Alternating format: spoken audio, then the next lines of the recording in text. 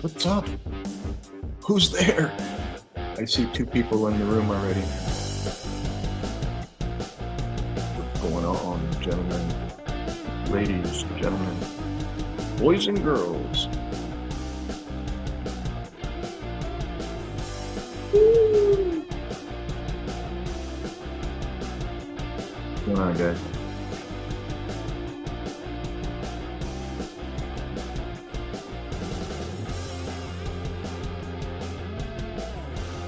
Anybody?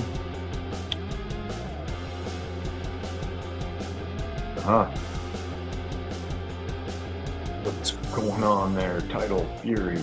I know. I haven't been to bed, so. You can hear me okay? Good to go?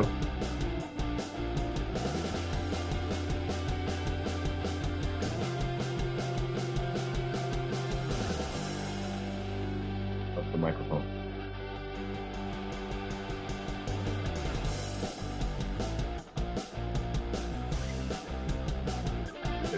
Good. I got too much going on right now. I got 2 cameras, a microphone, smart TV, smart phone. Or did I already say that? I'm trying something new, so.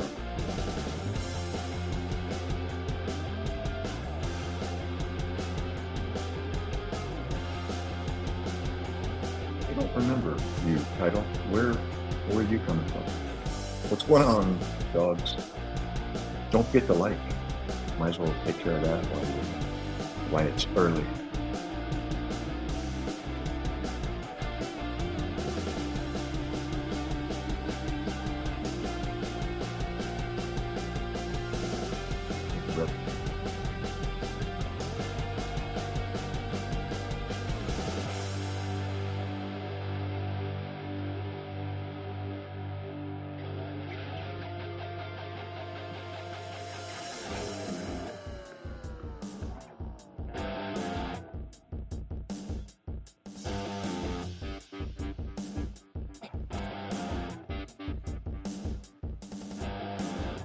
Ooh, bro, at La Jolla Shores. Oh my God, you're talking my hometown.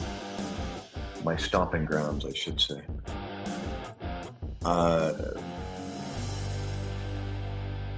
Ashley can hear me. Others can hear me. You're welcome, Ashley. Tidal Fury can hear me. Tell the person that just came in that the microphone is good. Now you can. Was that an operator error there, Nick?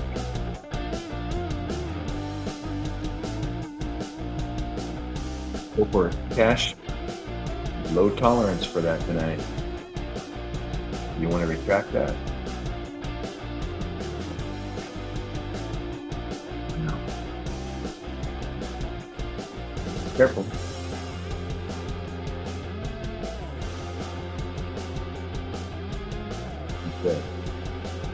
Retract that statement, or with your choice.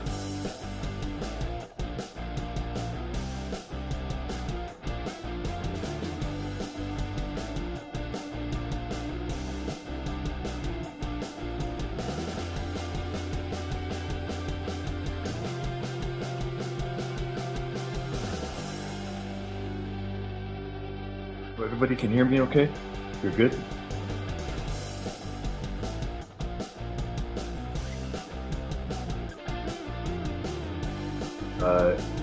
The night is ending. The music's a tad higher than my mic? Okay, give me 1 second. Thank you. So, here.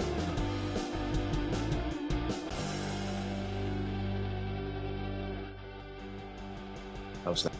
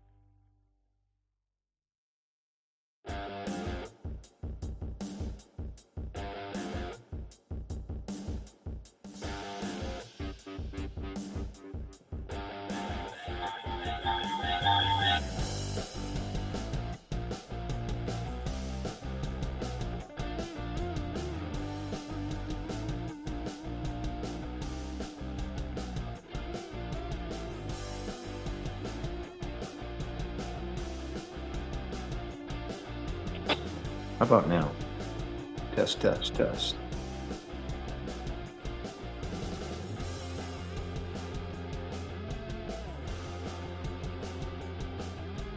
Am I good to go now? Yes. You know, my phone is timing out, and I think I might be losing the audio when the phone times out. You know what? Can I fix that? If I start screwing with my phone, it's going to pause the live stream. So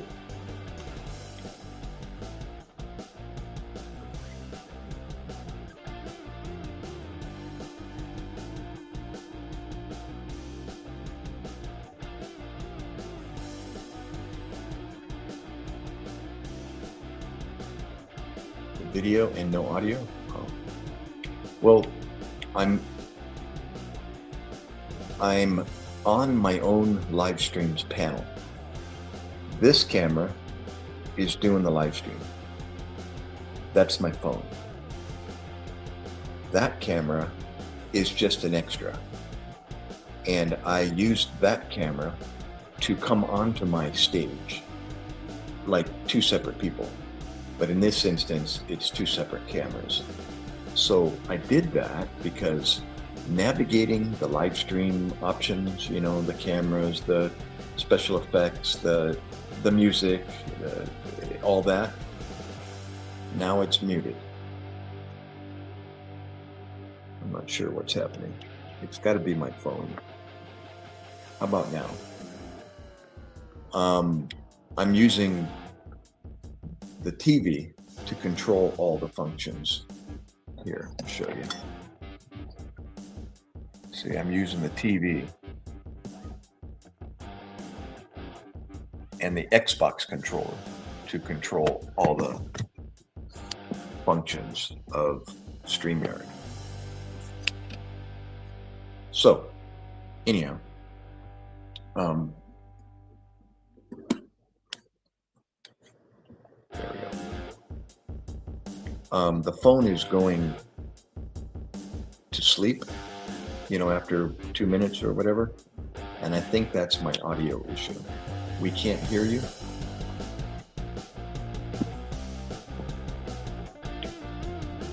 Hold on.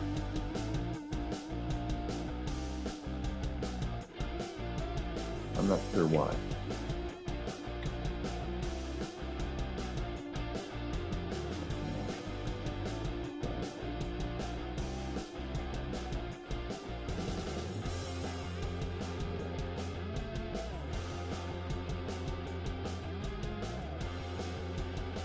Thunder saying, can you hear me?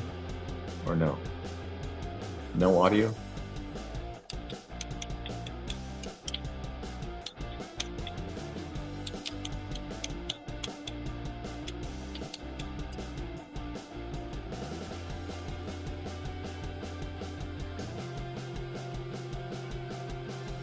So you can hear me now? So I'm having audio. Okay, now I'm fine. Okay. No, it's not muted.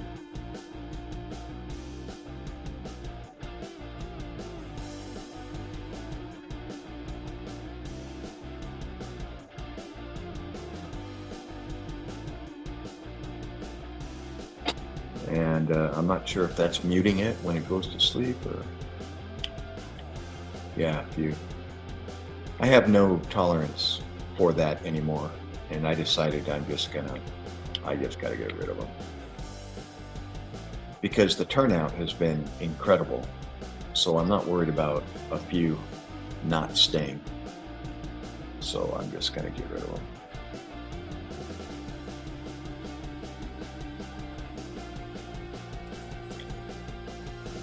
That's correct, Devil Doc, Nicholas. Now see, I'm muted on this camera, okay? But this camera is my microphone. I'm using the external mic Because if I turn on the other microphone, listen, super bad feedback. Hear that?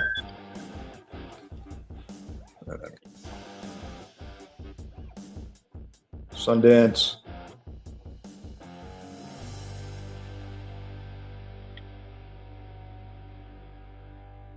I know, leave it be. Don't screw with it. Don't screw with it if it isn't broken. Yeah, I know forever. I was demonstrating the echo that I get if I turn on the other mic. So, should I calm down the rock and roll? Just experimenting tonight. There, mold. I have no knowledge of the Muslim caliphate.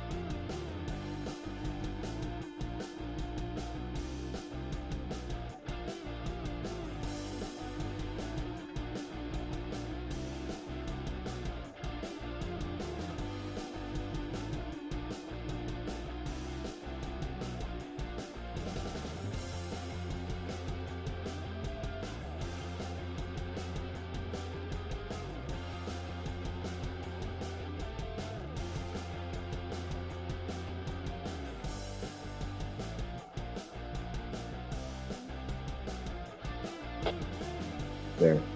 It's because the phone is going to sleep. I'm trying to figure out how to solve that, but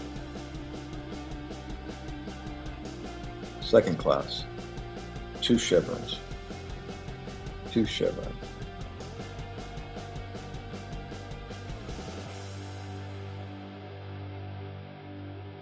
Here, 2 chevrons. 1, 2. Yeah, I'm back. The phone is going to sleep, and when it goes to sleep, it's freezing my camera and muting it. No, it's not in my setting. Oh, you mean on the phone settings? I know, but if I do that, it's going to freeze the camera. And here, let me, how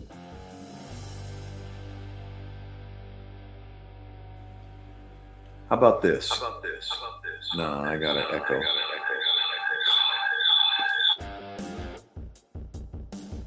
Okay. Again, if I screw with my phone, it's going to freeze the StreamYard. Stand by. I'm going to do that. Turn on, always on in the screen. I know, forever. Again, I'm going to freeze this camera. This camera will be on, but I'll have no audio. Okay, so just give me a second.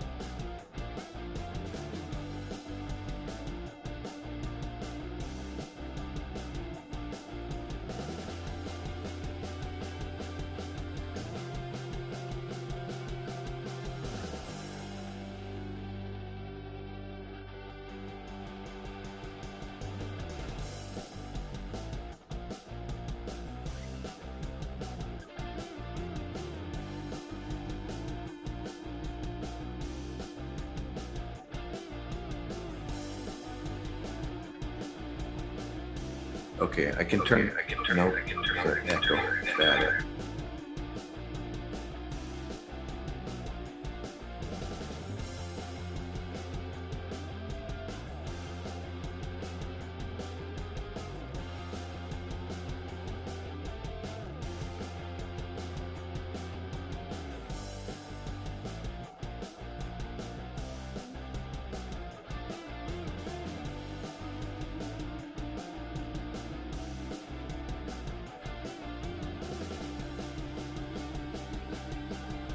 Okay, I'm back.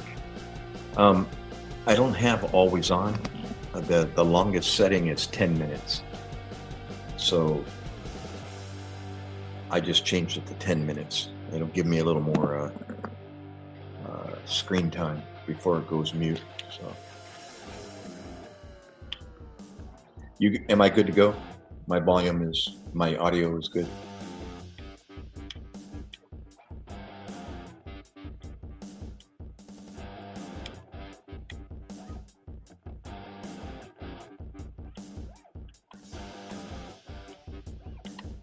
Audio's good to go. Can I get a sound check?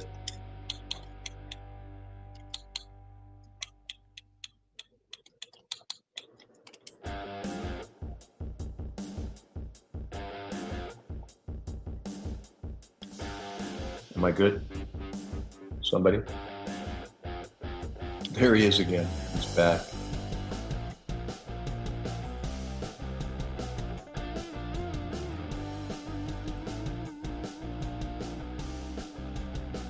Can you hear me okay?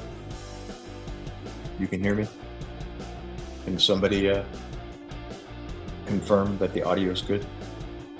I'm good?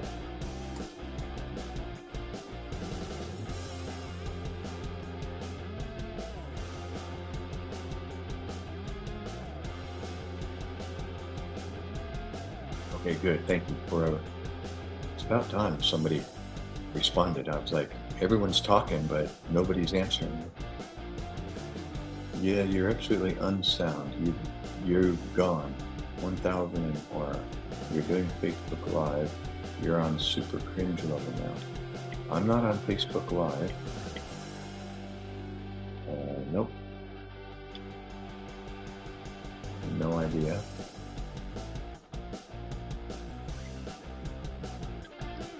Jason, how about calming down, bro? Or I'm gonna have to like kick you out of here. Thanks, shopkeeper. Thank you, thank you. Well, tonight's the troll night. At least the beginning of it is.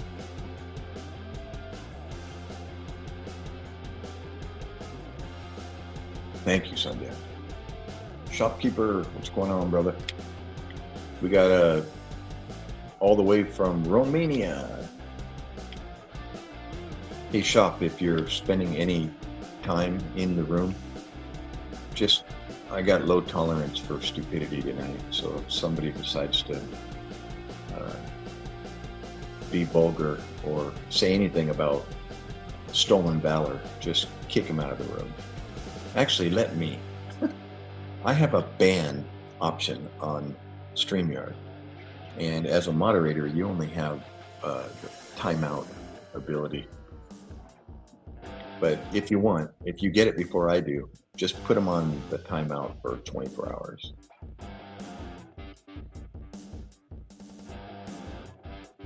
Yeah, like that guy that just commented. Any reason or any way you could just make a normal comment there? I guess not. I got rid of him. So. Smash. Hey, young lady. Oh, ick. Can you give me a thumbs up? Smash. That would be cool. Yes, I will need to be dealt with soon because it does not belong in there. What's stolen valor? You really don't know? Or is that...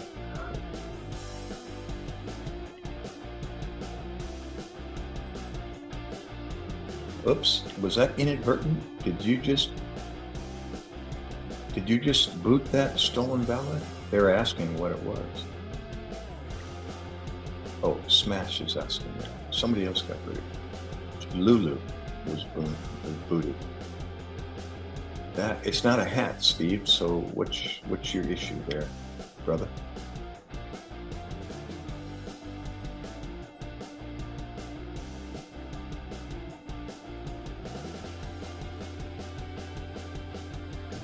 Stevie, what's going on, bro? Aren't you a elder statesman, or are you just a young punk? Looks like you're a little bit like on the veteran side with a beer in your hand. What's up with your comment? Kind of sounds like a 13-year-old behind a keyboard.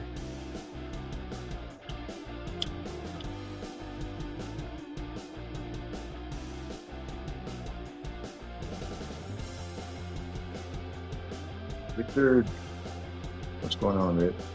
Rick.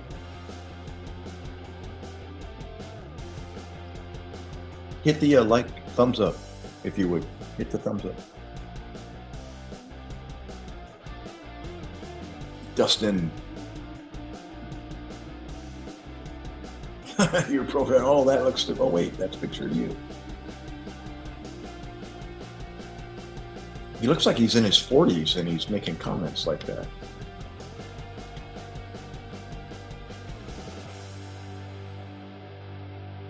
Hoorah, Rich. Praise God for the military.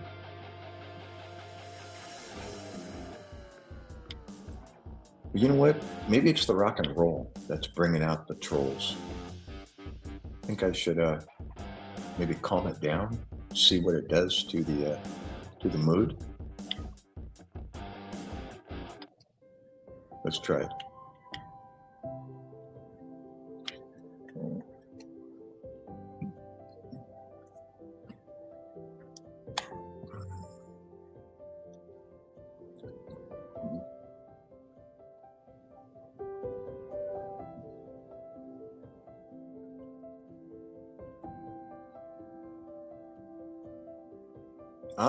Forever's going to be 45.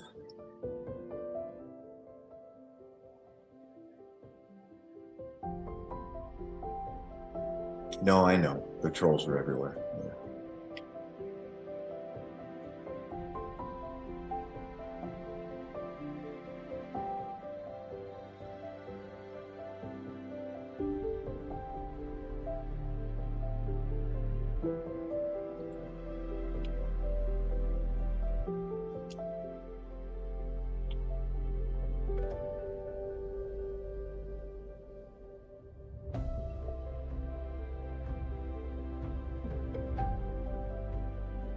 Roham, welcome back.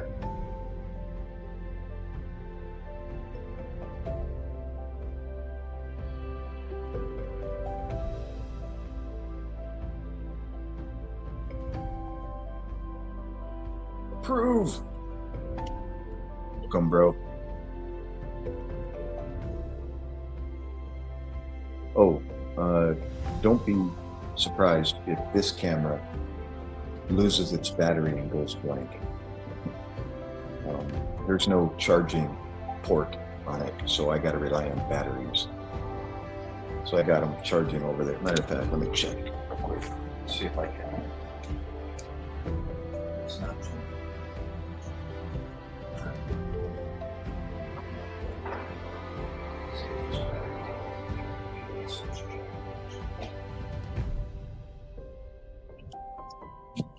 Which tells me it's probably the batteries that are failing, not the charger.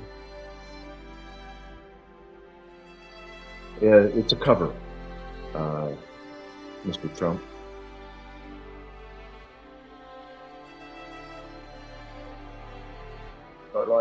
Oh, hit the thumbs up, ladies, gentlemen. Hit the thumbs up. If you would, give me a bunch of likes. Ready for a documentary. Oh, that's different.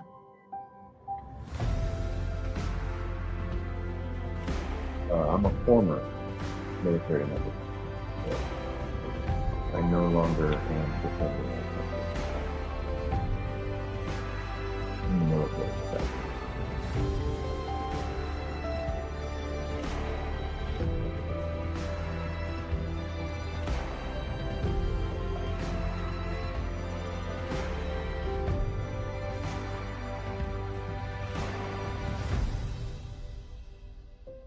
These angles make it dramatic.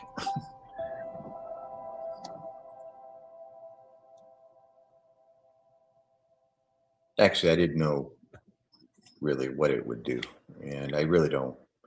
I don't like this. I wanted it zoomed.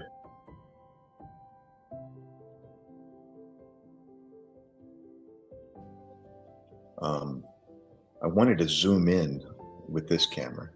Sorry about that. It muted itself, and I can't pinch and zoom in.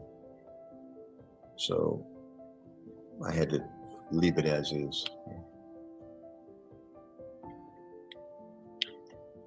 Your lids are a same delusion, only believing what you like. Looks like you're ready for a documentary.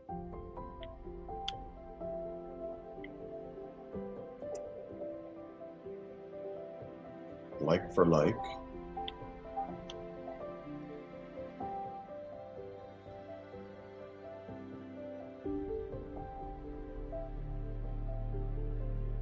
No.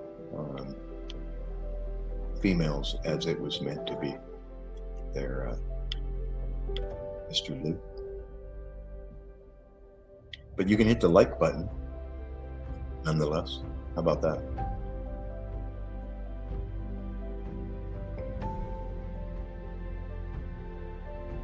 That would be appreciated. All right, Rick.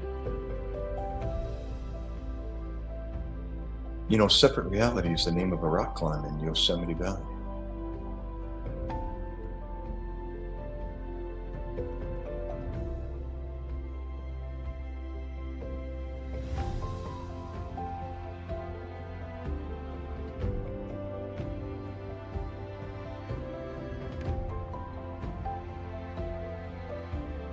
What's up, Lou?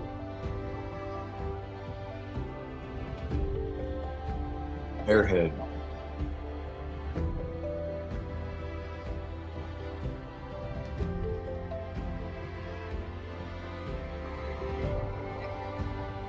Shabbat Shalom.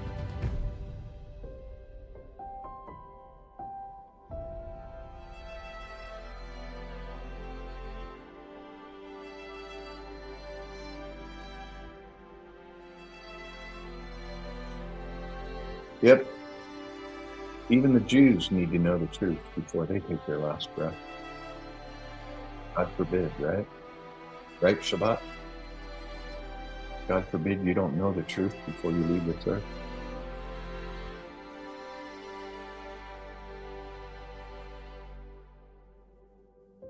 Hey, bro, don't copy and paste and flood the chat room, okay? Please. What's up, Lou?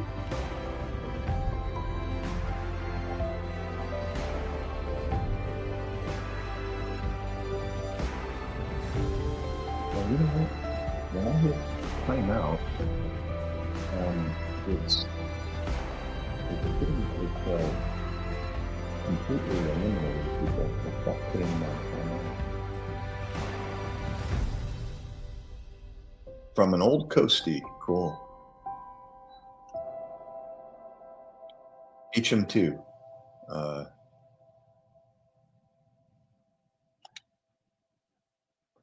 Sorry, old coastie. I know. If I could keep them from coming in. Roham, easy, bro. Easy. From Germany.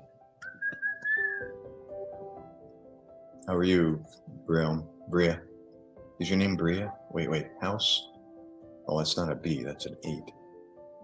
Yeah, lots today. Yeah, but it's okay. I've got a low tolerance anymore, so they get a vacation or a trip to the dungeon. one of the two. Were you here before, House? What can I call you? And you were telling us you were, I forgot where in Germany. Or is this your first time?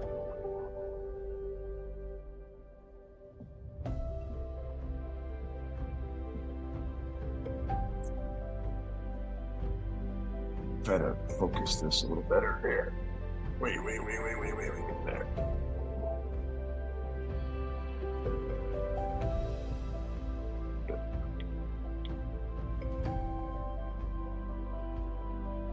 Where'd everybody go? You can say Birdie. Yeah, I was here yesterday. Oh, okay. Yeah. You told me near the border of Netherlands. I could call you Birdie. Are you a woman? Is that you in your profile, or are you a guy posing as a woman?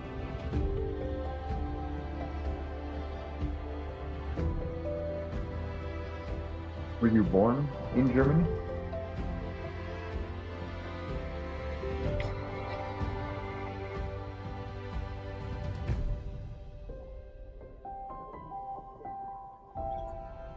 You're a lady. Okay.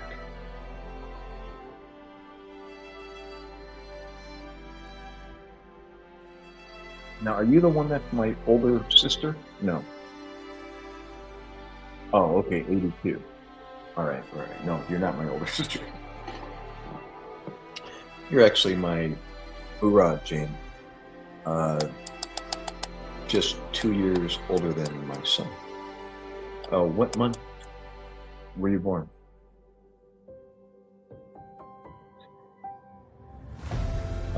I'm equivalent to a sergeant in the United States Navy. I was equivalent to a sergeant in the United States Navy.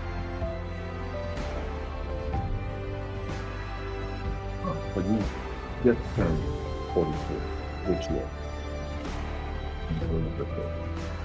I mean, you just turned 44 this year. My son's, he'll be 42 in November.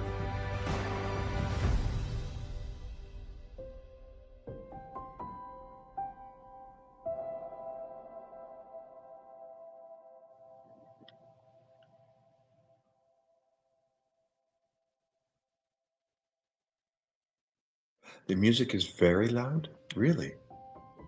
Gosh, I have it really low. Somebody said earlier that the microphone got quieter. That's why the music sounds louder. I don't know why. I haven't changed anything. Hold on. Oh, now it's better? Oh, it must just be fickle. Let me try something here. Give me 1 second. Settings, audio, automatically adjust. Okay, I'm going to turn it all the way up. There we go. That should make my microphone louder. Test. Yeah, I can see the scroll bar hitting the maximum. Okay, that put on some AC/DC. That'll cause a it was on auto adjust, and I took that off and I manually put it to the max. Okay, I'm good to go now. Microphone's louder than the music. The music's nice. Oh, you see the battery just died. Where am I? Yeah, the battery died on the other camera. Give me 1 second. That might have been maybe part of the issue that was happening. The microphone setting was on auto. So give me a second. Gotta change the battery. I don't even know if this battery has any juice because the other battery's charging right now. Oh, there we go. Looks like. Oh, the battery's dying as well. Yep, it just died. I don't have a second camera. So until further notice, I'm gonna have to just deal with my phone camera. I'm gonna put that on.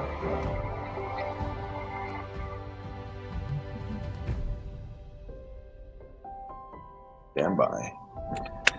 I might be screwed here with the camera.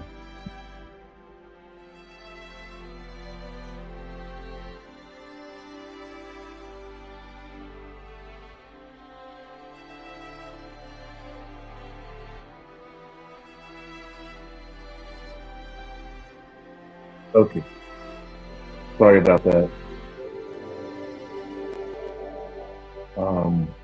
Let me change the layout here.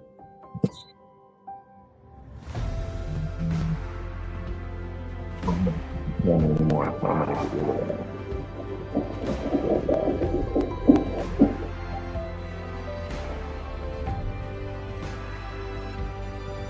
Oh, there we go.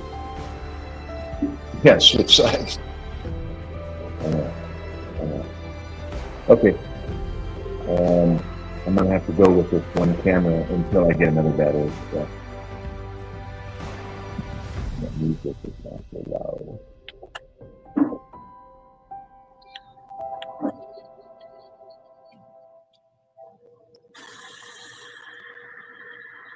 How's that?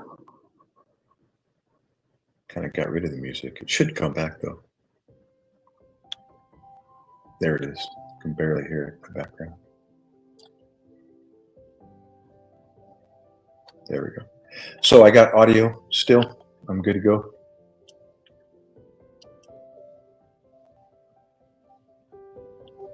Got the camera over here, and I'm looking at the TV at the comment. So, Pat, hit the thumbs up, hit the like, guys, hit the like.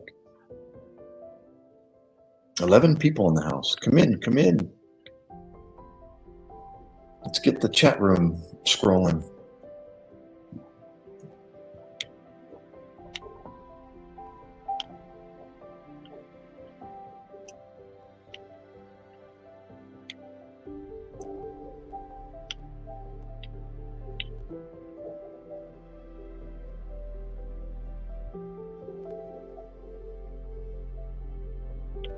What's the point of your channel other than you being a retired oil hunter? The point of my channel, Beta, is, I'll tell you this. The point of the channel is the Word of God, military, and emergency medicine. But when people come in and ask stupid questions, the point of it is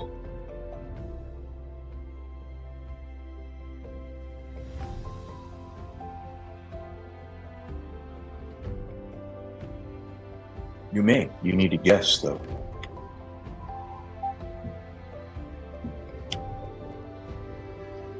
Give you a clue. My son is 2 years younger than you are, so.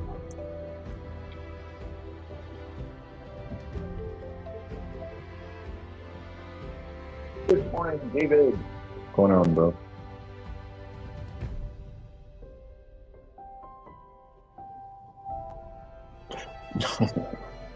Gosh, that's a first. Thanks.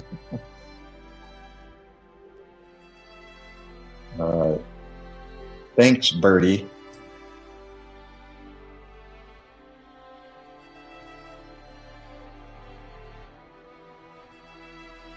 You don't have to answer my question, but you need to answer. Peyton, Word of God, military, and emergency medicine. Wow, good, spot on right there, brother. Good guess. Is it in my profile? I'll be 64 in August. I say in August, on August 19th.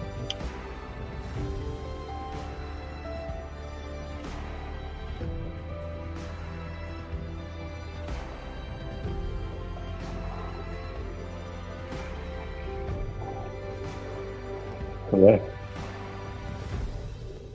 Yes, ma'am.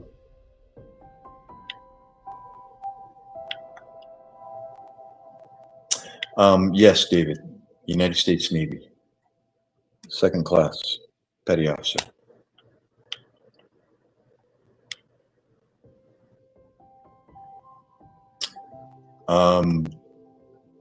Sure, there's lots that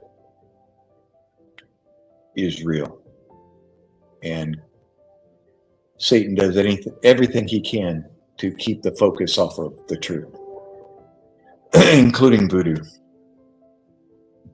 aliens, everything other than the truth, which would make it a what? If it's not the truth, it's a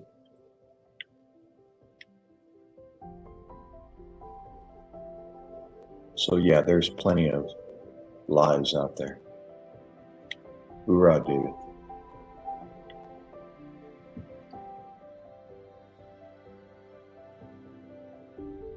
Did everybody hit the like? David, Marie.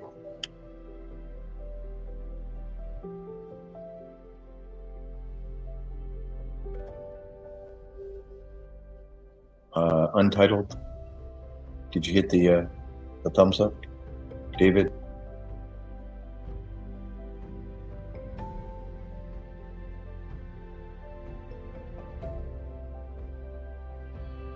Yeah, you need to stay away from that. Right. Nothing's important. The truth will make you free.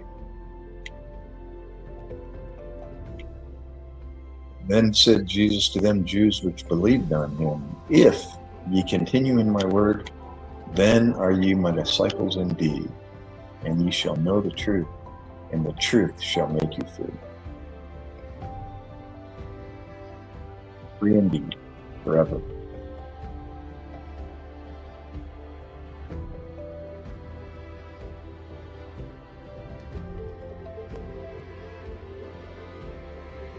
All you got to do is believe. Pretty simple. Pretty simple concept.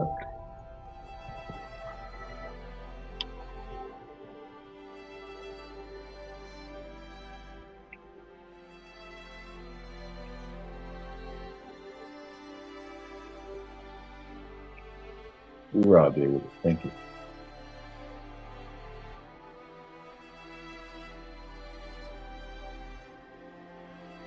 Marie Antoinette. Did you hear that one?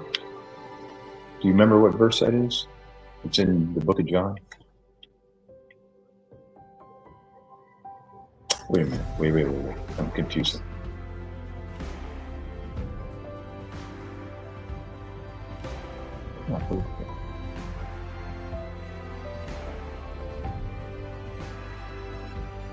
Hold on. Let's see, I'm second guessing myself. I know the verse by heart, but now I'm like, wait, what did I just quote? John 14:6. Matthew, Mark 8. You're doing well. I'm watching your time.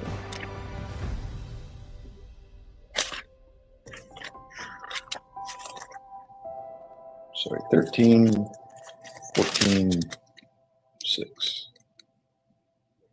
No. 14:6 is, Jesus said unto him, I am the way, the truth, and the life. No man cometh unto the Father but by me.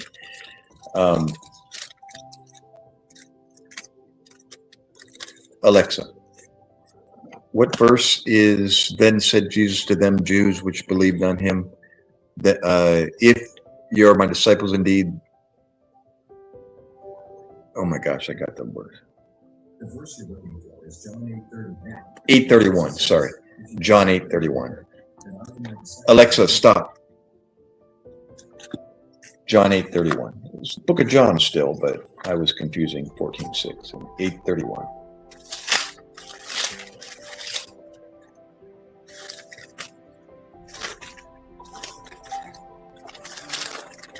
You're doing well. I'm watching your time. Then said Jesus to those Jews, I always said them, which believed on him, if ye continue in my word, then are ye my disciples indeed, and ye shall know the truth, and the truth shall make you free. I like this. And then here, and so people sometimes ask, what do you mean free? Well, exactly what the Ben answered him, we be Abraham's seed, and we were never in bondage to any man. How do you say ye shall be made free? Jesus answered them, said, verily, verily, I say unto you, Whosoever committeth sin is the servant of sin. Boy, who's that sound like? You know any? You know any sinners? And the servant abideth not in the house forever, but the Son abideth forever. I'm sorry, yeah. If the Son therefore shall make you free, ye shall be free indeed. I know that you are Abraham's seed, but ye seek to kill me, because my word has no place in you. Oh my gosh, I just got sad reading that.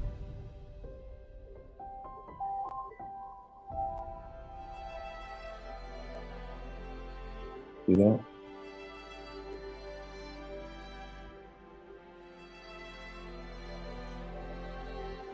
Wow.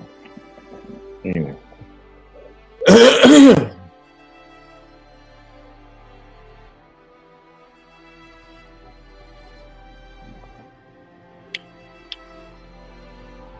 Wow.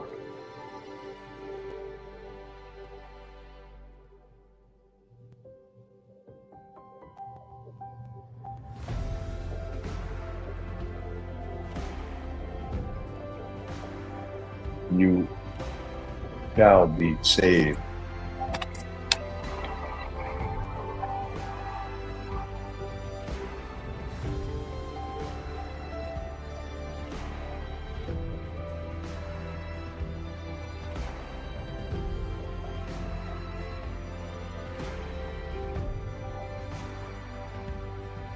Hey, Scum, do me a favor, bro. Just clean up the comments. It's not necessary, really. You're being a keyboard warrior.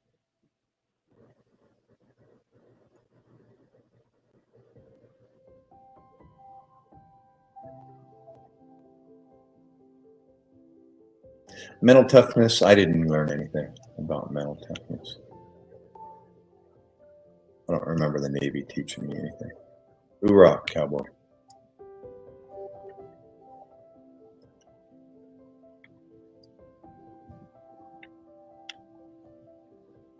Praise God for the military. Right?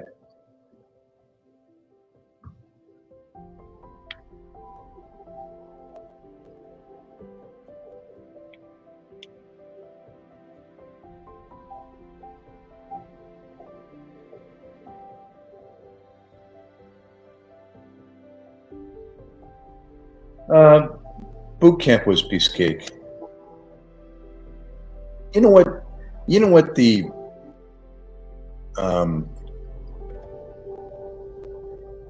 key to boot camp is for everybody to be on the same page and not screw up. Don't do anything stupid on purpose, because as soon as somebody messes up, everybody gets blamed or gets punished for it. So if everybody's listening, paying attention to detail, and doing what the instructors are telling you to do, no matter if they're yelling at you or not, just let them yell. That's all part of it. It's just to create chaos in the air so that you can't think. But if everybody is doing their best to do what they're being told, and not too many people are making mistakes, the less you have to suffer, because you suffer because of somebody else's mistake. But other than that, you're just getting in shape. They're feeding you. They're giving you a place to sleep. They're just creating an environment to make it tough to listen and to do things. Otherwise, they're not going to hurt you. You're going to get better. You're going to get stronger. You're going to get healthier. And just let them do it. And do what they tell you to do. And you'll inevitably make a mistake, but just keep trying to do the right thing. And the more people are trying to do the right thing, the more everybody stays out of trouble.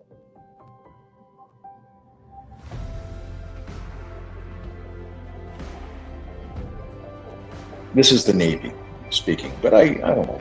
that's true for all the other branches, but otherwise, the physical fitness part of Navy is nothing. It's just going to get you in shape. They're going to break you, with physical fitness, and you're going to hurt, and you're going to, but it's not forever. It does end. I was 37 years old when I went through boot camp. And thank God I was already in shape, or relatively in shape. They did hurt me. They tore my stomach muscles pretty well. I remember that.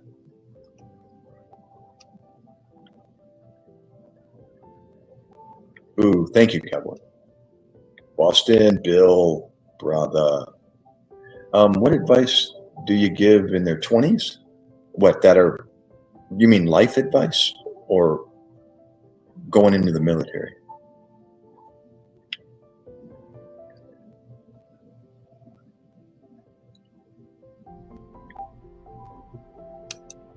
Right? I'm sure, each branch has their own boot camp, and some of it's probably harder than the other, but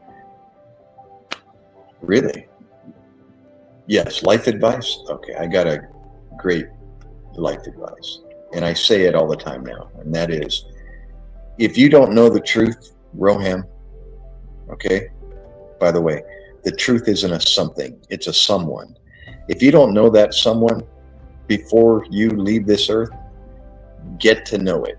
Get to know him before something happens to you. And people lose their lives every day, whether they're 20 or if they're 90. God forbid you leave this earth before you know the truth. Okay? That's my number one advice. Very first thing. After that, everything will fall in place. Don't worry about it, but get to know the truth. All right? Tomorrow, isn't it today? It's Friday already. It's tonight, 7 p.m.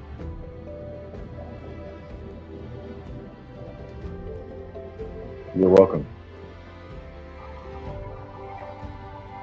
Where are you located? Are you in Boston? Yeah, today. Seriously, I hope you're, and I don't mean to not believe you, but I hope you are attending a Reformers Unanimous program tonight. Yeah, it's 4:30 for me as well.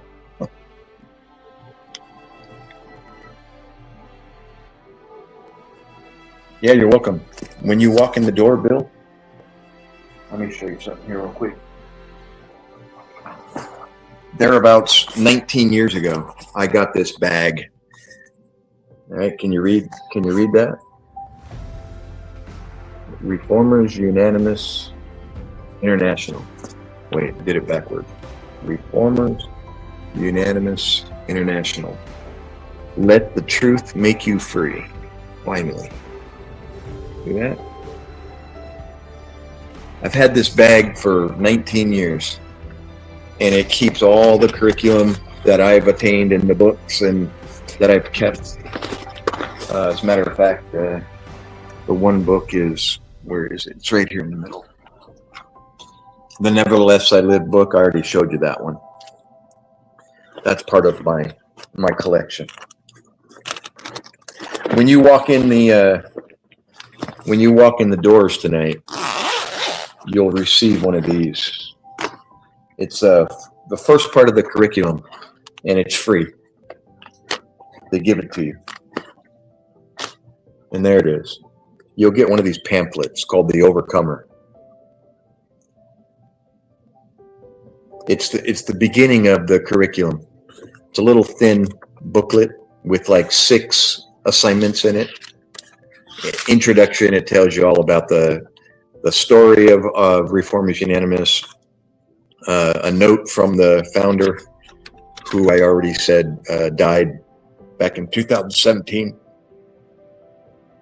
And then again, an introduction to the program, and then it starts you out with an assignment, the very first assignment. You got to remember the Reformers Unanimous program format. Pretty simple assignment. Talk is the program format.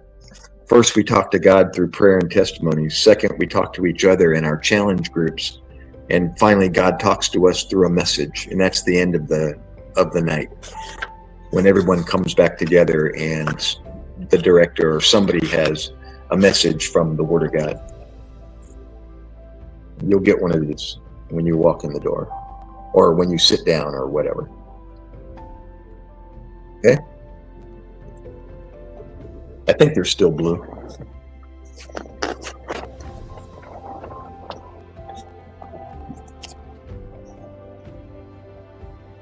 So a little plug for this bag. That's how durable this bag is. 19 years. 19 years. And the zipper still works on it. Oh, you will.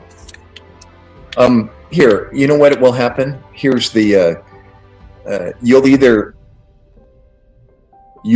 be sold and it'll become part of your life for the next 20 years, or it won't be for you and you'll excuse yourself and you'll walk out. It happens, you know, and yeah, many people have come in, grabbed a cup of coffee, sat down, and didn't realize it was a Christ-centered program. And as soon as they hear that, you know, it's based on the Word of God, they get up and they turn around with their cup of coffee and they walk out. Yeah.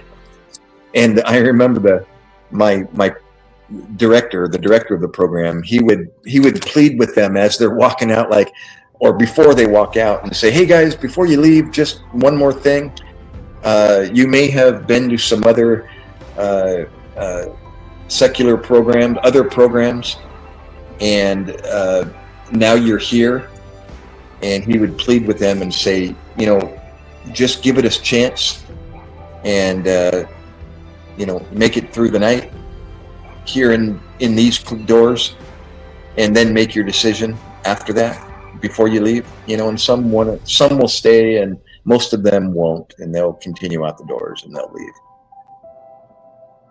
It's like you've tried everything and now you're trying this. Give it a chance. And sometimes they listen. Frank, what's going on, dude? I don't know. My hours are backwards.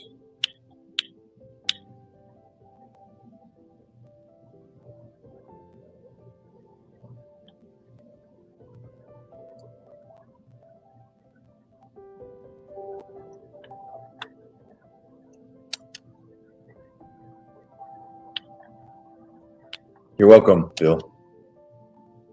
Yeah, check back in and let me know. You know, speaking of, somebody tried to leave me an email. That wasn't you, was it, Bill? And I never did check my spam folder to see if it's there, because I didn't see it in my inbox.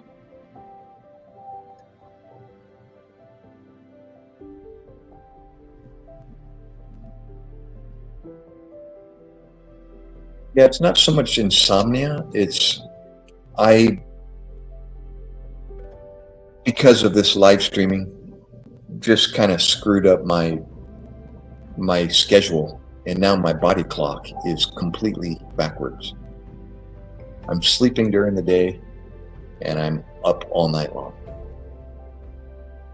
Crazy. But I got the lawn mowed out in that humid, warm weather, and so I got all of it done. I mowed it, I edged it, I sprayed the Roundup in the spots that around the edge of the house, around the house, and around the fire pit, and some other places that need to be killed back. And I took the blower and blowed off the driveway and the porch and out in the street, kind of cleared the neighbors out in front of the neighbor's house as well. And I finally got everything done and came in the house at dark and was absolutely soaking wet. And I went to the shower, changed into my pajamas, and good to go. MacKay, what's up, bro? I think about you. Wow. Do you know about Reformers Unanimous, MacKay? OMG. Just by your comment. Wow. Dude. Yeah, even if they think they don't have any addictions. Exactly. You know, MacKay, I was a director of the Reformers Unanimous in Gloucester County, New Jersey. A pastor asked me to come on board. So I did. And unfortunately, I didn't stay there more than a year. But while I was up there one Friday, before the program started, I decided to, what do they call it, when you walk around the neighborhood, canvass the neighborhood and try to get some more people to attend the program. At least pass out tracts or brochures about the program.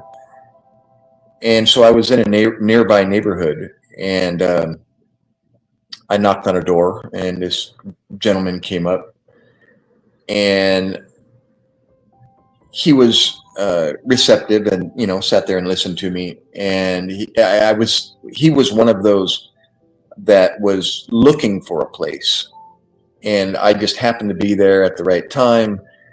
And he asked me, so what is this? He's looking at the brochure. So what about, where is this and what is it about? And I thought about it. I'm thinking, what can I say that's not, this is a Christ-centered program for addicts. That doesn't go over very well. And I thought about it. I was like, gosh, what can I say? And what came to me was, it's a Christ-centered program for sinners. Do you know any? And that's exactly basically what you're saying. It's not just a program for addictions, although it is. It's what is an addiction, and then that is an addiction happens to sinners. Do you know any? And he looked up at me, and I just said, that's what the program's about. I said, it's for everybody. It's for everybody. I even said, like 4 months into the program, when I was in San Diego, when I finally started understanding what the program was about, I realized, and I was telling people, this program is for the whole church. The whole congregation needs to be in here. It's a discipleship program for sinners. Do you know any? Gosh, it's church, but it's even better than church. It gets you involved. It puts curriculum in your hand. It keeps you busy. You're doing something every day. You've got assignments. You just are constantly studying the Word of God in a method that is fun. It's interesting. It's not easy sometimes. It's different. It was for me. I couldn't believe that I was being guided through this, that I used to not even know how to even open it or where to turn. And then when I did find a page, I couldn't understand what I was reading anyways. And that program, Reformers Unanimous, changed everything. It changed my life. To this very day, I study because I study the way I do. I study the Word of God because of Reformed Unanimous. I say what I say because of Reformed Unanimous. The verses that I've memorized is because of Reformed Unanimous, and so on, and so on, and so on. I give all credit to God for Reformed Unanimous. It's a Christ-centered program. I used to try to prove the program wrong. I was skeptical when I first walked into it. I was trying to find a loophole every chance I could. And I couldn't do it. And then I realized, OMG, You know, my God, what have you created? You know, it's crazy.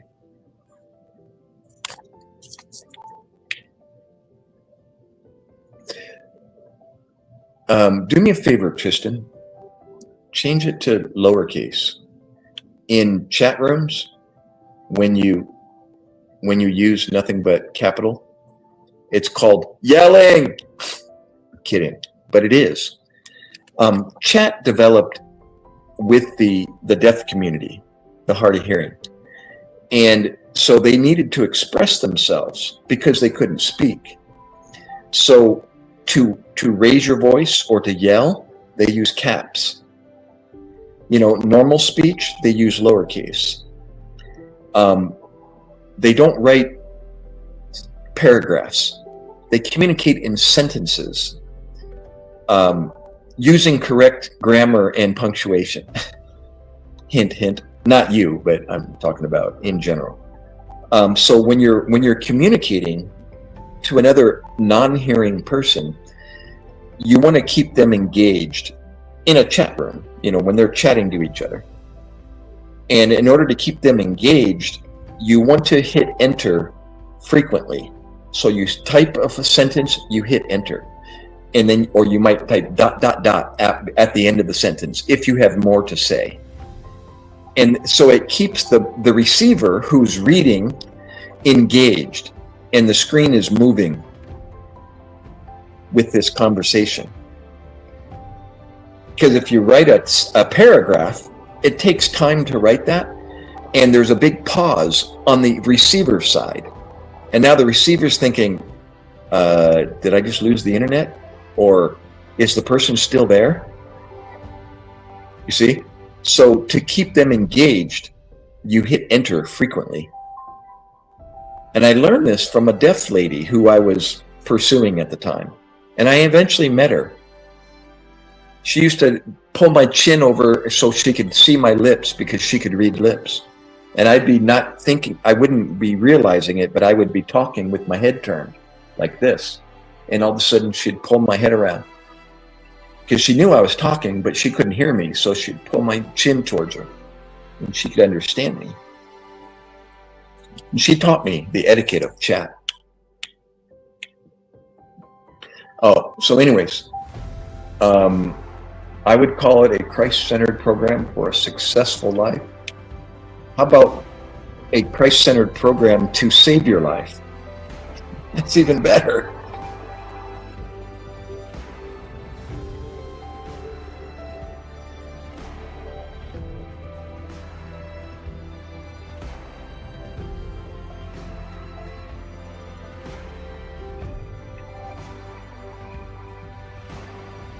The program's not about you. At the beginning, it may be, if you don't already know him, because the very first assignment that you have, well, besides remembering the class format, one of the first assignments in that Overcomers book, the very first part of the curriculum, is, do you know Jesus Christ? And it's an opportunity to, share the message with somebody that might not know. But you find out that the programs, once you accept that Jesus Christ was God's only begotten Son, and whosoever believeth in him should not perish but have everlasting life. Once you accept that, it's not about you anymore. You're good to go. You're taken care of. It's about others now. And that's Matthew 22, 37 through 40. First, love the Lord thy God with all thy heart, soul, and mind. That's getting to know him, if you don't already. And then also part of that is, now that you know him, you start studying his word. Start wrapping his word around your mind. That's Psalm 1, 1 through 6, right? You start studying him day and night. It becomes part of your life. And then the second is like unto the first. Love thy neighbor as thyself. So now you're sharing it with others. That's the program. You're sharing the word with other people now. You're making it about them. And by doing that, here, I'm going to read this right from the curriculum. By sharing the word with other people, it keeps what brought you in the doors from coming back. It keeps you free. Here, let me read. I'll read the word because it puts it a lot better.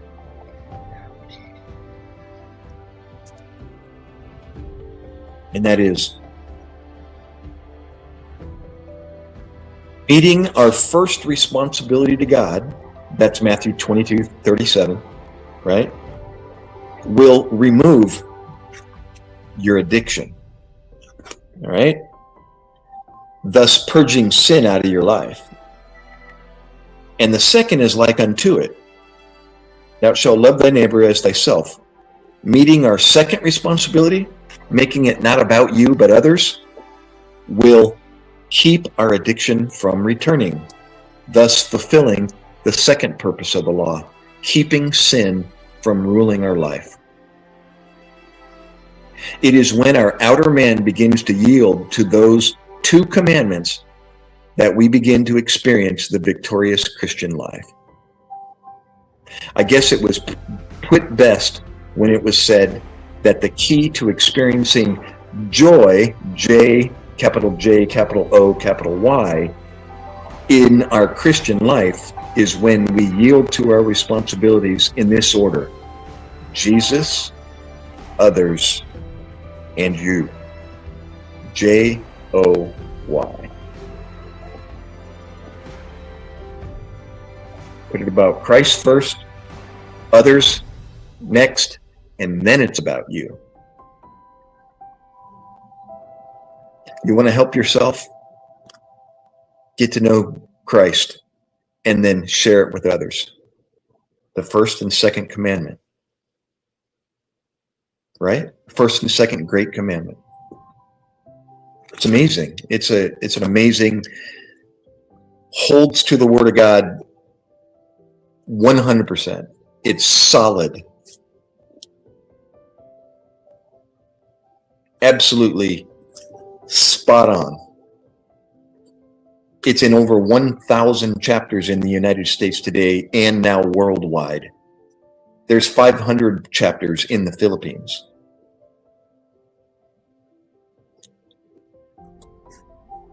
Telling you, God did a wonderful work through Steve Currington, who's no longer with us, but with the Lord.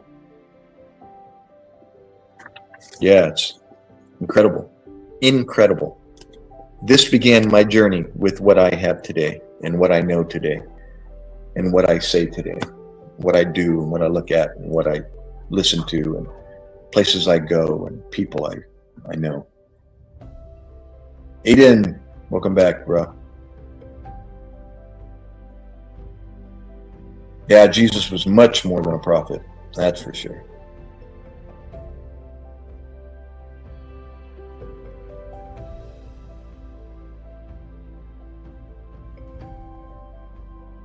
Oh no, it's okay. I wasn't razzing on you about the Capitol. I'm just letting you know, and had some more to elaborate on about that because it was good info. It was new info to me, so I figured it would be new info for somebody else as well. Peter, welcome, bro. Hit the thumbs up, if you would.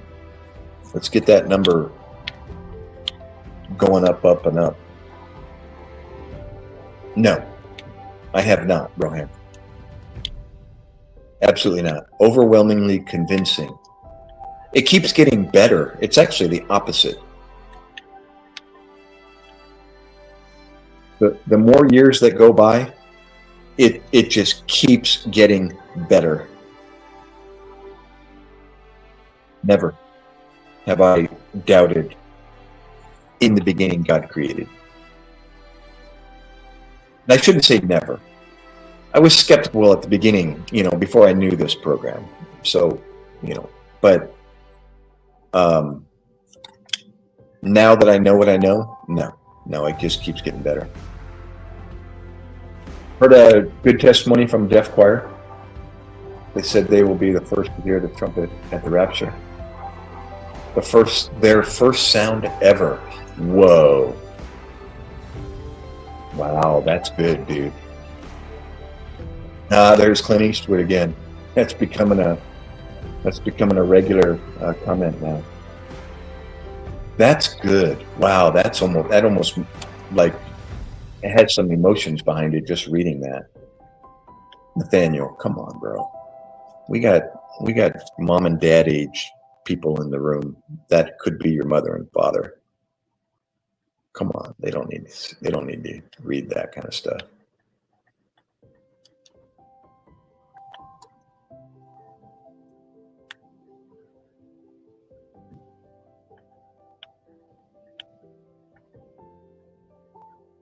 Hoorah, Matt. Praise God for the military.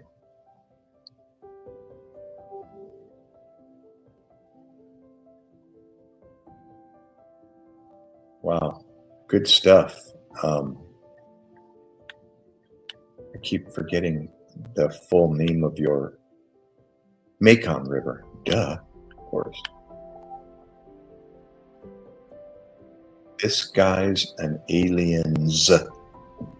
Okay. Rohan, yeah, good, no problem. You know what? And this is my own thinking. Is I've heard people, doubt God, but those that have some traumatic event in their life, something horrible, like the loss of a child or something, and then you hear them say, I used to believe in God until this happened, and now I wonder why he did that to me. They don't understand who God was initially, because if they truly understood who Christ was, then they would never doubt the existence of God. Never. Never.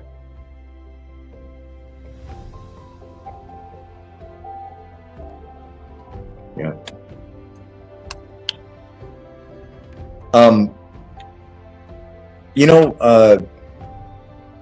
I used to have an RU night. Matter of fact, today's Friday. Maybe tonight I'll do it. And I can't do the full program online, but I will do the 15-minute video that is shown every Friday night at a Reformers Unanimous meeting, and I'll show it here on StreamYard, and I'll start out the live stream with Steve Currington. He gives the 10 principles, one principle every week. Principle number 1: if God's against it, so am I. And then he has a message on that. And then principle number 2 the next week, and so on. And I used to do that. I would post the video up on the stage, and everybody could watch it at the beginning. Hey, Damage, what's up, bro?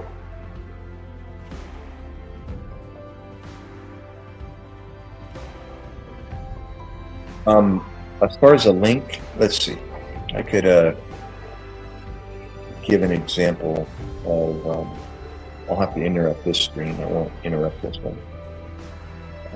I wish I was on a laptop. I wouldn't have to worry about interrupting anything. I can't even minimize tabs, on this Xbox. So let me grab it real quick, and then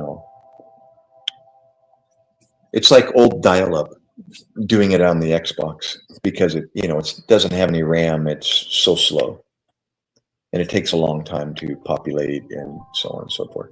But I'm actually broadcasting on my phone, and I'm using the StreamYard site to do the message tonight. And I'm logged in. I'm using 2 cameras, but right now the camera's out of commission because I thought I had some charged batteries, and apparently I don't. So they're charging right now, and until then I'm only on 1 camera. So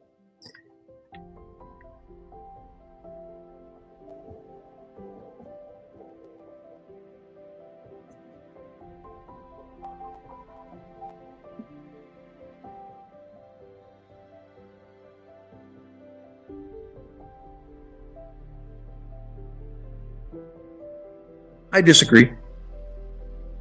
I think he's one of the greatest presidents ever. Yep. Nobody like him. Nobody's done what he's done, accomplished what he's accomplished. Nobody talks about his accomplishments. Of course, they say things like this, President Trump's the worst president ever. No, he's not. That's a lie.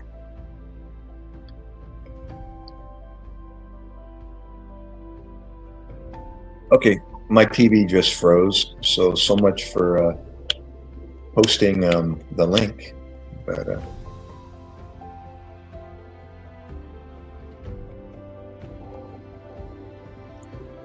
hoorah! I didn't know that, MacKay. You never practiced that, or shared that they were in the Marine Corps, or if you did, I didn't see it. Hoorah! Did you tell him you spoke with Doc on a live stream? Lethal. He's the president of the United States, bro.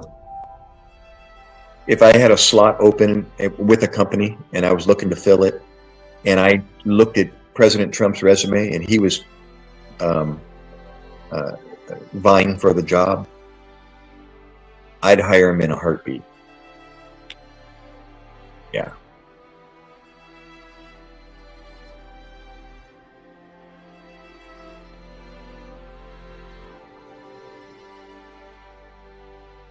All right. Well, so much for again plugging in the whole StreamYard just on my TV is on the blink. It looks like I can't even click on anything, so I'm gonna have to reset the TV.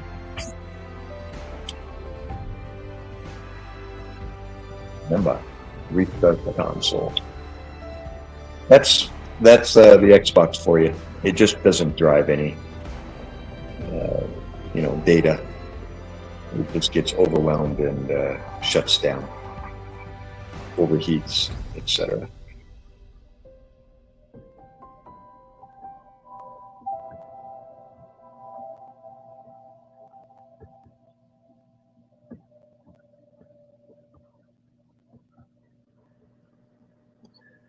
Diesel, appreciate you coming in. Did you hit the like, by the way?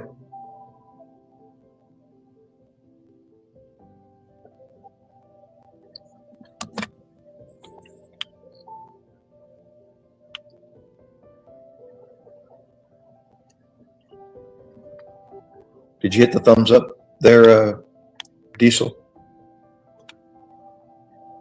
No?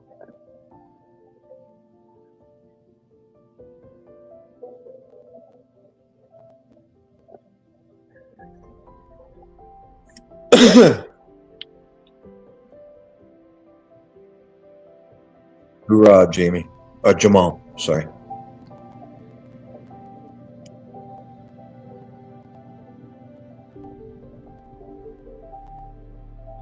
What was that? Trump thinks the military... What? That wasn't a proper English sentence. I don't quite understand what that... Thinks the military, you are suckers and losing. What? Hoorah, damage.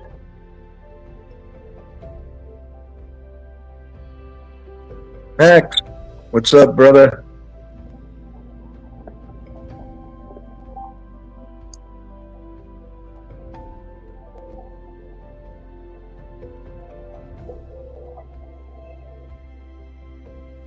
Okay, I'm trying to get the internet back up here on the TV, and I can't even. Oh, that's because my Xbox controller just timed out and went to sleep. That's why it won't respond.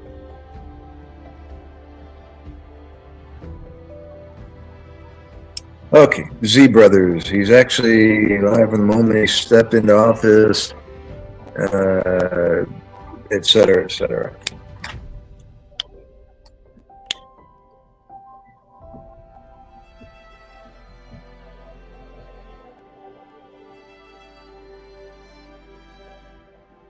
Let's see how many channels these people have that'll pop back in and continue their ranting.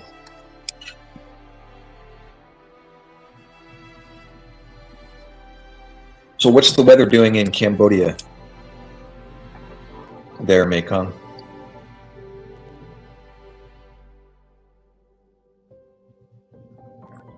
What's that? What's the what? Whining when...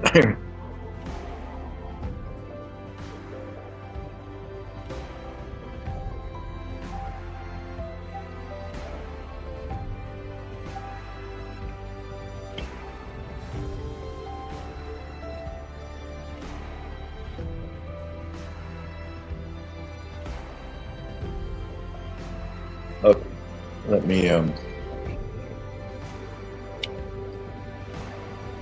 get up my...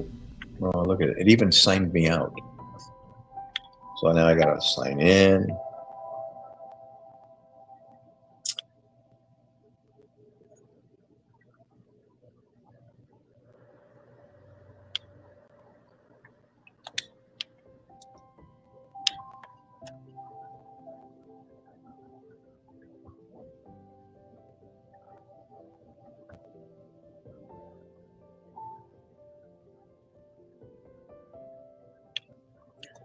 Now it wants my password. Alrighty.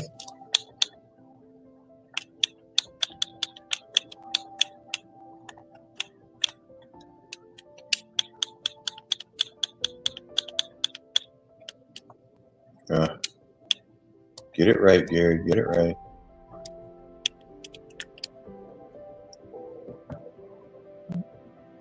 All right.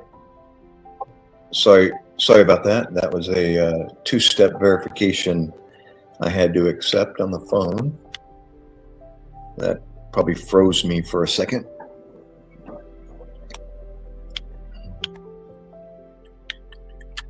So now I'm trying to sign into my own channel, and I'm going to come up as a second visitor.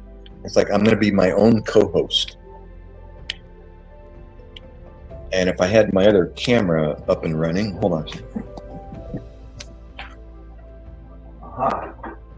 Looks like I got a good battery. So let's see if I can. Searching. Looks like I can come back up on my second camera here, and then I'll be able to see how long it runs. We'll find out. All right. Give me a second here. StreamYard. And accept. I got to sign into StreamYard, I think.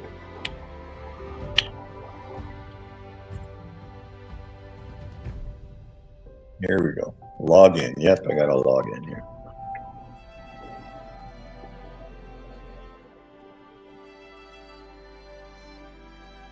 Yeah. Yep. I know. It's being behind a keyboard and giving them the ability to be stupid, I guess would be the best way of putting it. 24 people. Come on in, guys. Oh, you're out of here, Mekong? Sorry, bro. Thanks again for coming in for a bit. Oh, everybody that's watching. Oh, now I'm down to 2. Hit the thumbs up, if you would, before you skip to something else. All right, Mekong. Later, brother. Let's see if I can sign in without doing something silly.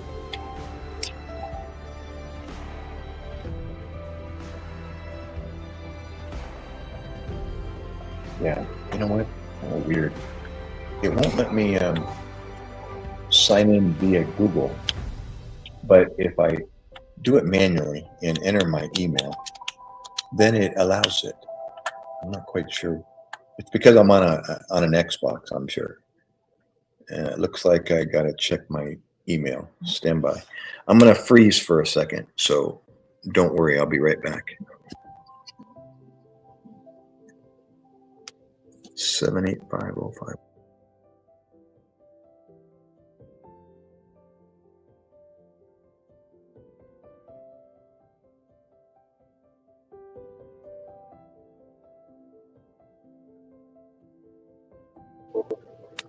Okay, sorry about that. I'm back. Oh, it's rainy? Gotcha, gotcha.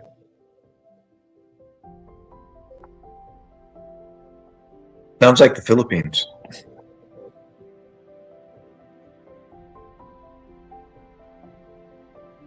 All right, I'm back on my live here. I'm going to enter the studio. I should pop up here as soon as I come in. No camera access, so allow the mic in camera. There we go. There I am. Wait. Let's set up your studio. What the heck? All I'm doing is trying to enter. I gotta create a name? Display name. Oh, okay. All right. I'm not creating another live stream. I'm just coming into my own studio. All right. Here we go. And there I am. There we go. I'm going to add to the stage. That camera is that. There.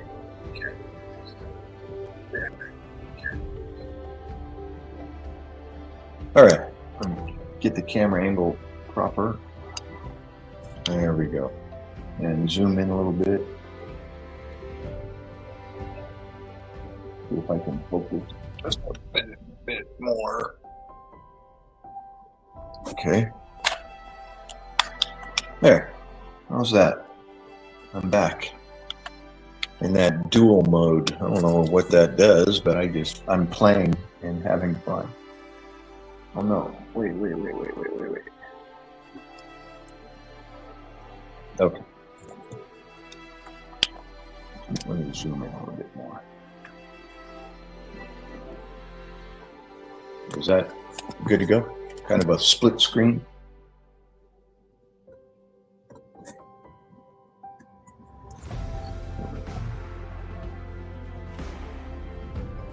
Okay. Jazz, welcome back, brother. Or are you a girl? Sorry. Did I ask that before? Wait, there or there? Hit the thumbs up. Don't forget. Action angle. Is that what it is? Oh, no way. Bro. Later. Seriously. That's not common. We don't meet a whole lot of Garys, do we? Oh, that's cool.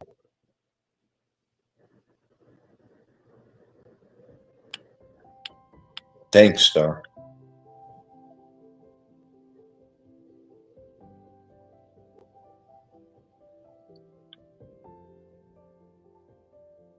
Where are you, Star? What part of the world? Oh, you're a guy. Okay. I think you told me before. I forgot. Oh, you know what it is? There's a Filipina live streamer, and it's a female, and her name is Chaz. Yep. What? I should do a mirror image of what's this visual effects? Enhance skin appearance. Oh, I can put a background. Here's my wall background. Let's see if that works. Maybe it won't. Here it comes. Ah, whoa.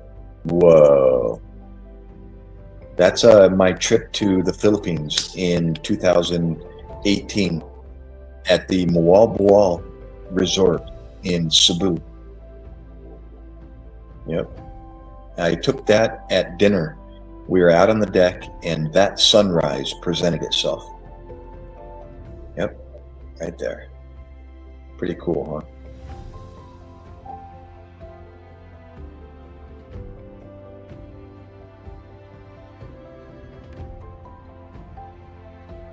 And let's see, I got more sunrises.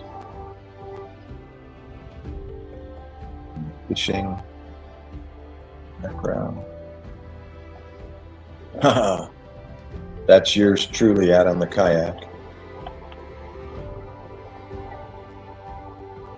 I don't like how it kind of breaks apart the outline of my head. Let's see what the blur looks like. Is that any better?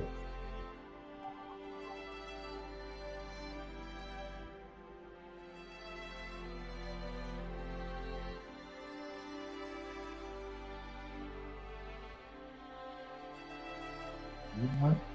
You can see the, oh, maybe you can't. Okay.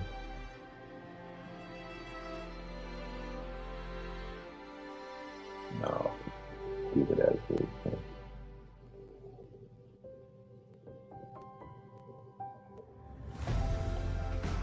Anyhow, I'm just having fun.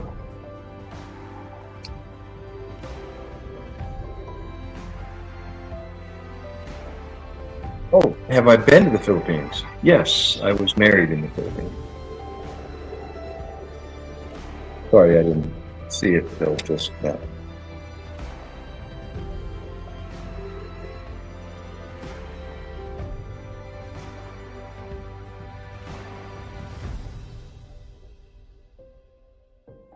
Looks like somebody used their other channel to come back in, right?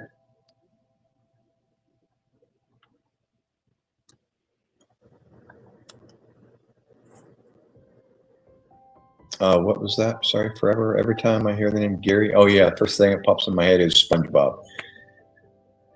Now you're revealing your age when you say that, because I had fellow employees working as a paramedic, younger generation. We're saying the same thing about my name, SpongeBob.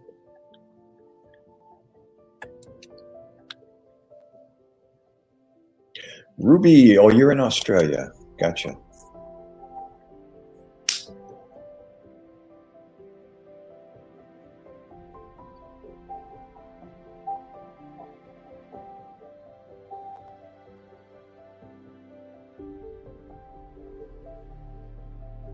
Resist moonshine. Just kidding.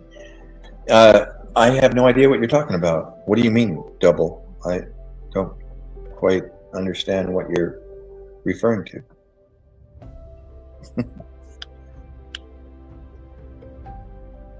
$113.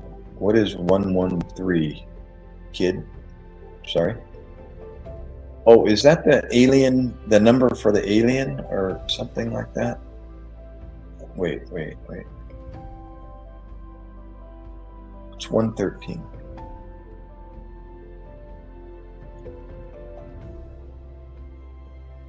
Cowboy, welcome back. Oh, kid, hit the thumbs up for me, if you would.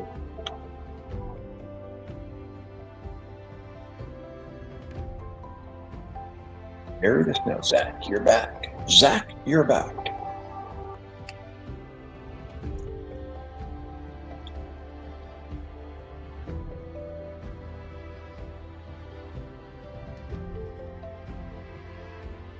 Yeah, what's 113? Kid? I don't get it. Do you understand what 113 is, Zach? I don't understand. Oh, you know what? How about some fake Newtons? That kind of sounds good right now.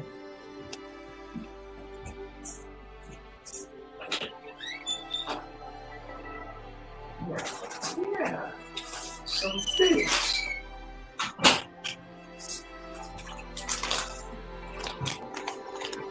Not too many, but just a couple. Sound good?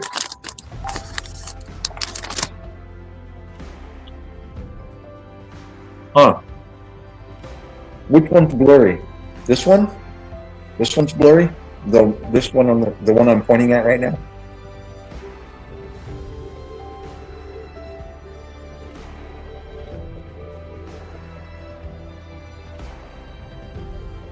Is that right, Wolf?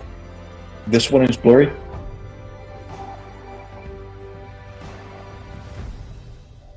or this one? The close-up one or the far away one? Oh, did she? Good choice, Grandma.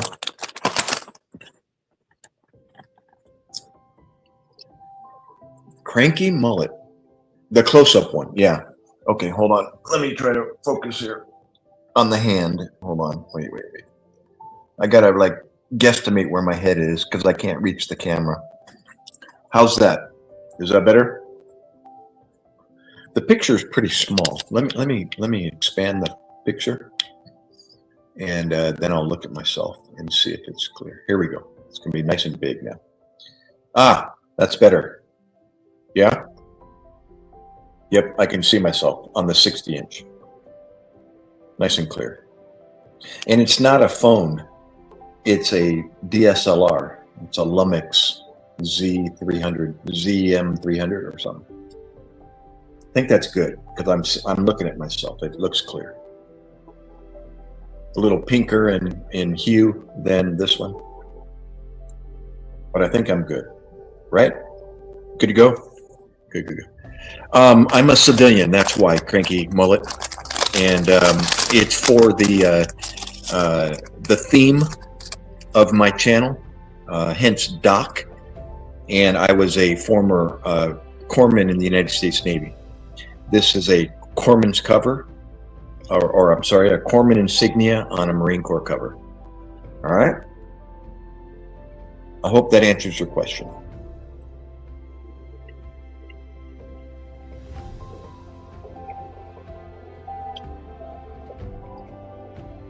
I'm not on duty, nor am I no longer in the military.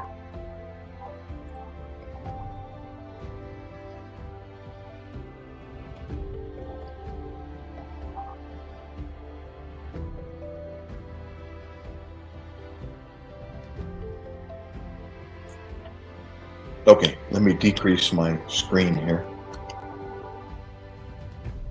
Thank you for pointing that out about being blurry.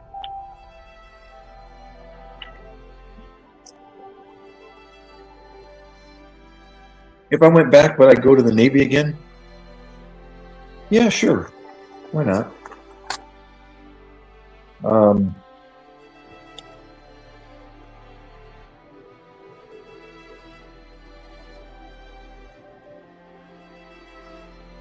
don't know. Maybe I'd go in the Air Force. Check that out. I hear they spoil you pretty good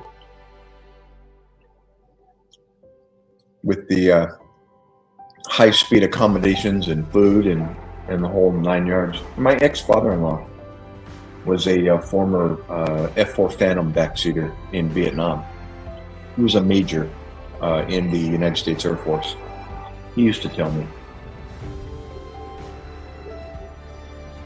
It's there for him. Yep, live in the Hilton. That actually sounds pretty good, you know? I could go for that. Father's uncle.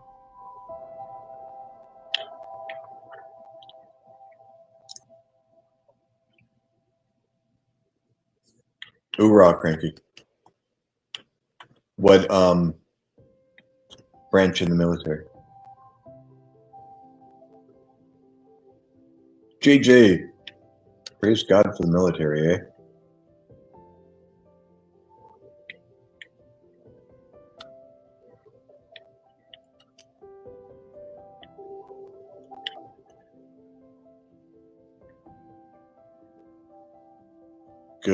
Good. Thanks, Alejas.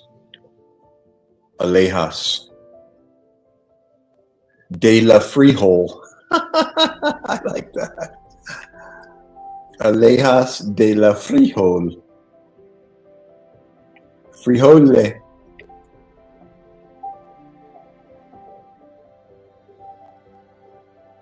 Gotcha.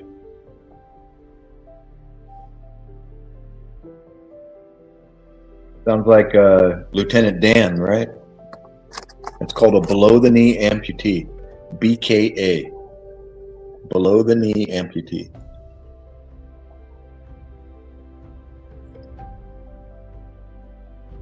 Seen many of those, but not through trauma, through diabetes. Low knee amputees, very common.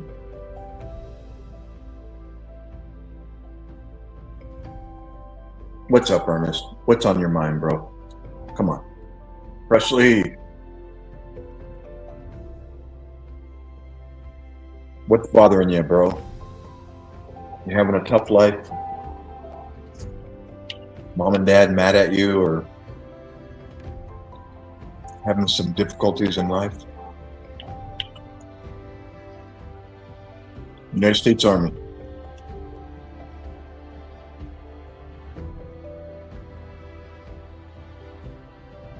Hey, Ernest, do you know the truth?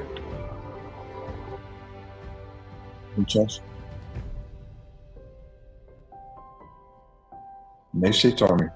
You were or you are?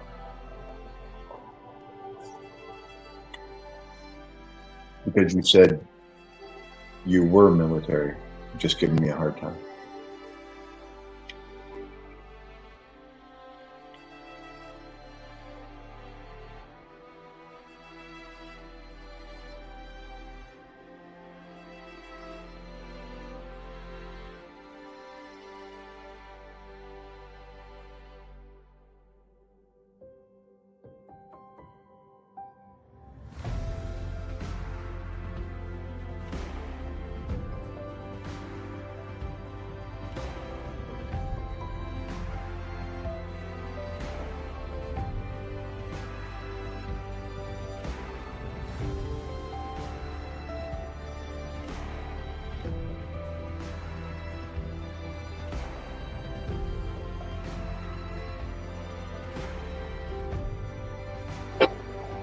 Sorry about that. My phone went to sleep. I've got it on. I can't. I don't have a keep on forever, and so I put it at the highest timeout, which is 10 minutes. So sorry about that.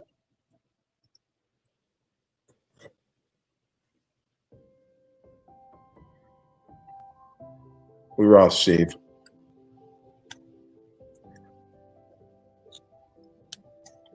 Or Steve. I'm reading save over here on the phone. I look at the big screen and it says Steve.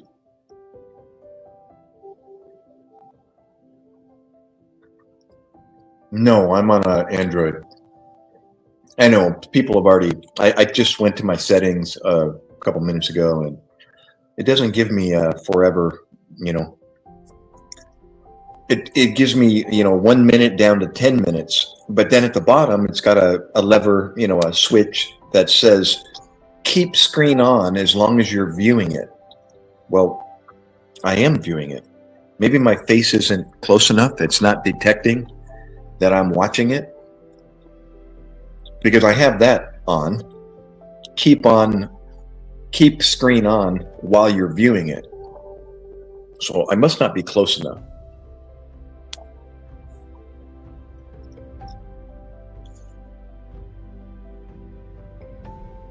Ernest, really, bro, come on. Are you 13 in the basement on your laptop or something?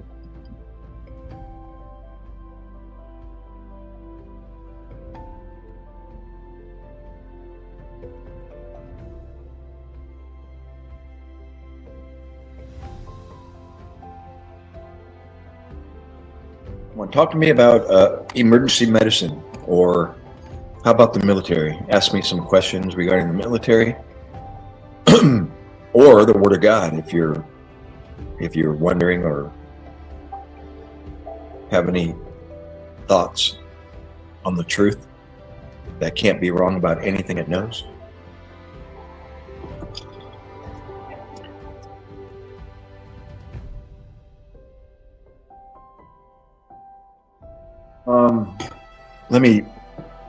Let me pause. I'm going to freeze this camera.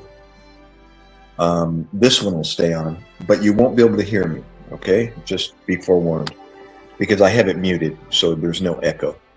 So I'm gonna do that. Always on. Give me 1 second. Be right back.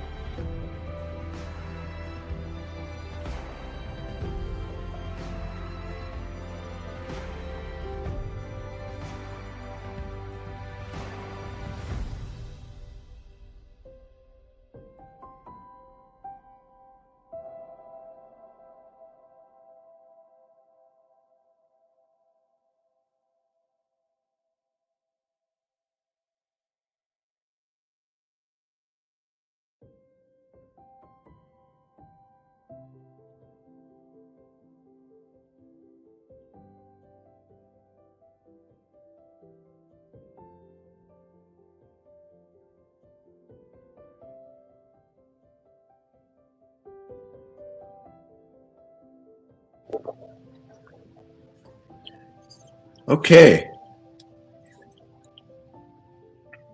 I'm good to go. You can hear me? Let's see. Yep, microphone's on. Thank you. Forgot about that. Here's the sequence. Here's what happened. I was in power mode, power save mode. So always on was not available. Give me 1 second, Rohan. So once I turned off the power saving mode, always on became available. So I turned it on. That's why it didn't appear in the 1 through 10 minutes. Yep. Thank you, Faust. I forgot about searching those specific words, and it took me to the always on, and it was grayed out. I couldn't turn it on. And then in the fine print, it said, always on is not available when power saving mode, with power saving mode. And I went, oh, so I searched power saving mode, shut that off, and then always on popped up, and it was already on. And I was like, there we go. And it went from dark screen, which is the power saving mode, to bright screen. Matter of fact, you can probably see the light is from the phone is even brighter than the light ring. So I'm going to decrease the power. There we go. I think yeah, I'm good to go there. I kind of decreased. I might not even need this light. Let's see what it does. Nope, I need it. Okay. For both cameras. Yeah, there we go. It's blinding. Is it blinding right now? Is that too bright? Hold on. How's that? Is that better, or is that too dark? Username. Approved. Should I brighten it a little bit? For this camera? Looks a little dark on this one. Turn them off, turn on the lights. No, the lights are yellow. I can use white, yellow, or there's white. Oh, sorry. Let me I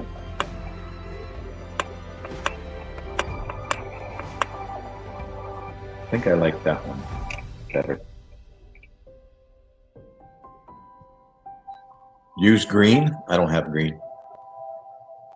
It's only a bright white, yellow, or I should say like incandescent, and then even oranger, or what's the quote of the century? Looks fine. Okay. I'm going to leave it like that. This camera is further away, so my face is darker. This is closer, so it's bright. Look at the brightness of my hand. Look at how bright. What is the quote of the century? Sorry. Which one?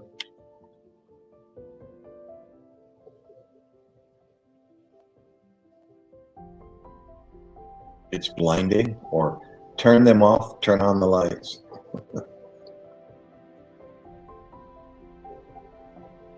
Cowboy. Wait, I never saw you say anything. That's the first post that you made. But you're out of here? Or maybe you were here all the time and I forgot about you?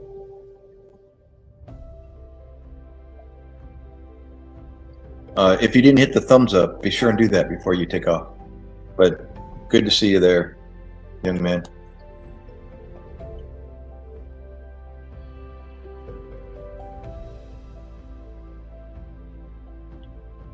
What is your photo of there, Faust? I'm not zoomed in on it. What is it?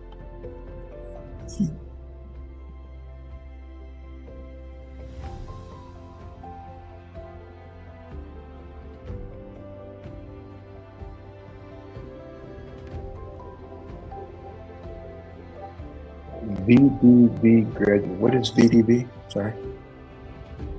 Here, I'm zooming in on it. Oh, there we go.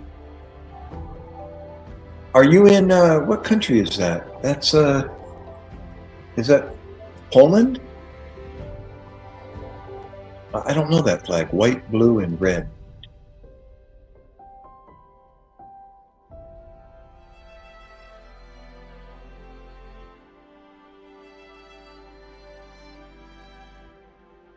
Air trooper? What is VDV? Sorry. I don't know what VDV is. Sorry. Now you're speaking. Oh, now you're speaking in their language. Is that the Russian? Okay, that's. I was just gonna say, because I see the language now and it looks Russian. So. No, not at all. Why run you out? You're a person. You bleed red blood just like I do. Gotcha. Awesome. What do you do for the VDV, the Russian Air Service? You fly, or are you a mechanic, or?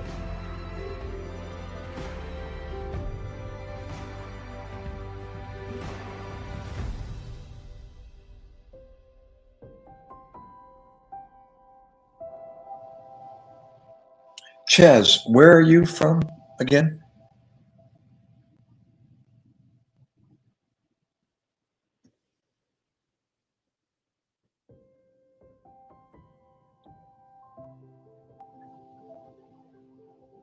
Oh, I'll be dang. And people repair. You see, we got another one. We got Faust. I tell people when I was working on my car, I was building my car. I was never a car person, but I turbocharged my Mitsubishi. And I tell people, you know, I don't put cars together normally. I put people together. I don't fix cars, I fix people.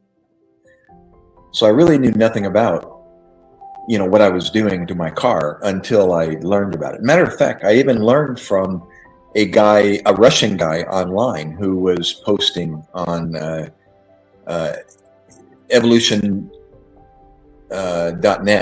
evolutionm.net, which is a Mitsubishi forum where I met a group of guys that helped me build this car, including one Russian guy that came on and was very, very interesting to read his posts. And he didn't speak English. He used a translator to, you know, translate his language and then posted online.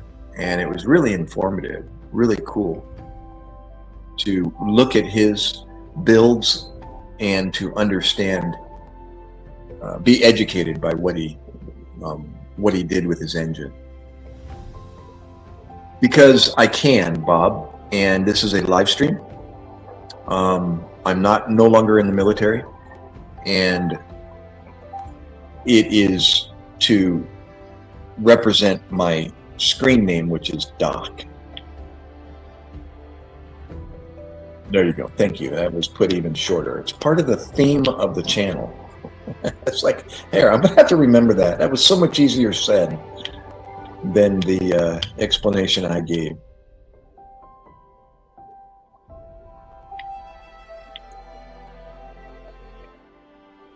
And do me a favor, watch the profanity. Just don't use it, all right? Please.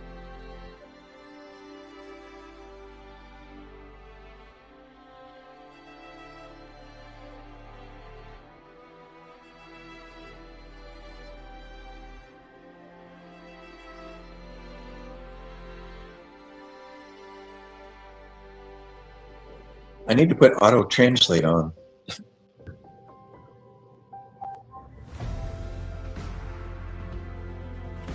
Bob.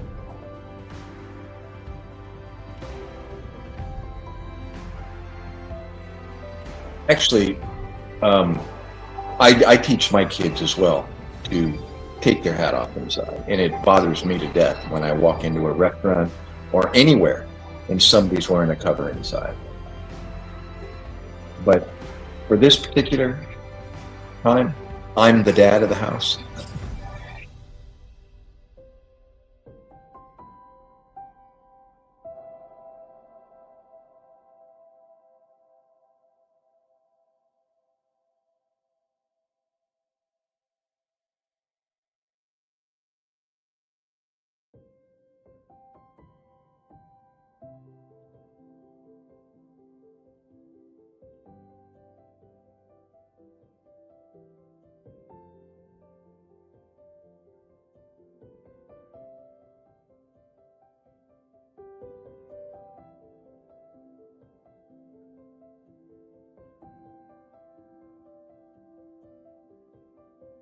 Out.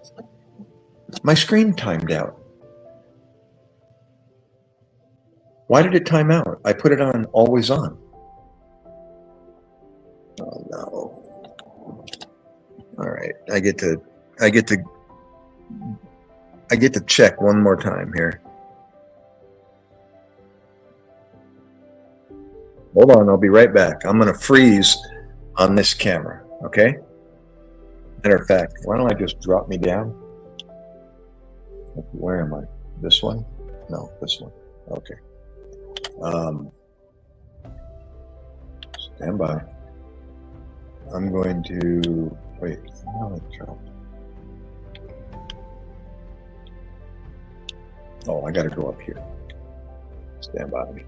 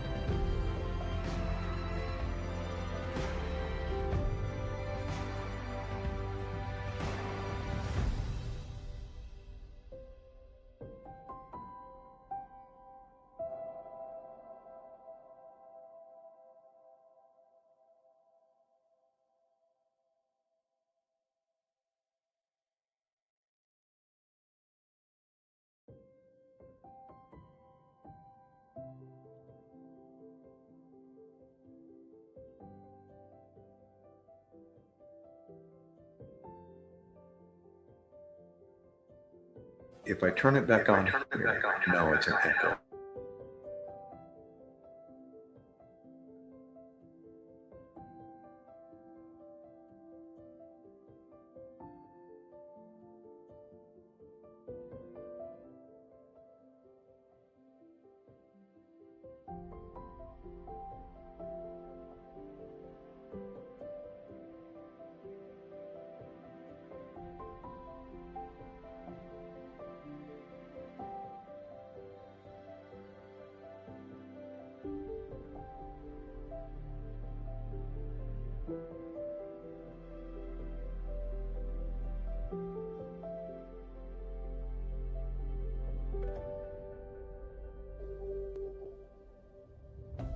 Okay.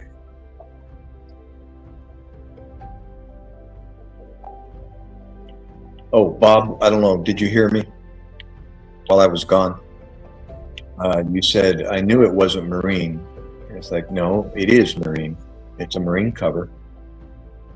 And it's not a Marine insignia. It's a Navy insignia on my hand, on my cover. There, you got me saying it now.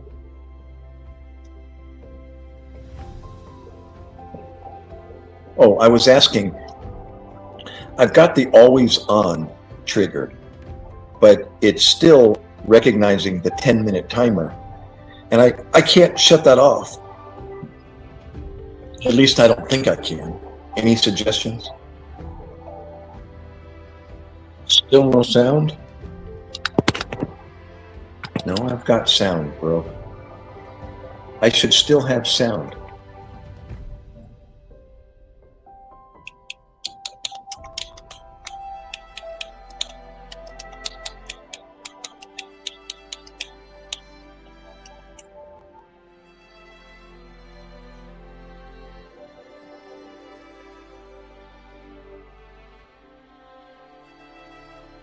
Test, test, test. Can you hear me? Can you hear me? Hoorah, Jay. Okay, it's working again. Are you retired, Chief? There, you see, there's my boss. All right. I'm HM2. Had I stayed in, I more than likely would have reached the chief.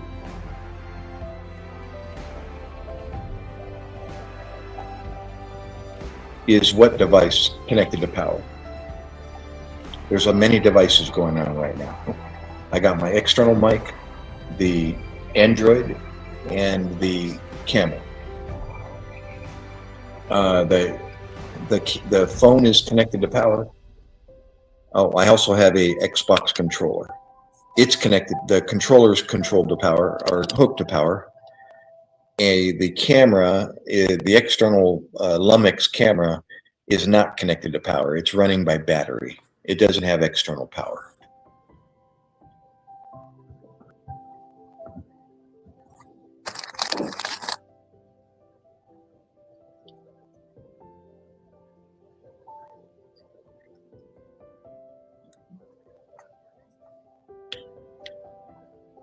My 79-year-old grandpa just got out of prison after serving 5 years of a 57-year sentence.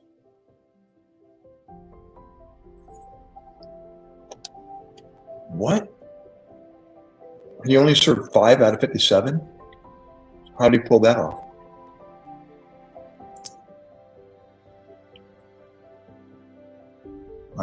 Well, it doesn't sound right, but okay.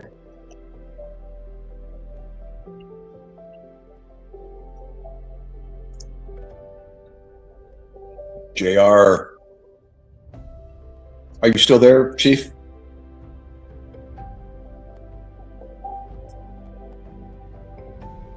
Jay, oh, don't forget the thumbs up.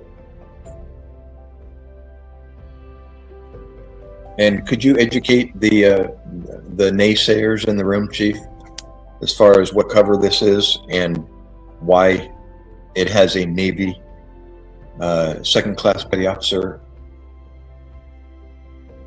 insignia there in the middle of it?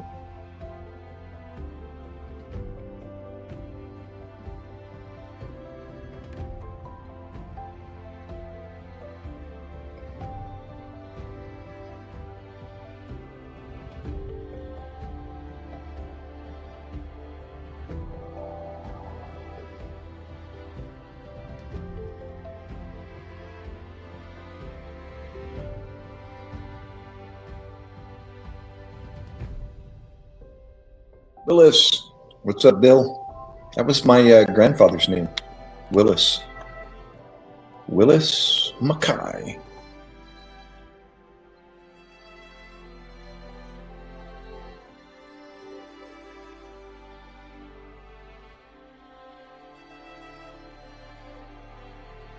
Why is Space Commander with Navy rank? It's like they have never watched Captain Kirk. Why is Space Commander with a Navy rank?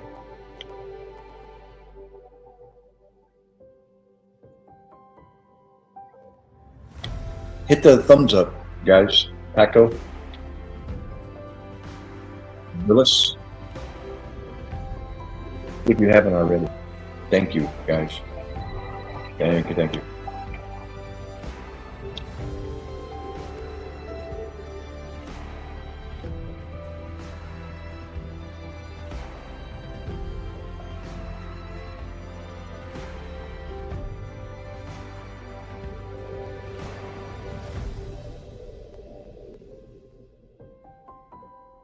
Grandfather's name was Wallace.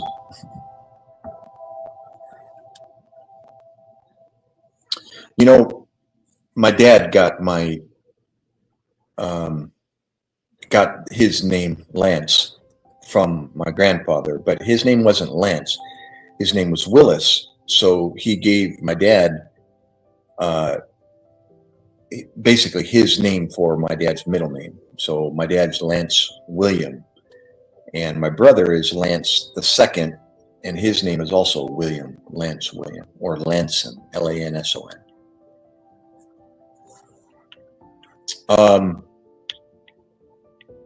Sorry, I'm going to scroll back a little bit. Jay, read Jay's comment, okay? It's a Marine Corps Desert Marpat. It's exactly what it says inside here. Marpat. All right. Desert Navy.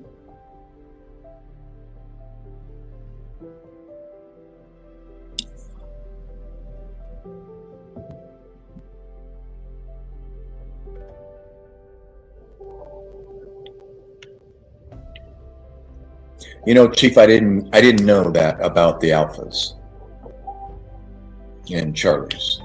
If we go Marine Corps Red, yeah.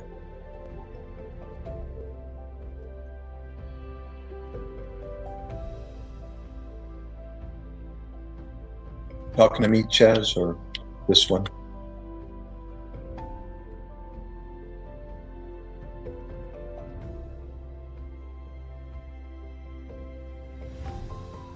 I like it. We are better and we can do more. Chief, are you in IDC?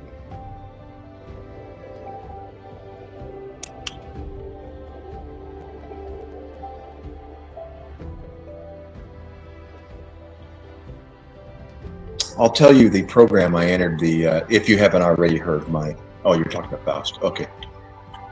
I'm sure you're familiar. It was a while back in 1999, but as soon as you're done.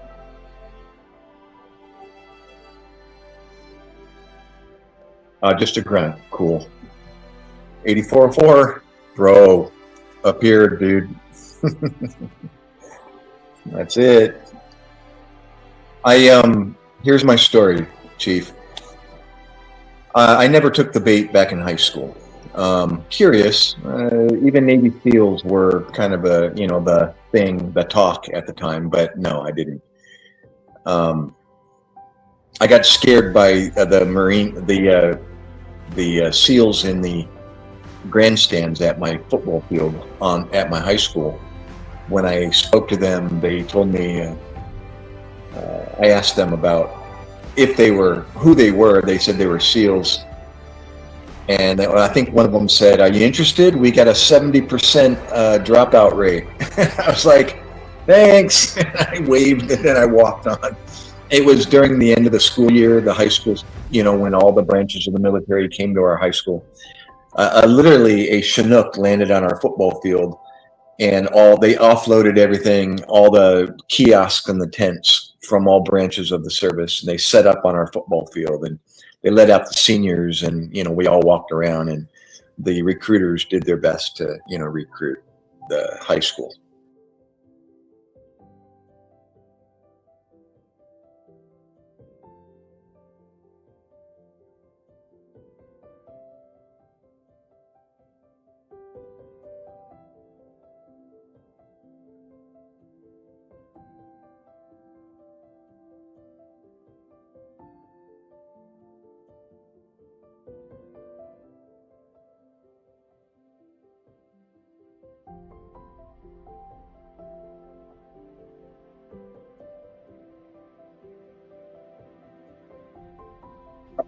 My screen keeps going dark.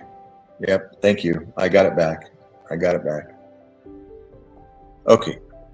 So let me speak quickly before it dies again. So 18 years later, at 36 years old, I was in New Orleans, Louisiana, chasing a girl, and I hold on, I got distracted here. I think I woke somebody. At 36 years old, I got a brochure from that person. Found it in my apartment on the counter, and it was a APG program, Advanced Pay Grade. So I looked at it and filed it away in my suitcase in a zipper pocket. I was a paramedic, by the way, a civilian paramedic at the time. I've worked in California, Oregon, Louisiana, and New Jersey. So when I left Louisiana, that's another story in its own. I was at my mom's, sleeping on my mom's couch back in Poway, California. And I found that brochure in the zipper pocket. So I looked at it again, and I was like, oh yeah, I forgot about this. And I was in between jobs because I put in my 2-week notice in Louisiana and left that job and went back to California. So I wasn't working, and I found this brochure, and I decided to go down to a recruiter's office and ask them about it. So what's this program all about? And I walked into a trailer, Army on the left side, Navy on the right. Knock, knock, knock. Walked into the Army side, sat down, and the Army recruiter said, oh, so what do you do? He was familiar with the program. And he said, so what do you do for a living? I said, I'm a civilian paramedic. He's like, oh, we can make you a medic. And I was like, oh, okay. So he did his best. He was probably 15 years my junior, or thereabouts. And I didn't accept, I didn't make any decisions that day. And then I went across the hallway and knocked on the Navy recruiter's door. Come in. So I came in, and same thing. What do you do? And I said, I'm a paramedic. He's like, oh, we can make you a corpsman. Well, the rest is history. I took that home, made a decision, decided to join the Navy Reserves at 36 years old, 2 months before my 37th birthday. Came in as a HM3, went to boot camp back to New Orleans, Louisiana, and literally was a stone's throw away from the lady that I was chasing months prior. No, I did not go and try to see her. Stayed low while I was there. And then I went to boot camp. I was a temporary third class until I completed boot camp and my BMRs, basic military requirements. And then once that was taken care of, they made me a permanent HM3. And then shortly before I got deployed to Iraq with the 123 Marines out of Houston, Texas, I got my HM2. I was 42 years old when I went to Iraq. And I got back April 05, which brought me back here to the East Coast, demobilized there, Camp Lejeune. They were sending me back to California where my duty station was there at Oxnard, Ventura County Naval Air Station. And Point Mugu is where I drilled. And then I told them, no, my wife's up in New Jersey. She came back here to be with her family while I was in Iraq. Iraqi freedom, enduring freedom, Bob. Yes. Correct. Yes, they were, Jay. Gosh, dude. So glad. You just gave me goosebumps. The other half of our battalion was at Haditha Dam. I was at Fob Heat. the most heavily mortared and rocketed base fob in the theater at the time. I'm jumping around right now, but on that note, when I interviewed with the 123, when I finally caught up with them at 29 Palms, they sat me down, never met me before, because I literally was placed with a unit, took my name out of a hat and placed with the 123 Marines. So sitting in front of a panel of commissioned and enlisted officers to meet me for the first time, and me them, there in 29 Palms, they're basically interviewing me like, hey, welcome to 123. Who are you? So I told them, and they're like, oh, so what do you do in the civilian world? I said, I'm a paramedic. And they all looked at each other, and I realized, uh-oh, what did I say? They're literally looking at each other and shaking their heads, and they said, well, welcome to 123. Here's who we are. They all introduced themselves, and they said,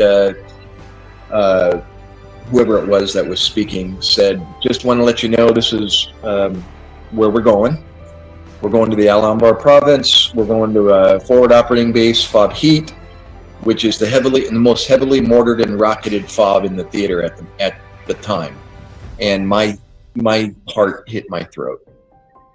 I nervous was an understatement, but they were very good in taking me under their wings. They told me that most of the people up here haven't been deployed to a war before. It's most of our first times. We're all in the same boat. You're not alone. Any questions, ask any of us. And they just, calmed me down and took me under their wing and made me settled me down a little bit. And it worked. It was nice that they did that. So they told me, because of your civilian experience, we're putting together a team of corpsmen to occupy the FOB, and we'd like to have somebody that has some real world experience. And they say, you fit that bill. And I'm like, it was a compliment, but at the same time, scared the crap out of me. But it was the most boring camp out of my life, interrupted by moments of chaos. It was not a safe place to be. Half the battalion was at Haditha Dam. We were about 250. There's approximately 600 in the battalion.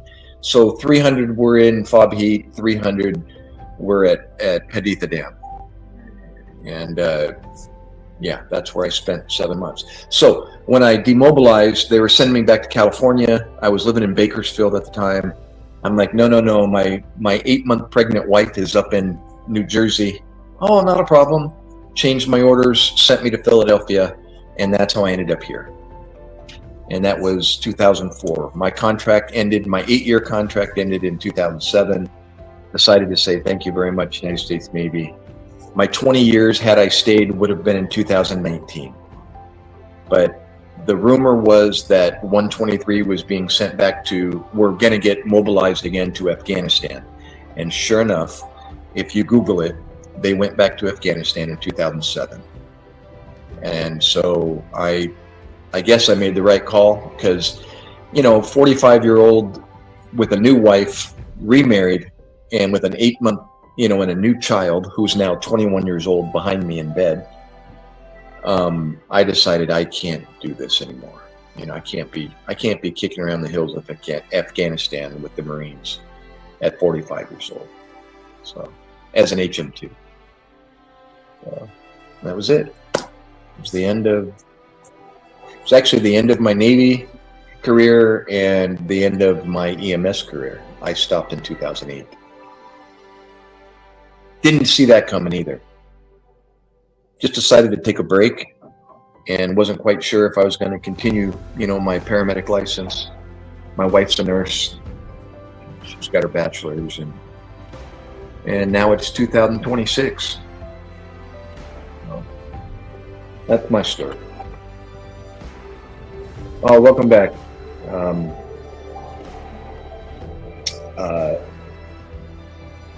Forgot what you said I could call you.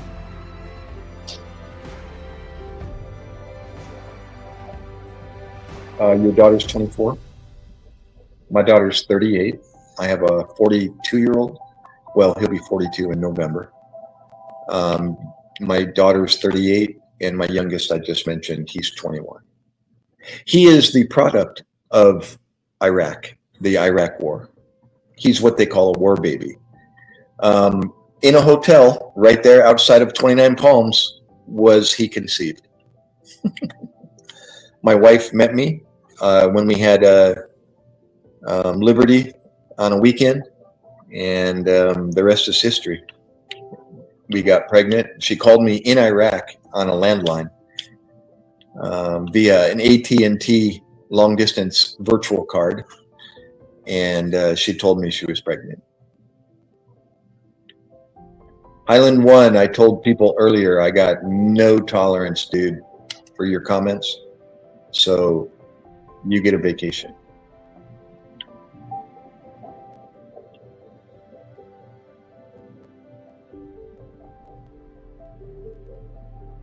Island One, who did I just get rid of? Did I just inadvertently get rid of somebody I shouldn't have?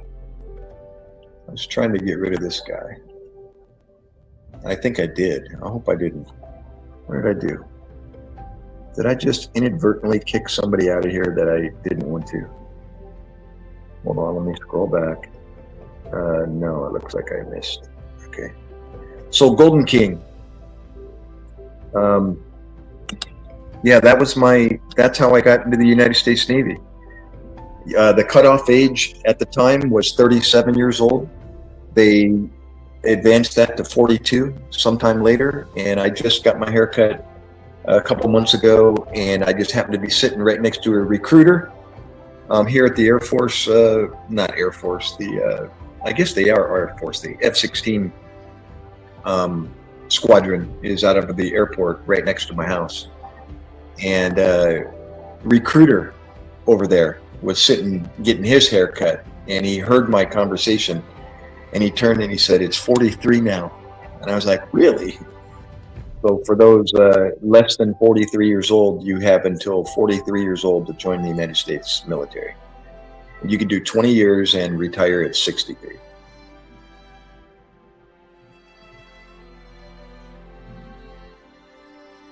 Are you still in, Chief, or you're former? I think you're former, right?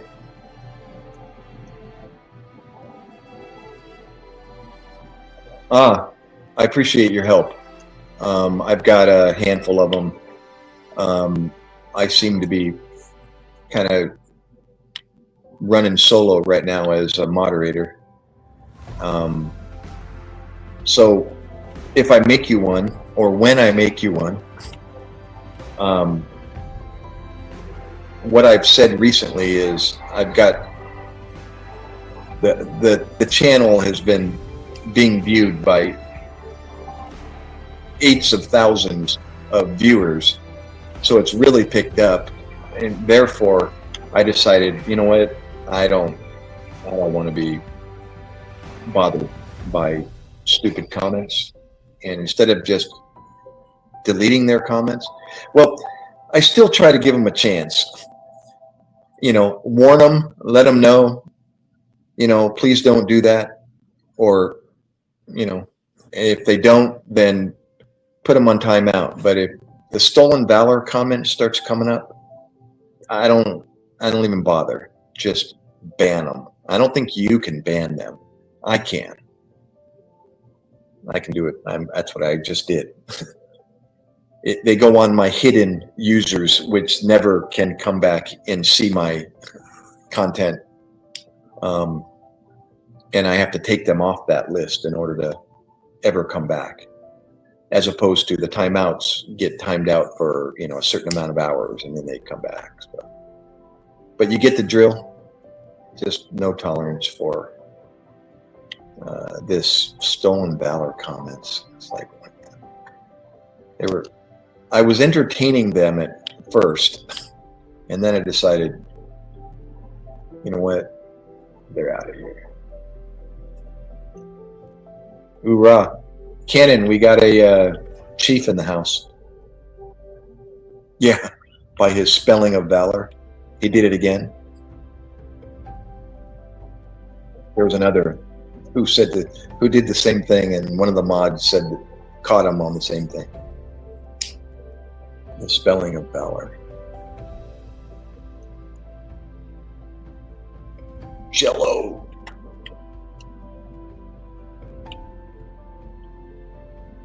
So you wanna play Hall Monitor while you're in the live stream there? What was the name you said I could call you again? Sorry. Starts with a G. Isn't it?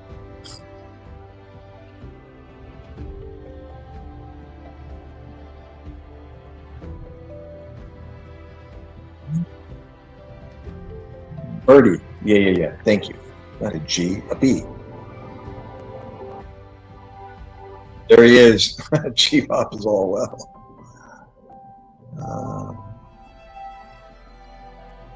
It's either way.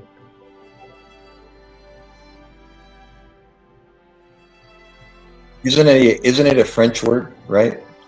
Because you're in Canada. Oh no, that's Australia. British or Australian, that's how we spell valor.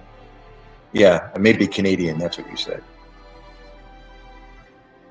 Hey, I got an EOD story, Jay. Chief, sorry.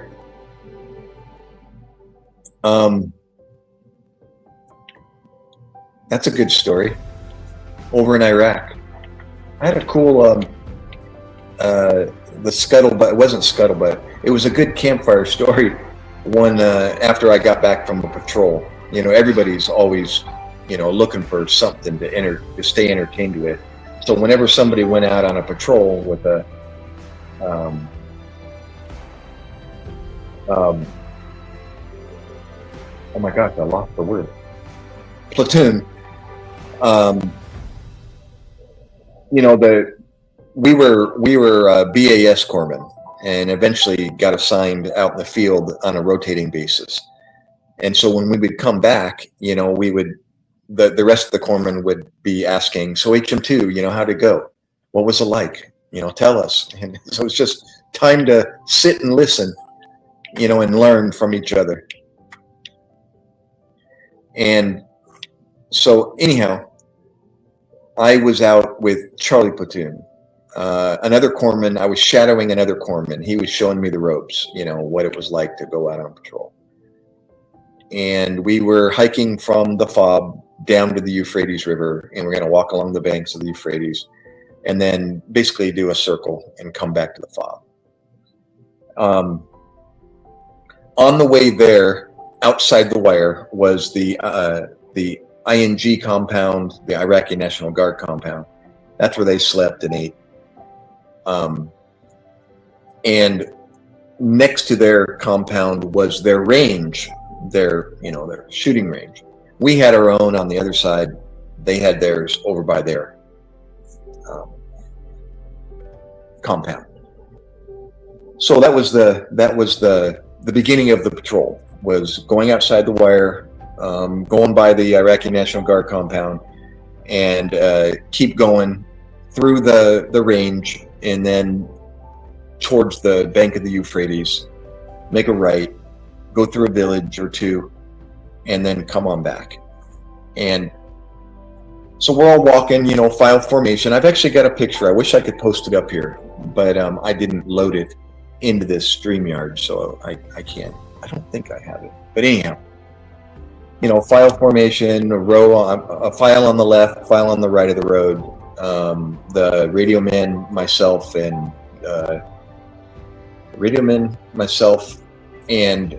a sergeant. What's his rank? Sarge? Yeah, in the Marine Corps. Three of us. I stayed close to the radio guy, and yeah. Is that what the rank? Am I correct? Why am I second guessing myself? Sarge, right? Sergeant, United States Marines. E5, same rank as me, technically. Yeah. Anyhow, and I happen to be over on the right side of the file, you know, in line about 10 meters apart, and we're all head on a swivel, looking forward, looking right, looking behind us, looking left, just constantly, and then I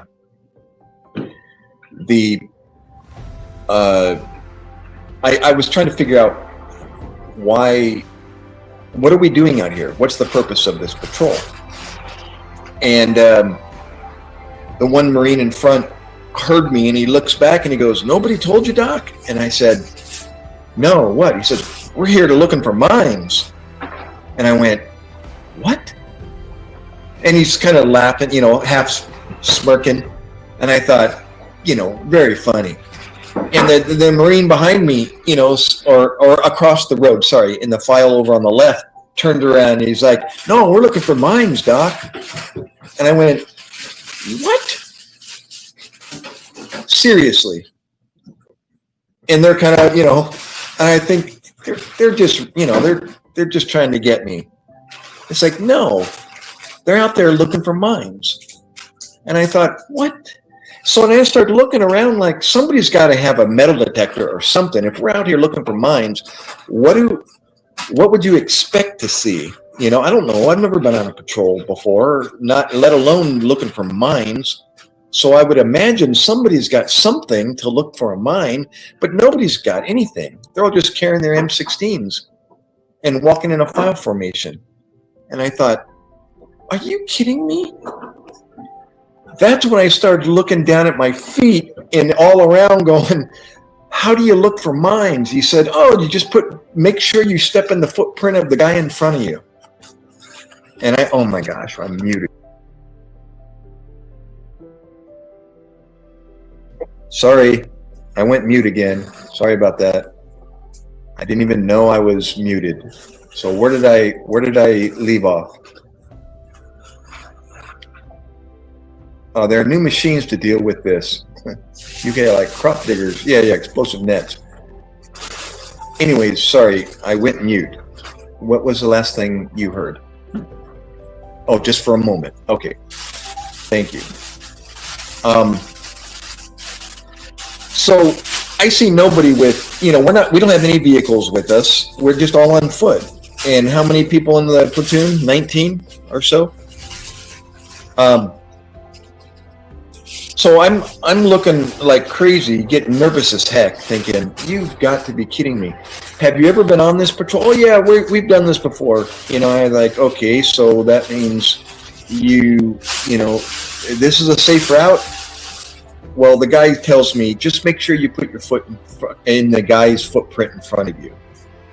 And I thought, oh my gosh, I've heard that in the movies somewhere. And now this is for real? Well, apparently, and I'd already seen it, but I didn't know the story behind it, was by the Iraqi National Guard range, the ING range, which we weren't there yet. There was a burnt out Humvee frame. Nothing left except the frame in the dirt. No wheels, no hard top, nothing. It was just the frame. It was all blackened out. Apparently, it hit a vehicle mine before we got there. Not before we got there that day. I mean, before our battalion arrived, whoever the Marines before us were. And a major ended up getting injured. And he got a ride back to the USA. That was the end of his tour. And that was the remnant of the Humvee that he was part of. So I guess we were sent out there to look around that area and to see if we could find any more of these mines. But still, again, we didn't have any equipment to be looking for mines. So I'm literally putting my feet now. Before I wasn't. Now I'm literally putting my footprints of the boot prints in front of me. And then we eventually get to the compound, get to the range. We go over this little berm that kind of borders the unofficial border of the range. And as soon as you go over the berm and you kind of make a left turn, there's that burnout frame on my left. And so I remember seeing it, and I'd been to that range once before to go do a standby, basically, medical, as Chief knows, wherever there's people, whenever you go to the range, there's always a corpsman, there to provide support if needed. And we get to play and shoot weapons. So we're at the Iraqi National Guard range. I see the burnt Humvee frame. And then as I'm now looking up and making sure I put my my boots in front of the print, in front of me, I look down and there's a sprinkler head. My brain says, that's a sprinkler head. It's one of those whirlybird sprinkler heads that at Home Depot. But it's not green. It's tan. It's tan plastic is exactly what it looks like. And it's half covered with the Iraqi sand/dirt. It's like a half moon shape of plastic. And there's a boot print right on top of it. And I'm about to put my foot right in front of that, right in that boot print. And I hesitated, and I'm thinking, what is a sprinkler head doing in the middle of Iraq? And I'm looking to see where we are. We're almost at the river. So we're approaching, I can actually see a pump, a mechanical pump that they use for irrigation, and there's a long hose going down into the Euphrates, and it's brought up and they use it for irrigation. So I'm thinking, okay, well, we're near some irrigation, so maybe they have sprinklers out here. And I thought, wait, we're in Iraq. This is primitive. Why would a sprinkler head, where would they get the PVC pipe to drive this sprinkler head?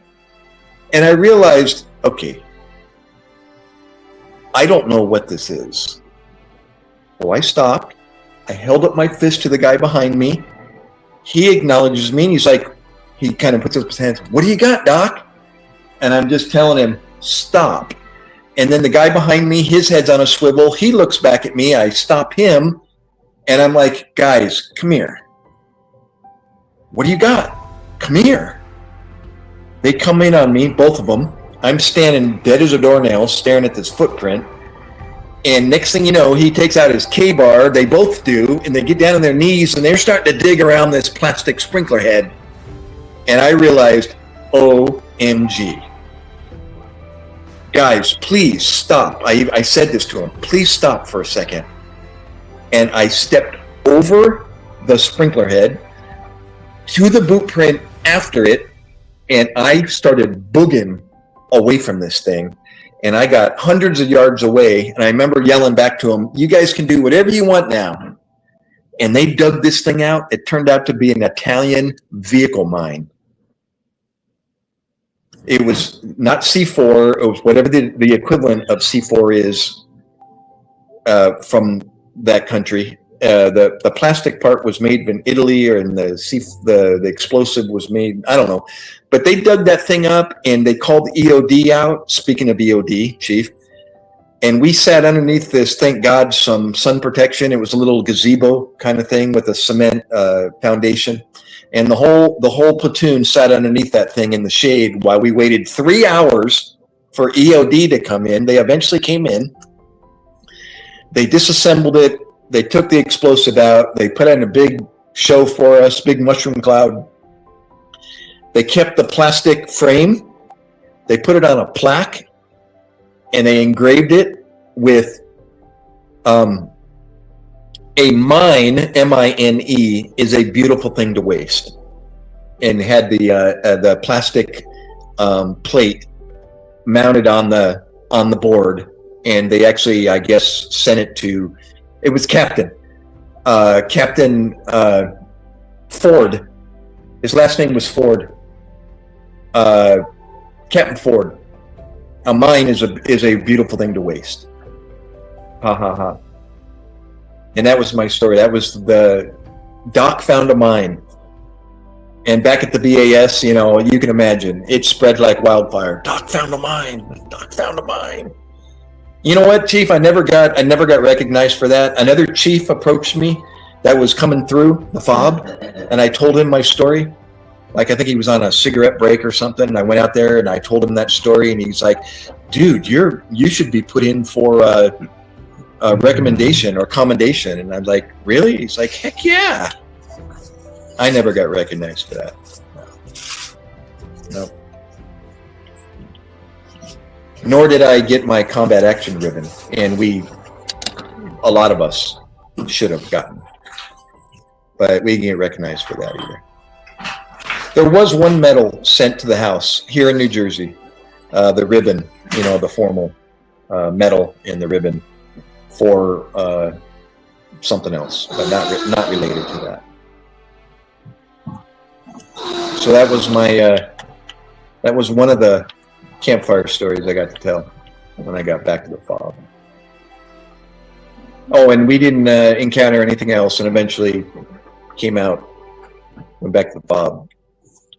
And then another corpsman would go out the next time it was required with another platoon. And I got to go out with snipers as well. That was a pretty cool gig. Got to observe a traffic stop at an intersection. And while I'm on it, I might as well tell it. I've said it before, but while we were in a hide and viewing this intersection in the morning, when they set up, once they came and set up and started, they're looking for a bad guy. They dubbed his name the Mad Mortarman because he was launching mortars at us on a regular basis. They located where he lived on the other side of the Euphrates, and they were trying to find him. So they decided they figured out what he was driving, like a white Datsun or a white Toyota or something. There's plenty of those over there. So they're looking for him at an intersection, and they dispatched a sniper team to observe from a distance. Oh, there goes my phone blank again.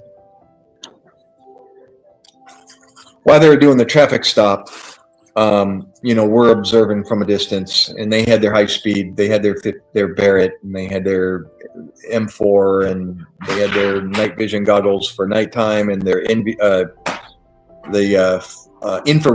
goggles. We got to basically just play at night and look around while it was nighttime, doing 1 hour rotations, staying awake. And then in the morning, while we were observing the traffic stop, just like any other traffic stop, motioning people through, putting mirrors under the car, looking for this vehicle, this person, this Iraqi in full man dress, white man dress, with his head wrap and, covered in this dress. He starts walking up to the intersection where the Marines are, motioning people through. And the snipers noticed him as he exited his vehicle off to the right, and he started walking a couple 100 yards up to the intersection. And they had eyes on him. I was looking at something else, and all of a sudden one of the snipers said, "Hey, Doc, how's your shooting?" And I said, "It's good to go." Why? I mean, I qualified. He hands me his M4 with his ACOG scope on top of it, and I'm thinking, okay, what do you want me to do with this? He says, "See that guy in the white man dress walking up to the intersection?" He says, put the crosshairs on his, dead center." And I thought, okay. So I just, following him up to the intersection. And he says, "We've had instances where people just like him will walk up to the intersection and set themselves off and blow up our guys. Human-born IED." He says, "Keep an eye on him. If he does anything that you feel is a threat to our Marines, do you think you could put a round in his chest?" And I'm sitting there going, oh my gosh, he's asking me to shoot this guy, possibly shoot this guy. And I went, I'll hit him. I know what to do if I even said this. I said, I know what to do if I hit him. And I asked him, do I need to adjust for the distance? He's like, no, it's close enough. He said, whatever your crosshairs are pointing at, you're going to hit it. And I was like, okay, this is kind of easy. Well, you sat there. Left-handed, by the way. I'm a righty, but I shoot left-handed. And I kept the crosshairs right on his dead center of his chest. And I watched him talk and have conversation. Couldn't hear him, with our Marines. And all he was doing was going up there to find out what was going on and how long the wait was going to be. And then he goes back and relays the information to all the other people waiting in line, so they know what to do. People are starting to get out of their cars, and they're getting upset. And while I sat there with my crosshairs on this guy in the man dress. So I got to go back to the fob and tell a little story. But I never pulled the trigger. Yeah, I remember saying that. It's like, yeah, I'll drive him out or fly him out. I know how to treat him. He's not going to fare very well, probably, but yeah, I don't know, if I would have shot him, how I would have felt. At the time, I was okay with it. I thought, it's just like shooting a target at the range.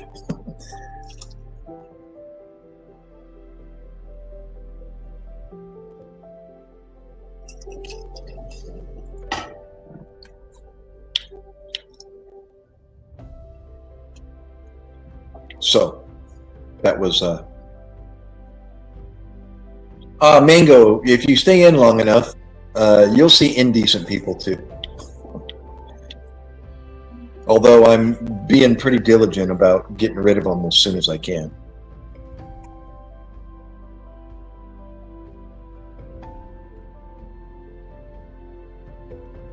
You guys can hear me okay still? Is my mic still? Yep, still burning blue. Everything's working?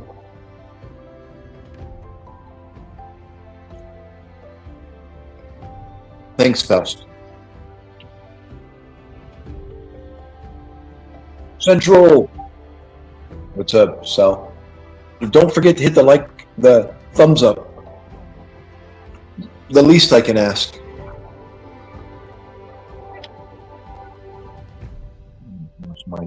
My Xbox is keying up here. I got to scroll with my fingers here. Look how many comments. I'm like way behind. The Xbox is on the blink, so I can't even scroll.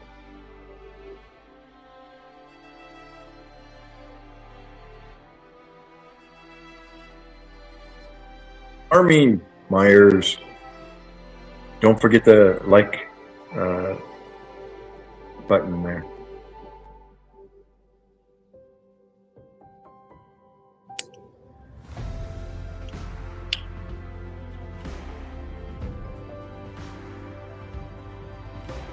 Idaho, welcome back, brother.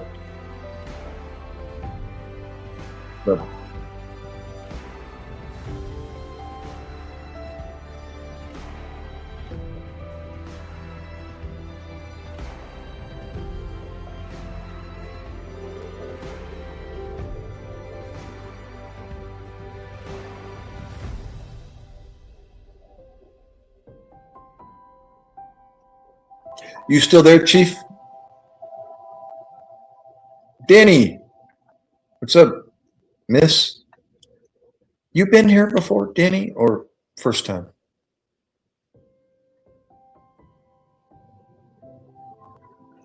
I gotta sit up. I gotta correct my posture here.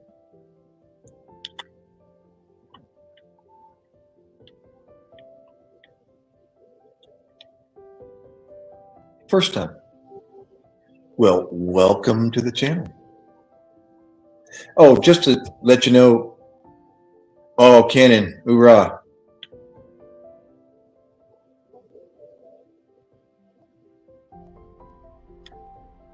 You weren't with the 123 Marines, were you, Cannon? Gosh, what a opportunity that would be to reunite with somebody. I'm actually looking for a, well, he was corporal at the time, Lance Corporal or Corporal Linan, Linan. I've even emailed the 123 Marines, but no luck so far trying to reunite with him.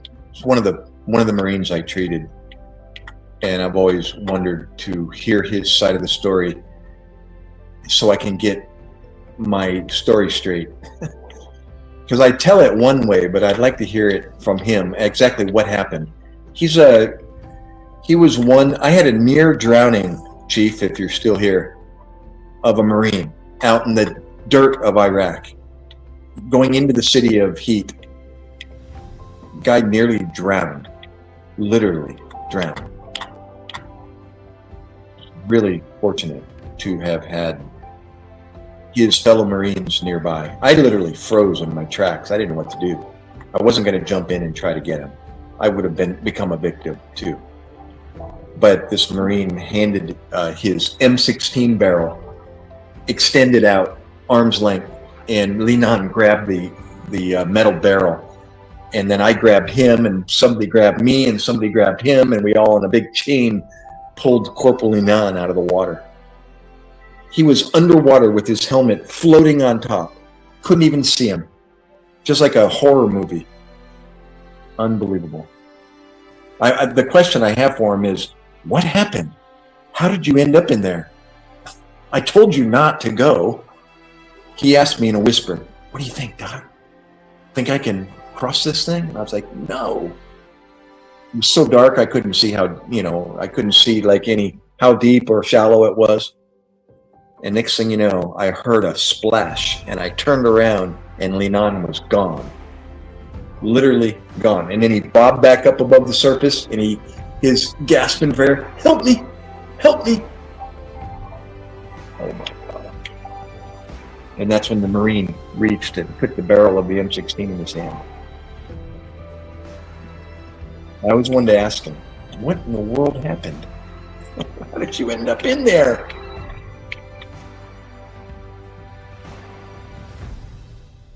He almost froze. It was 37 degrees that morning, and we were just in our blouses, and I did have some underlayer. I think I had some armor. What is it called again? Under Armour. But still, it was freezing balls, and it warmed up as the morning got later. But he was soaked. You can imagine, head to toe, dripping.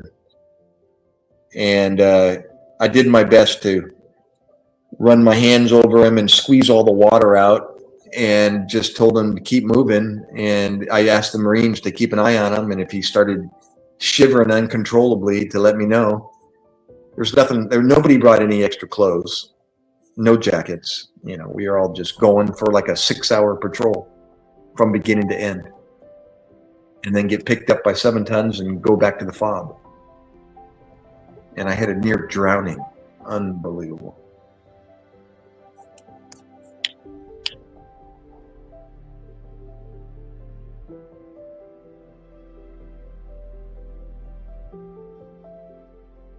Third Battalion, 6th Marines, Kilo Company. Hoorah. I think you might have shared that before, and forgive me if I forget, but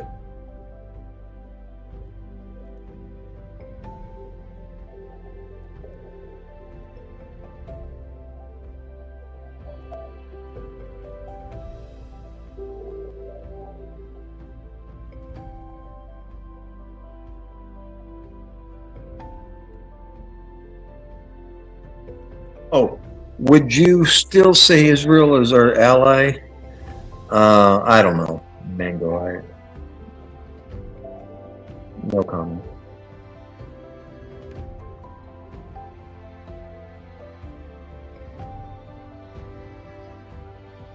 Johnny, you're back.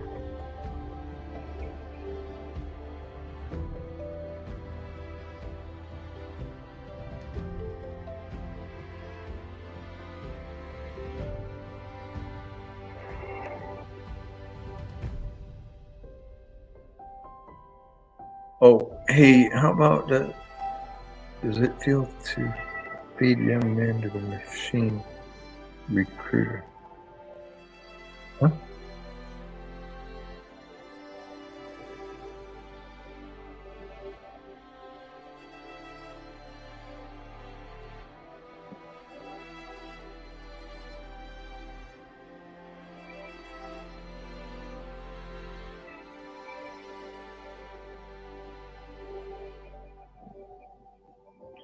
Okay, I think I'm all caught up here.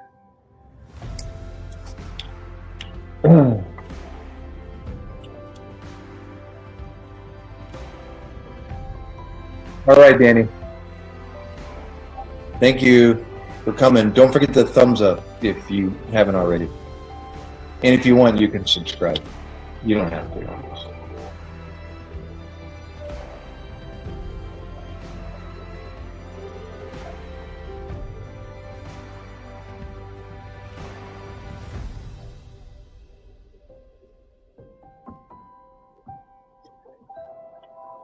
Myers, are you currently a PFC or what?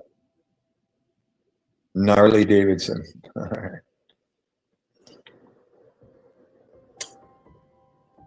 MacKay, what's up? Don't forget to like, guys. Don't forget the thumbs up.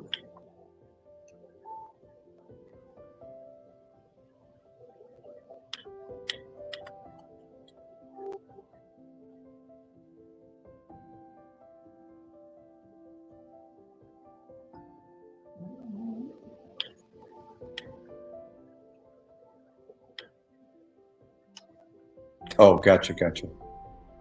Okay.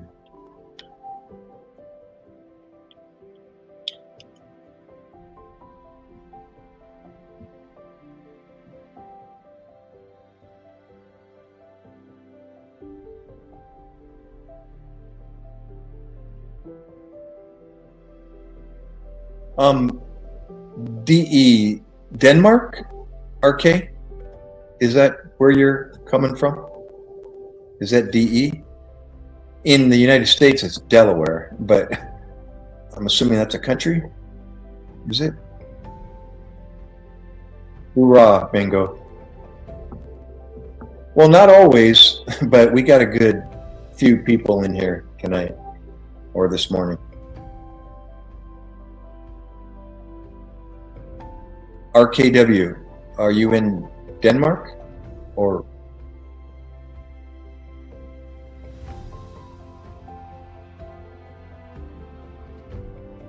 I'm trying to figure out where you're from. It said DE next to your or under your name. Is that the country you're in?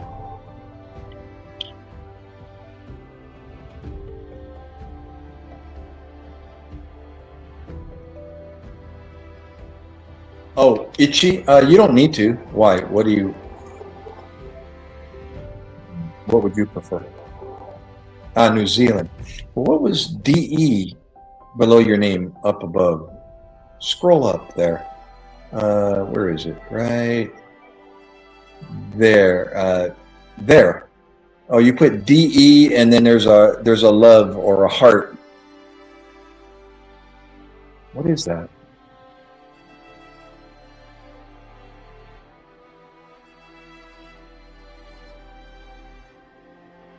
You don't know. I was second class petty officer in the Navy. That's equivalent to a sergeant, an E5, correct. But they don't have sergeants in the Navy.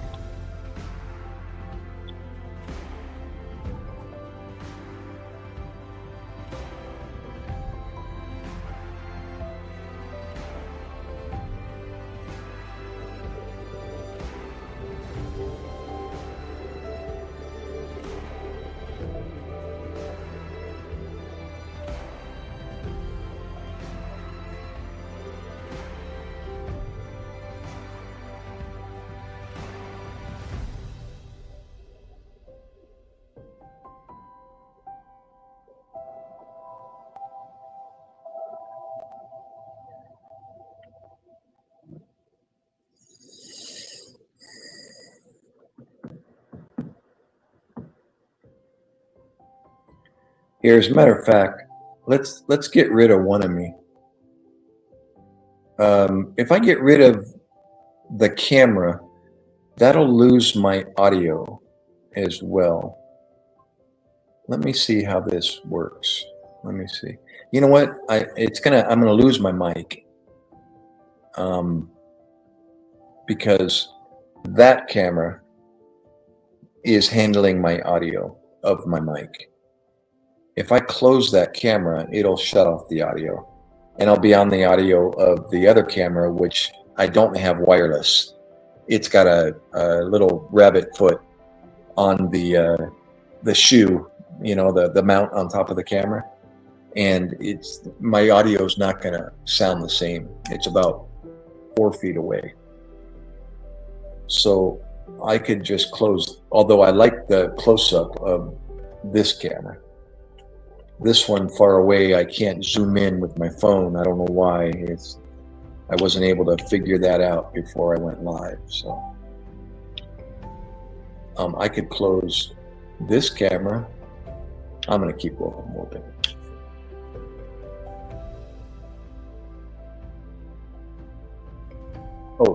Oh, sorry, did I miss something?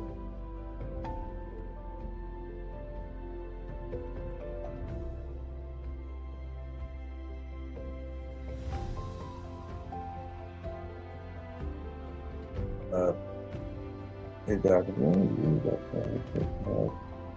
don't do them. I didn't hear. It's okay. That's actually a decent question. Is there any views that Charlie Kirk had? I didn't hear everything that he said, but I knew what he believed in, and so based on that, you know, I thought the guy was brilliant. It's very unfortunate that. But you know, he called. Apparently, he called his own death. Said to somebody, "I think I'm going to get killed. I think somebody's going to assassinate me." To a older statesman in a meeting with him before it happened, and sure enough.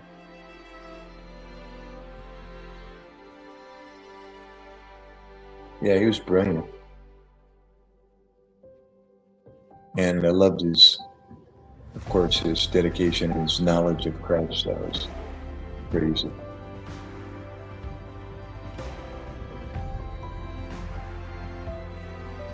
Glorifying God all the way to the end.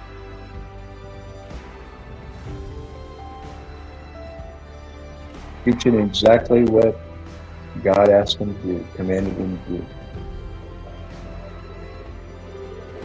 Sharing the gospel every chance he could.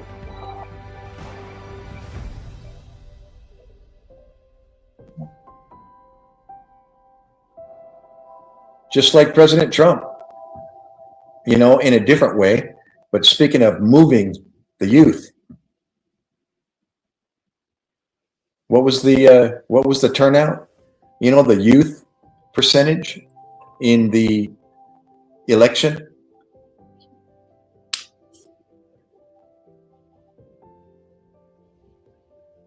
Yeah.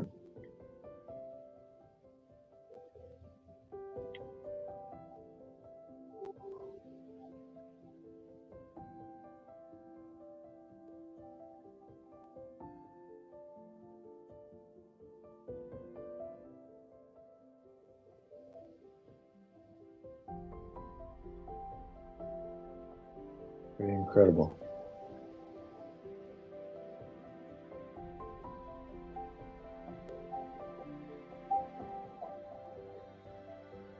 Just some nut, some kid with an agenda who got away with being on a rooftop. Sound familiar? He got away with it. Nobody spotted him.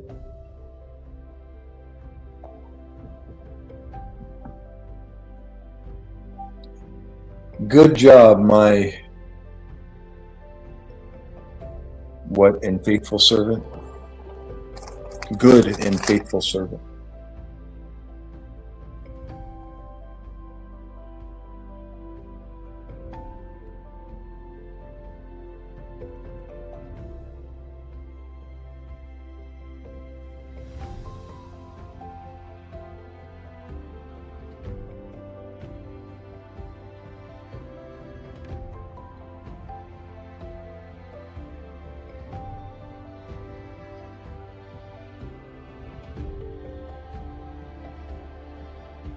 Yes, I'm AI.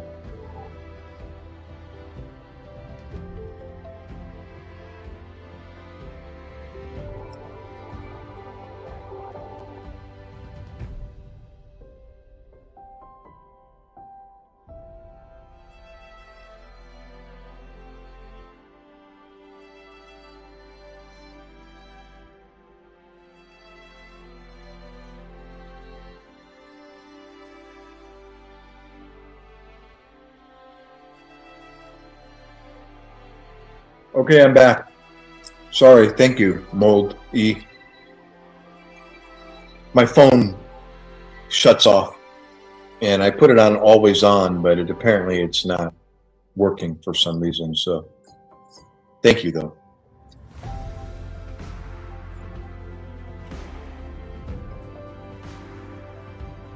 MacKay, what's up?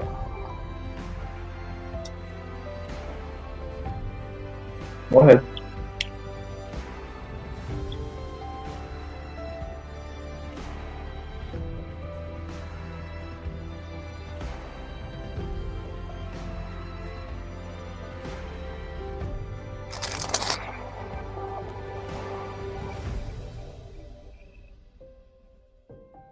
Oh, MacKay, did you hit the thumbs up while you're typing the question?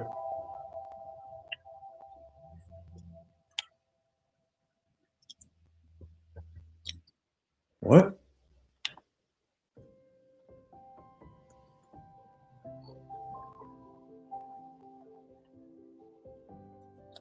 I'm waiting, MacKay. What's the punchline? What's the punchline?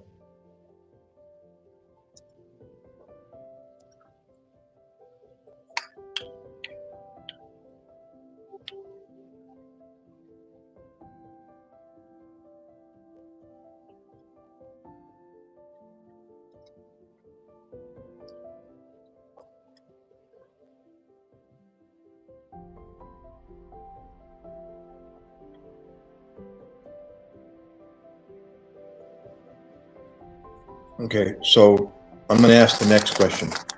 Why are you asking?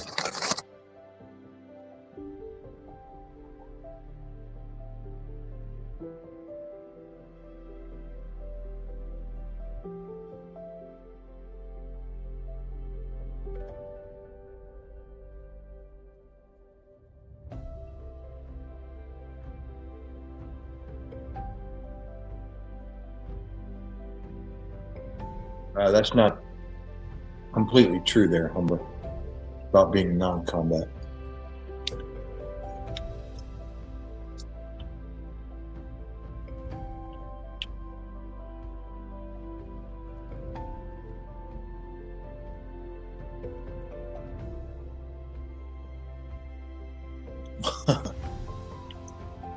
No, let me clarify. Why wouldn't you ask your dad if that's true? Why wouldn't you ask him the next question, and that is, what, Dad, sinks weren't available? And then he would have told you. I have the answer.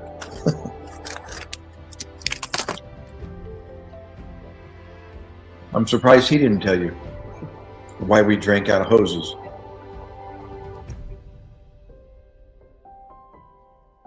It's very simple.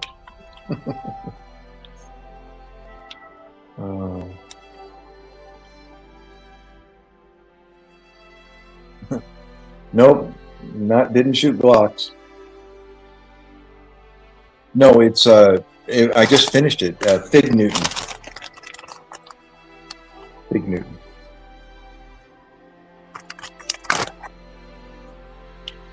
I thought I was only going to eat a few. I ended up eating like 5 or 10 or something.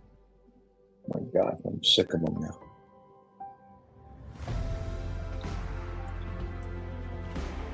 Olin, did you hit the thumbs up? Okay. MacKay, yes, sinks were not available to us. No, the reason why we drank out of hoses, because we were thirsty. And it was, you know, we played on the street and we were outside to get exercise. Or we went outside to go places, you know, to walk to our friend's house or to the store, or to go down to the bus and catch the bus to the beach or whatever. You know, the kids walked together and just were outside a lot. Played football in the street, telephone pole to telephone pole. And when we got thirsty, we'd go sneak into the neighbor's yard and grab their hose and drink from it. That was the only reason why we drank from hoses, because we were thirsty. Gosh. And the water was nasty. It always tasted like hose. Coffee and Fig Newtons, that's it. Yes, sinks were available. Come on. Oh, I know, MacKay. I'm just, now that I know the question, I'm telling you the answer because we were thirsty.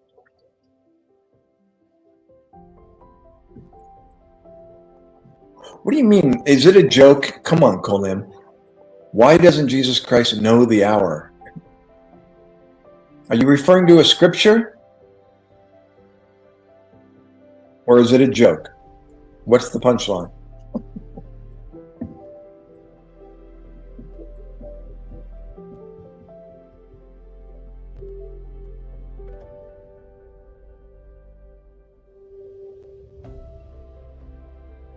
Now, see, I had to come in at 5.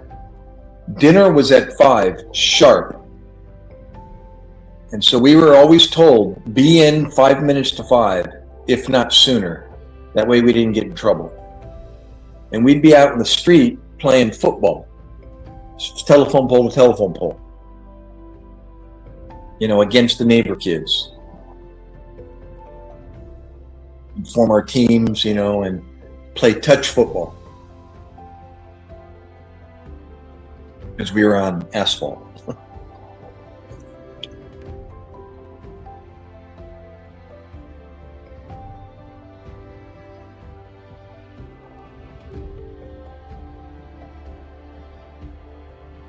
Yeah, mine was before the street lights at 5 o'clock because dinner was at 5. And Mom always said, you know, if we weren't in it before then, we'd have to answer to our dad. Old Glory. Did you ask a question? Sorry, I'm scrolling back. I don't remember. Oh, there we go. So sinks were available, just not until 5. Huh? Oh, by the way, I didn't see a question mark, so there's no question. So as far as I know, you weren't ignored.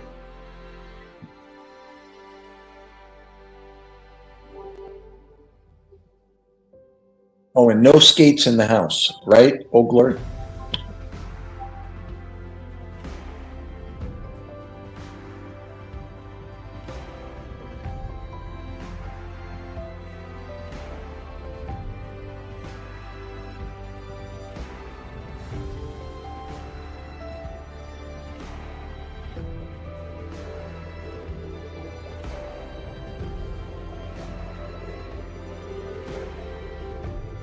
How did you know the time if you had? Because we wore watches.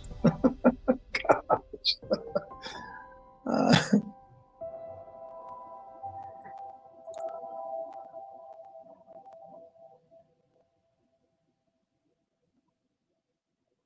yeah, MacKay, ever hear of a watch? You know what?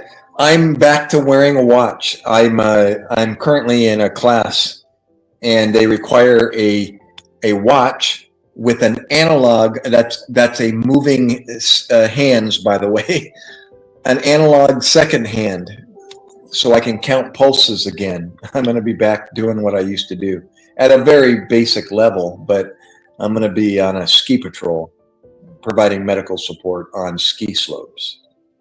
So in order to get signed off on that, I got to go through class again for the first time in 18 years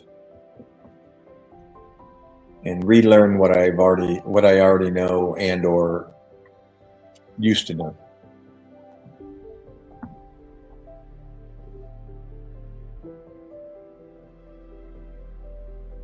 Yeah, that's good, Mango. We knew when eating time was. You ever hear of a watch? Oh, the Colin, the Son and the Holy Spirit do not know the hour, while the Father alone knows the hour. So they are not one. Huh? What?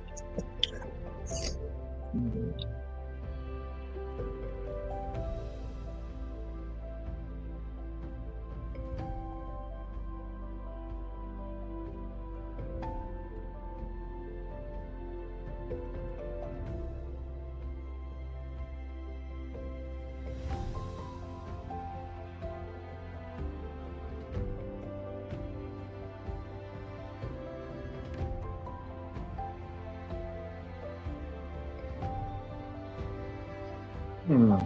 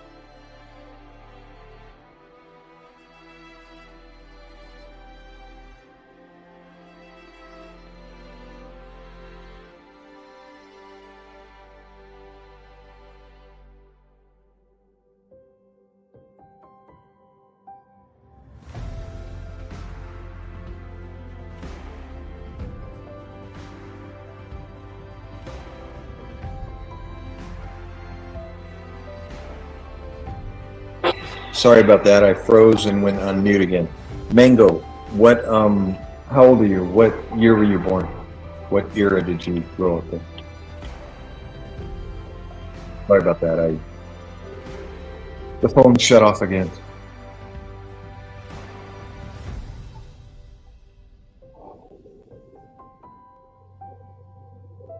Yeah, that phone freezing is something else. It just shuts off, the timer, but I set it to always on.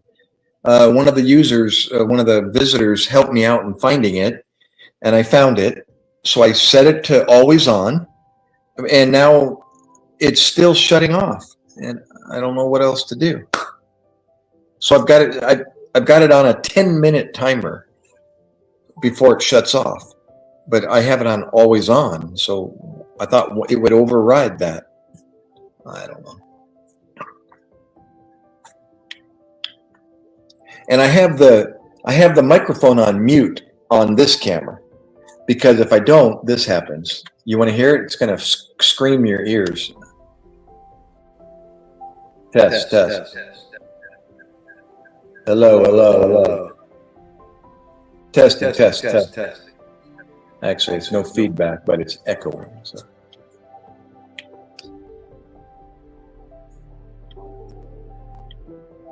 And Doc, calming. We need that. Hoorah, Mango. Oh, did you say what era did you grow up in? How old are you? When were you born?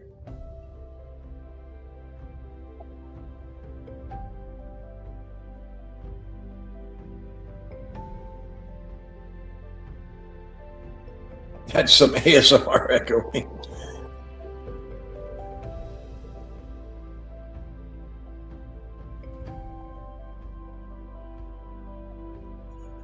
Read John, the book of John, Colim. Read the book of John. That might help you out. All right, from the very beginning of John. John 1, verse 1. Start there. All right. New Testament, Matthew, Mark, Luke, John. Malachi. It's one of the hashtags. The Word of God, military, and emergency medicine.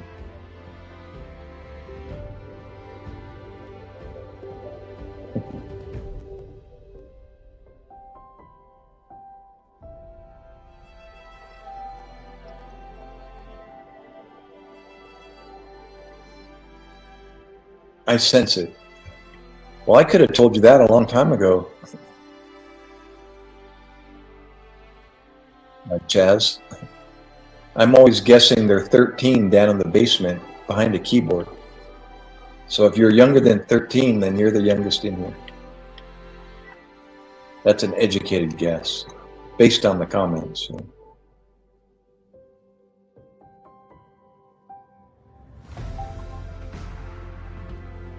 Bro, seriously. Really? So there's no possibility the Quran could be wrong about anything it knows, right? Nada? Nothing? Nothing in it is controversial or sounds inappropriate, right? It can't be wrong. The truth can't be wrong. That's correct. Yes, Johnny. 64 on August 19th. I was born in 1962.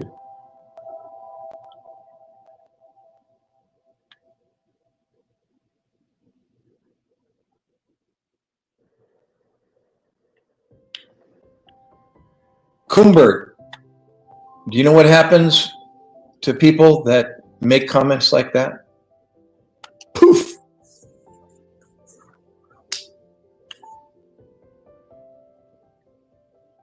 Of course he does.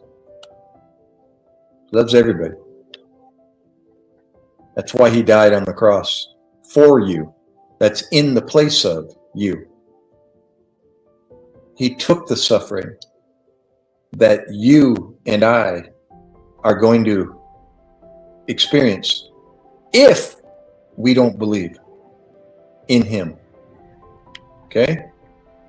He already took the place. He already took your suffering that all of us will experience if we don't believe in his only begotten Son. He did it. He already accomplished. He overcame the world. He overcame sin. It's finished. It's done. All he's asking you to do is to believe. Yep.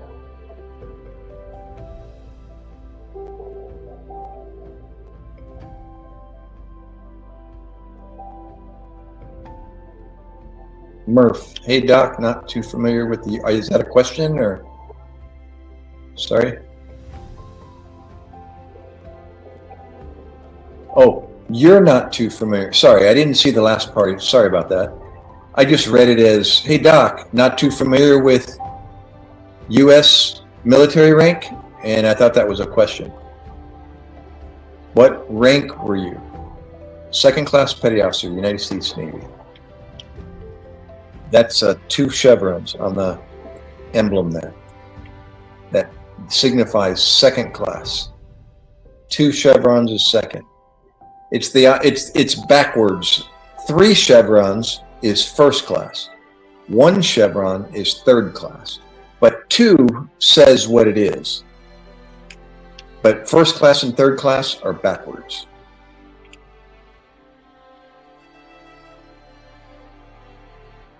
But why does he love you?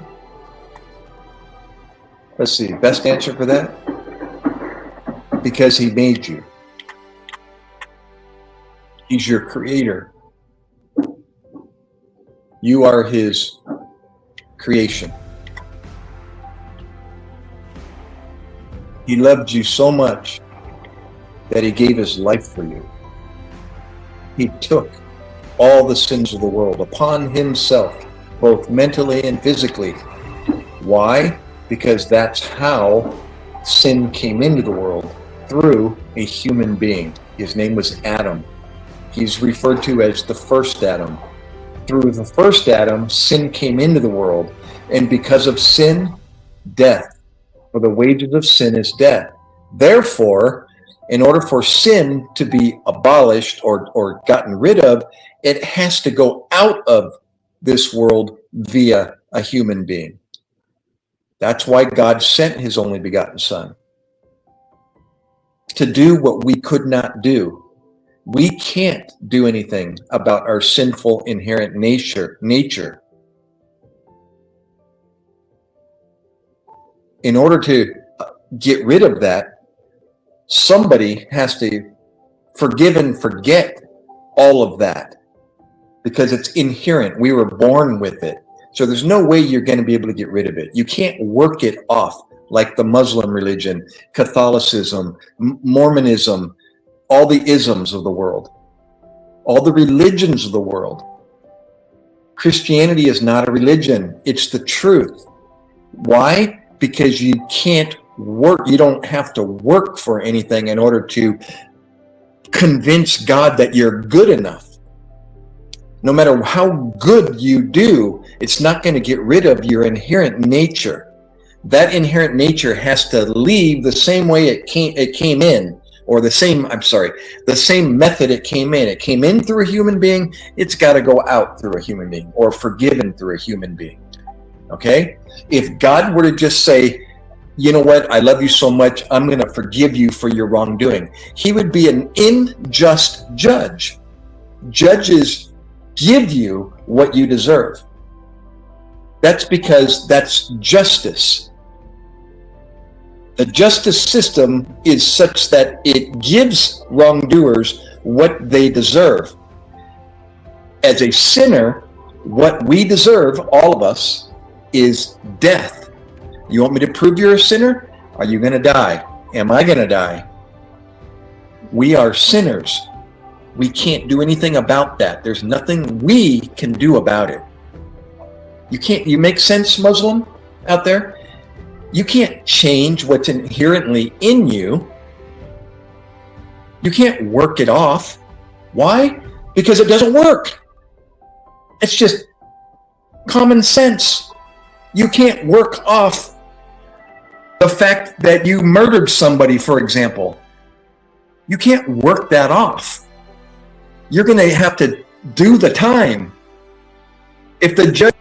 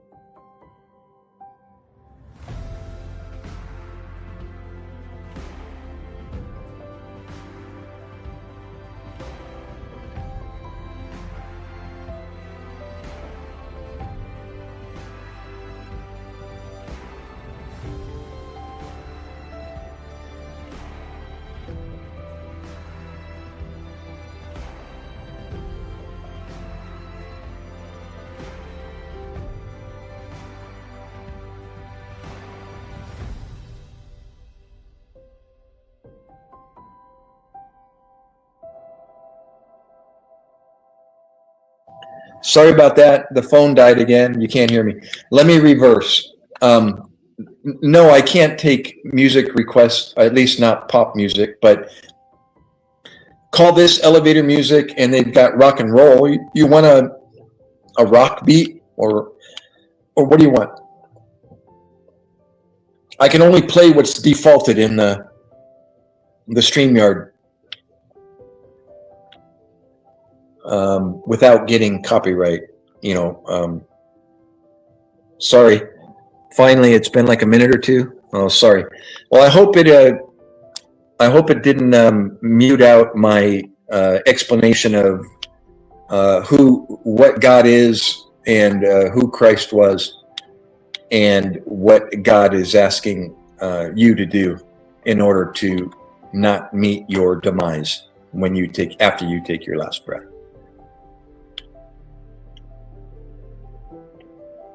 As far as music requests, I've got a rock and roll. You want me to put the rock and roll beat back up? When will I do that? My son just came home, so he just took his mom to work. Hold on, let me.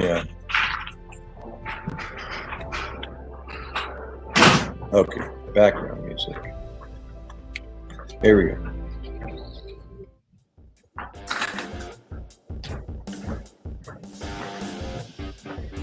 Maybe that'll keep some people alive. Awake, alive.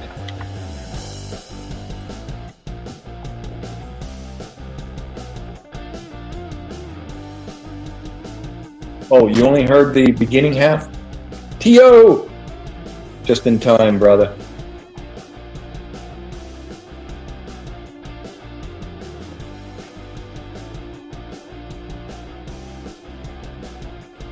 You've been telling an intense mute story for a while?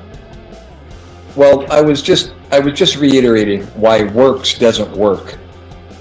Religions are works. Anything that requires work in order to be good enough to convince God, it doesn't work. And I was explaining why that doesn't work. and why God sent his only begotten Son.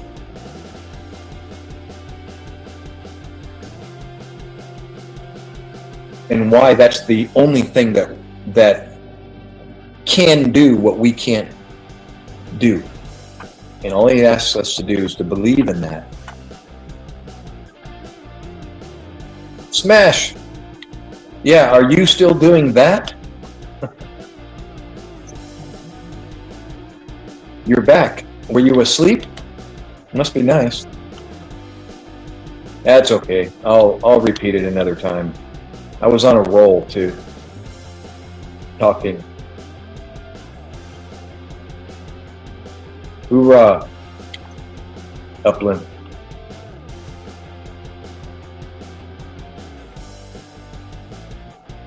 Well, I was being led by the Holy Spirit, and I really can't even repeat what I was saying because I can't remember everything that was coming out of my mouth. I wouldn't be able to say it again with the fervor that was coming out of my mouth. Really. I'd be trying to make up and think about what it was I was saying and how I said it. It was just coming out. It was flowing out. It was all coming together. So,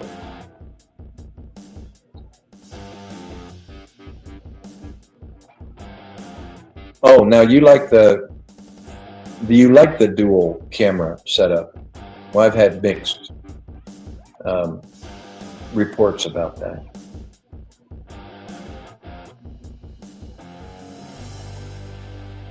Oh, I'm sorry. I'm seeing all the no sound comments. Now, do good doesn't work, guy. I just got done explaining that. Doing good. How much good do we have to do? And then once we do that good, how much work does another guy have to do? Does he have to do the same amount? So you see, it doesn't make sense. A just judge doesn't say, do good enough and I'll let you out of prison before your sentence is reached. A just judge, that would be a corrupt judge. Well, you know, I love you so much. I don't think you should be sentenced. You should live out the sentence that you were given, what you deserve. I think I'm going to let you out of jail free with a get out of jail free card. That's not a just judge. That would be a corrupt judge. See? But instead, example, your sentence is the death penalty for doing a crime, okay? Instead of letting you out for free, or maybe you doing enough work and you now have literally paid off the judge by doing enough good work, right? You've now convinced the judge and maybe even paid him off. And he's like, okay, yeah, you know, I'm going to let you out now. That you did good work, so I'm going to let you out. Okay. Instead, he took your place, and he got sentenced. He got executed by whatever method your death penalty was sentenced to you: electric chair, gas chamber, whatever. He took your position and died for you. But guess what? He defeated that death by resurrecting. He did the supernatural. He did that for you. Why? Because you can't do it. Nor can I. See, he took the pain and the suffering that would have been yours. Why did he do it? Because he loved you so much. And now because he did that, and he defeated death by resurrecting, he turned to you and says, you can have the same thing if you believe in me. That's all he's asking you to do. And now, if you believe in me, you get to do this again. You get to live again.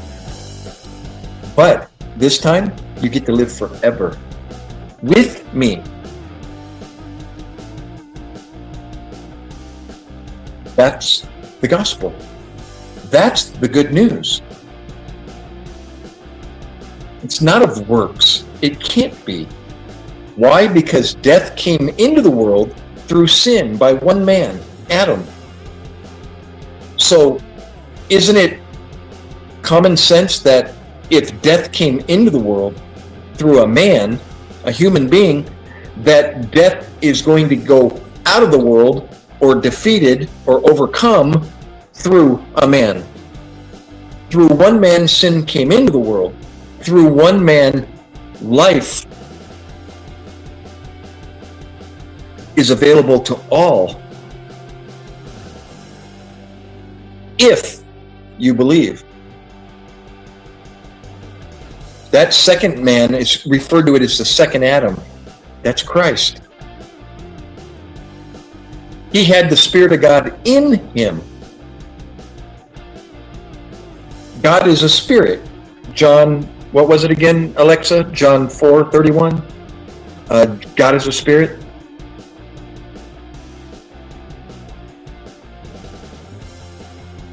Alexa, what verse is God is a spirit? 4:28. What? John 4:24. 2:20.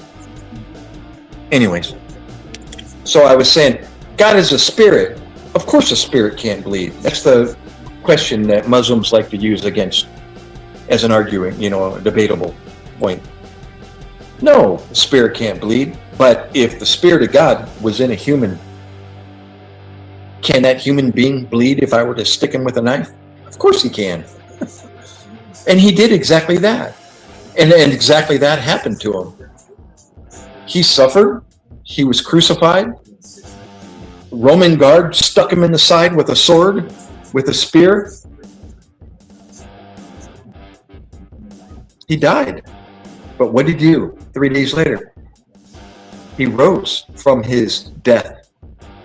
500 plus people witnessed him. This part you may have heard. So anyhow, he said, because I did what you can't do, he said, all I'm asking you to do is believe in me, and you'll have an opportunity to live again after you take your last breath, forever this time, instead of dying. Simple as that. He did what we couldn't do. That's why works don't work. You can't raise from the dead by doing good. You can't forgive and forget and experience all the sins of the world and experience all the pain and suffering of everybody in the world by doing good. What? It doesn't make sense. You're gonna work and do what you think is good enough, and guess what? You're gonna go to your grave into a coffin. You're gonna get buried 6 feet under, and you're gonna stay there. Why? Because that's what you deserve. You're inherently a sinner. Doing good doesn't erase that. How can it? It came into the world through a man. It's got to go out of the world through a man.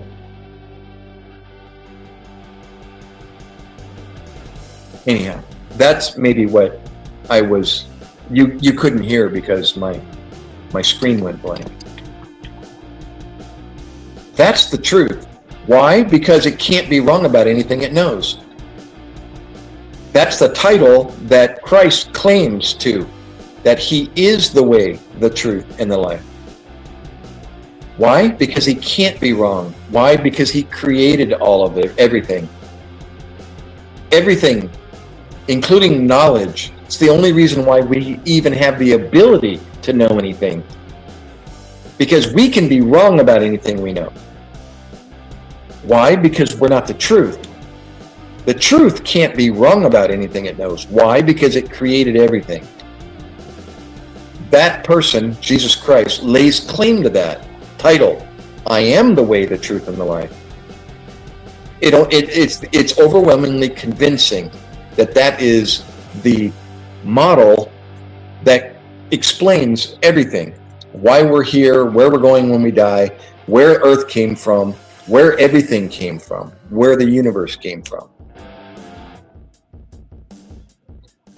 The Quran doesn't say that, nor does it believe in that process of eliminating sin. Therefore, it can't be true. Why? It doesn't make sense. You can't work something that is inherently in you. You can't pay off the judge. That's not a just judge. That's what I was saying. And I think it came across similar to the first time I explained it. So if you don't understand that, I'm sorry you don't. And I hope one day you do before you take your last breath. Okay? That's bottom line.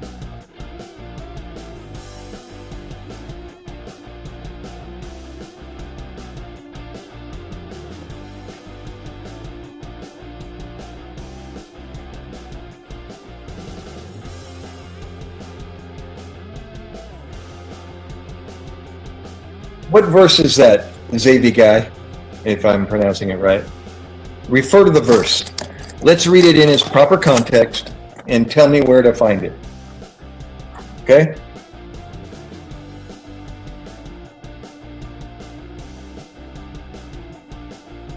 Let's give it a shot. I'm no expert, but let's give it a shot.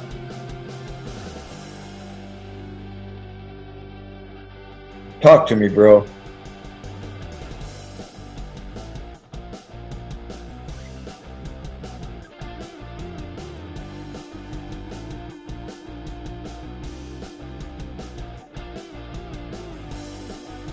Hoorah, Professor.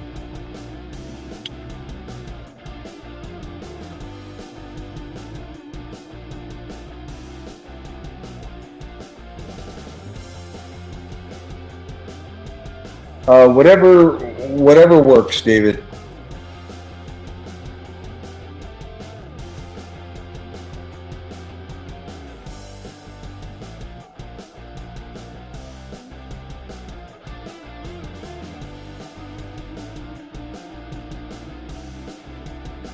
That's correct. A just judge doesn't condemn a man for something he doesn't do. I agree with that. And what's your point?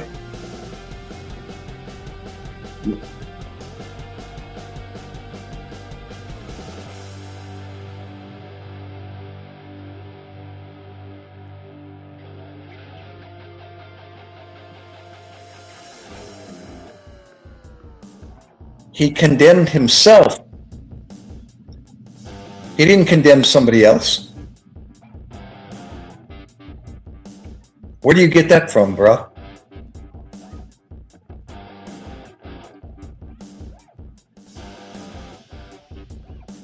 He didn't judge. He didn't condemn an innocent man. God did judge an innocent man. That was the Sanhedrins, the Jews. They condemned an innocent man. Humans did. God didn't. He didn't condemn himself.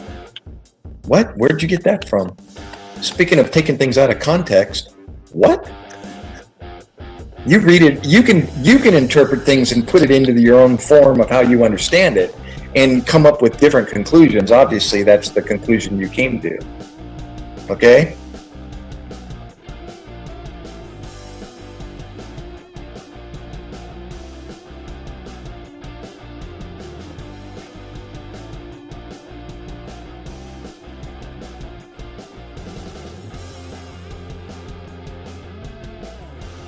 Yeah, anyways, if you're coming to different conclusions, okay, Xavier, Zabby, you're not understanding the Word of God correctly, and therefore you'll come to different conclusions.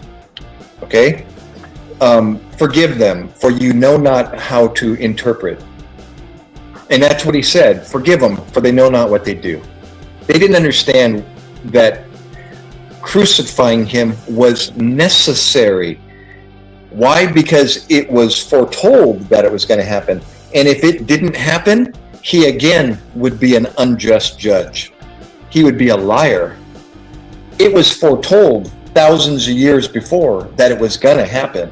If it didn't happen, that prophecy wouldn't have been a prophecy. It would have been a lie. And this whole book would be tarnished. You see, you're ranting about things that you don't know. And you're just putting things into your own context of understanding. Okay? And therefore you're going to come to different conclusions. And that's you're revealing yourself, really. That you don't understand it. Just like those of the day that were crucifying him, they didn't understand. And they came to a different end, or a different understanding as to what they were doing. They thought they were getting rid of him, where in reality they were fulfilling prophecy. You see?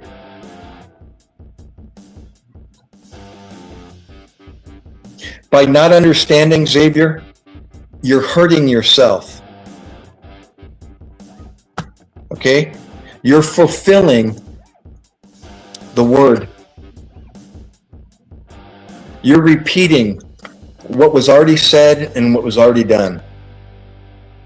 You're responding the same way that those that crucified him responded and thought.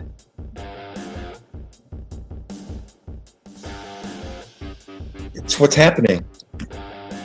You're going to come, unless God decides to, unless something else happens, the same thing is going to happen to you. You're going to go to your grave not understanding, refusing to believe, because you don't understand. You're coming to a different conclusion, and the conclusion is to crucify Christ. To believe in something else, like a golden calf or an image. You're going to choose to believe other than the truth.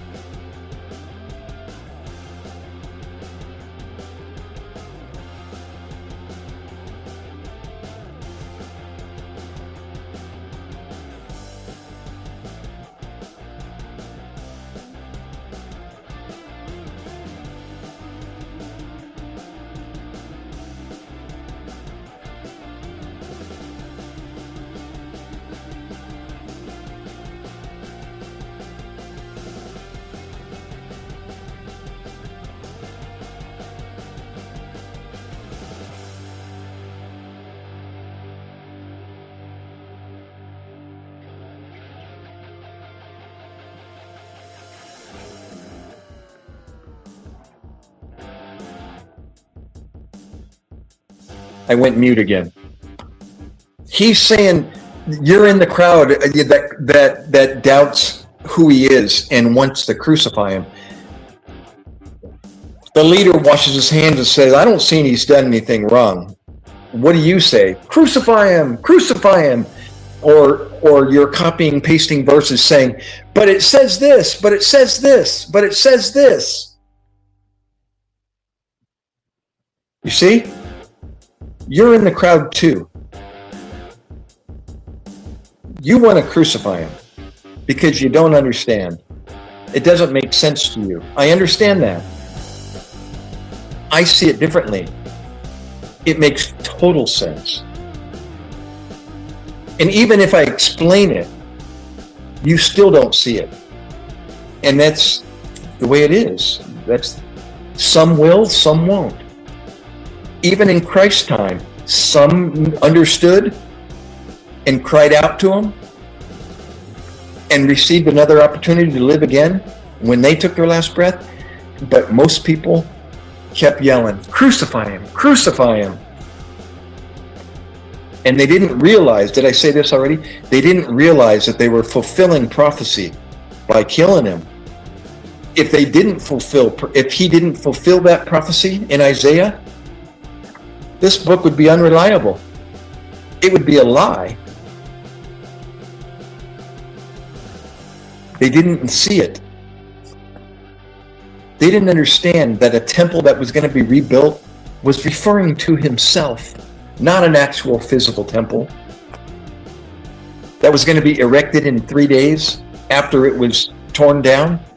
He was talking about himself. He was the temple that was going to get torn down and rebuilt in 3 days. They didn't see it. They didn't understand it. Crucify him, crucify him. Just like you don't understand. You don't get it. It doesn't make sense to you. I understand that. I'm not saying that to be mean. You don't understand. I hope you do one day, before you take your last breath.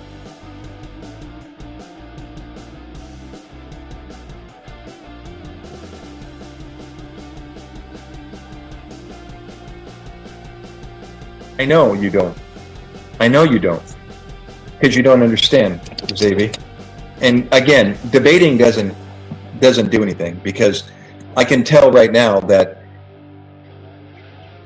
no matter what I say, it's not going to convince you. All right? So I think the debate is done. That'd be the only really fair way to conclude this. Cool? Good to go? We're done?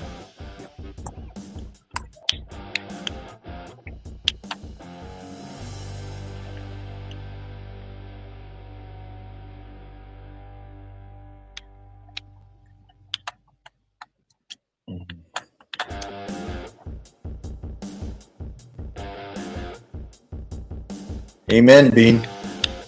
Preach.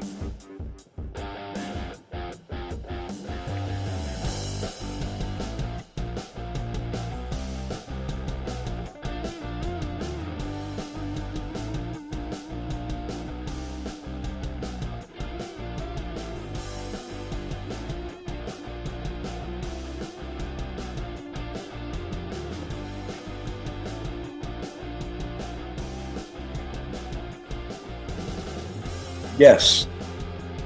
Resounding yes.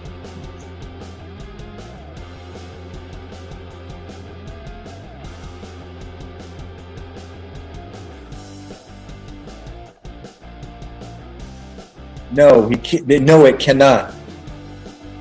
Because sin came into the world through a man. That one man was Adam. And through sin, death. So sin needs to go out of the world through a man. But this time, life is available through death. Through Christ's death. The innocent man. You see, Adam was guilty. The guilty man. Because of guilt, sin came into the world. I'm sorry. Death came into the world. Okay? This time, not a guilty man, an innocent man was killed. So, what is the result? What is the outcome of an innocent man being killed? Based on the first man? If because of sin, death came into the world, then through an innocent man, what comes out of? What is the result of an innocent man being killed? Life. I never thought of this.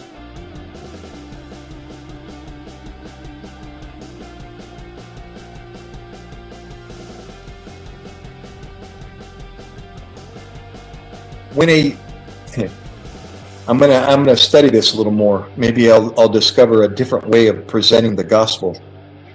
Maybe it'll be a better way of explaining to somebody that doesn't get it. But until then, I'm not going to say anything because I haven't laid it all out to see if it makes sense. You see, does that make sense? At the beginning, a guilty man, the result of guilt was what? Death. He started to die. So that implies what? That if he wouldn't have sinned, he would never have died. So when they were created, Adam and Eve, they were eternal. They had everything. God provided them with everything. There was no death in the world. Every animal was a vegetarian. They didn't kill each other to live. There was no death. But then sin came into the world. Not through God, through man. Therefore, death came into the world. So if you reverse that, you got an innocent man now that is dying. Through his death comes life. The exact reversal of what happened in the beginning. Through one man, death came into the world. Through one man's innocence, life came available to all.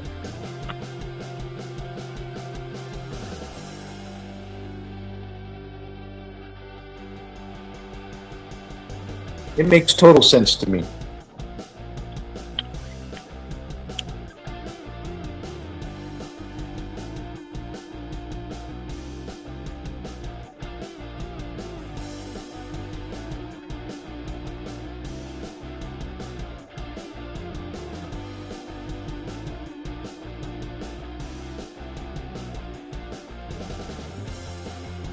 Why did God kill his only son instead of just killing the devil? Huh?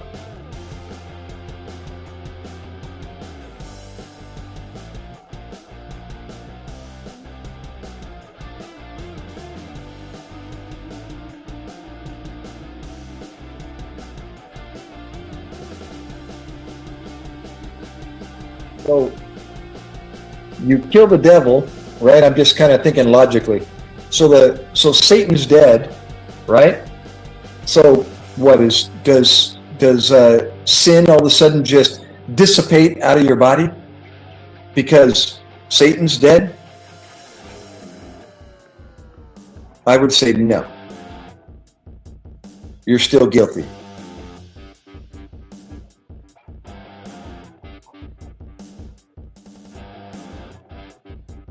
You're still going to get what you deserve because you're a sinner.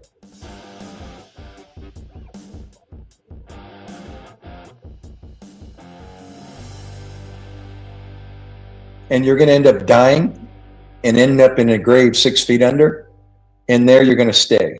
Actually, you're not. Your soul's going to end up in a place reserved for sinners forever. Along with Satan. Right? I'm just thinking logically. You're going to end up... God still needs to be a just judge, and he's going to put you in a place that you deserve. Actually, he doesn't put you there. You put yourself there. But he gives you a way out. He gives you the cure. All he's asking you to do is to receive it. That's simple. It's not because of Satan that sin came into the world. It was because of your choice.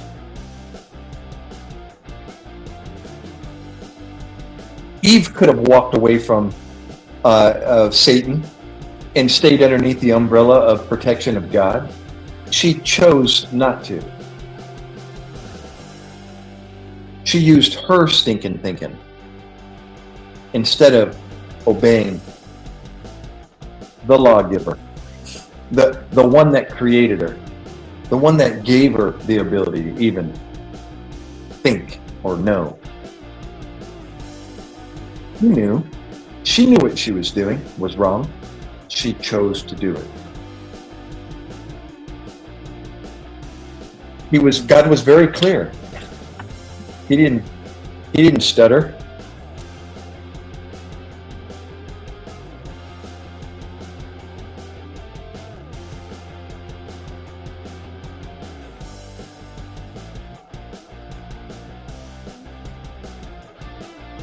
Good question. Why would a good, loving, moral God create evil? You know what? Even if you understood, is that going to make a difference, Don? Do you need to understand everything? Do we need to understand everything? Is that going to really make a difference as to whether or not you're going to believe in him? To understand why he created evil? Is it going to really? Seriously, if you knew why he created evil, would that change your mind?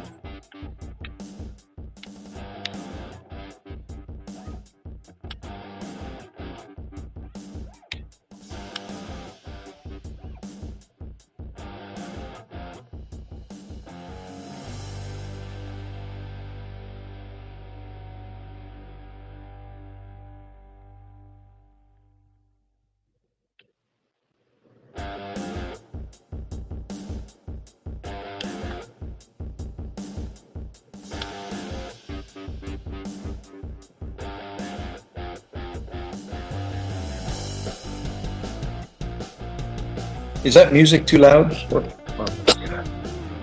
I keep getting the camera just died. I'm gonna leave the battery dead here.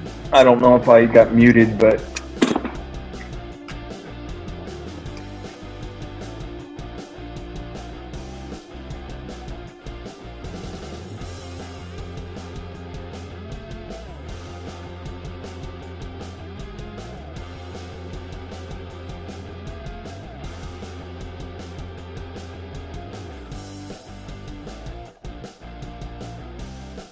oh, the camera's back. See if I can focus on my hand here. Oh, I took a picture. Didn't want to take a picture. There we go. Tell me if that's in focus, guys. I have to make this bit. Look at it myself. Sound is fine. Okay, thank you. I got to look at my camera here and see if I don't know if that's in focus or not.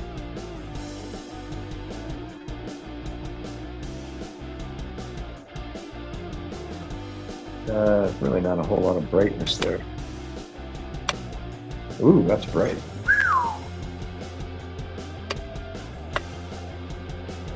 There we go. Kind of high. See if I can lower that down a bit. Something like that.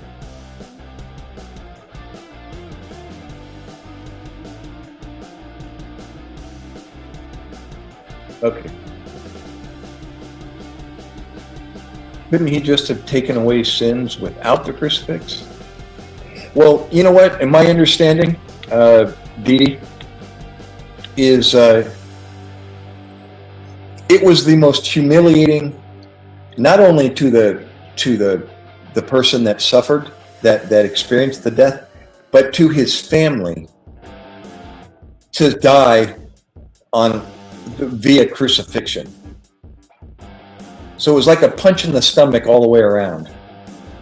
You know, it was death not only to him, but death to his family. It was the most humiliating form of death, like you were the lowest of low. And so he took upon himself the form of a servant. He took upon himself the form of those that aren't respected. He took upon himself everything that was the lowest of the low.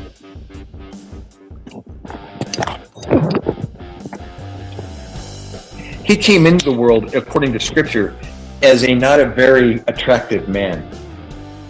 You know, they didn't even look at him like a person that is handsome or beautiful.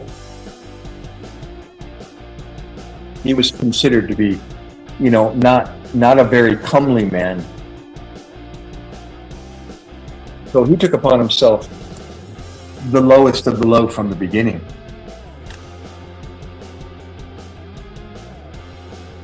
People denied him from the beginning. They didn't even look at him, as a handsome person. Right? Isaiah 53. Let me read it to you, just to kind of, so it's not my own stinking thinking that's coming out of my mouth. All right?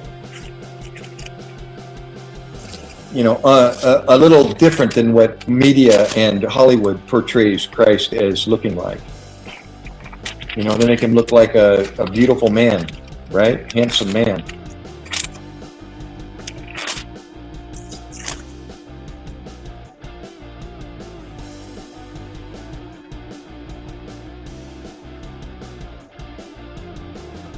All right, what verse is it, guys? The prophecy of the coming of Christ in Isaiah. Help me out. Oh, I'm in Psalm. Sorry, no wonder. Okay, first, get on the right book, Gary. That's why I can't find it.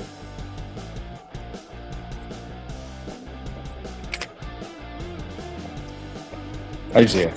Okay, Isaiah 53. For he shall grow up before him as a tender plant and as a root out of a dry ground. He has no form nor comeliness. Comeliness is ornament, splendor, majesty, honor, glory. Okay? He didn't have any of that. And when we shall see him, there is no beauty that we should desire him. Got it? Does it sound like somebody that is handsome and attractive to look at? Somebody that turns a woman's head? That initial, wow. He's despised and rejected of men. This is the prophecy of the coming of Christ. A man of sorrows. Again, this prophecy here, Alexa, when was Isaiah written approximately?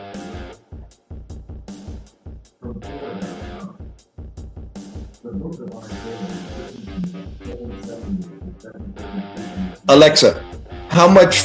Alexa. Oh my gosh, I got it talking in the room. Alexa, stop. Alexa, how many years passed from Isaiah 53 until the crucifixion of Christ? I'm just getting an accurate number here. Alexa, stop. Gosh, I got two devices responding. Alexa, approximately how many years went between Isaiah 53 versus Isaiah 53 and the crucifixion of Christ?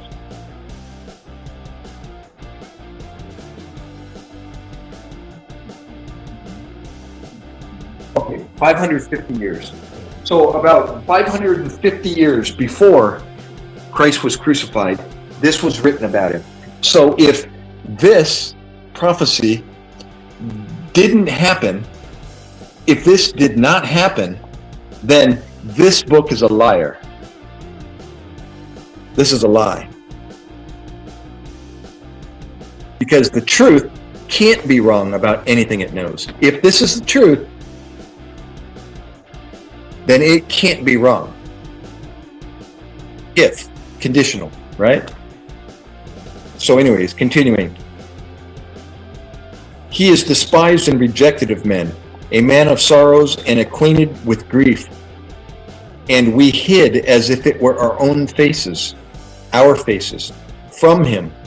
He was despised, and we esteemed him not. Surely he has borne our griefs and carried our sorrows. Yet we did esteem him stricken, smitten of God, and afflicted. But he was wounded for our transgressions. He was bruised for our iniquities. His chastisement of our peace was upon him, and with his stripes we are healed. Through his suffering. So, if that is true, then something needs to happen in the future. And approximately 550 years later, Christ died. A man that fit that description to the T. What he looked like, what happened to him, how we felt about him. We crucified him. It was our sins that he died for. Why? Because we couldn't defeat sin. We couldn't do it. I can't do it. You can't do it.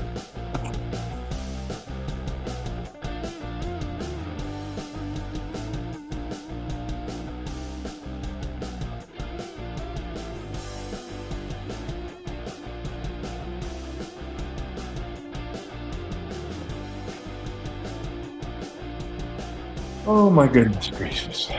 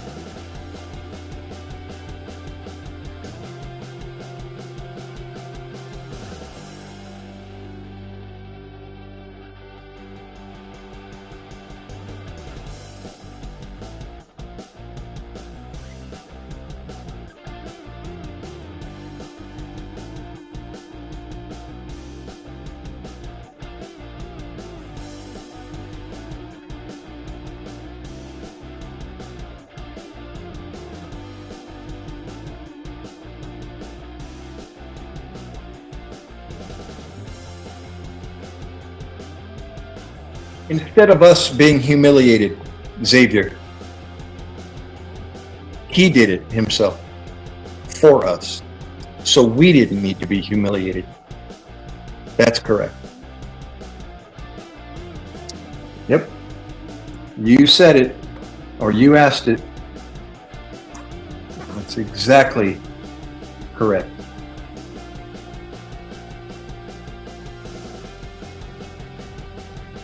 He did it for us, in the place of. Did you know for meant in place of? I did it for you. If I wouldn't have done it, you would have had to have done it yourself. He did it for us.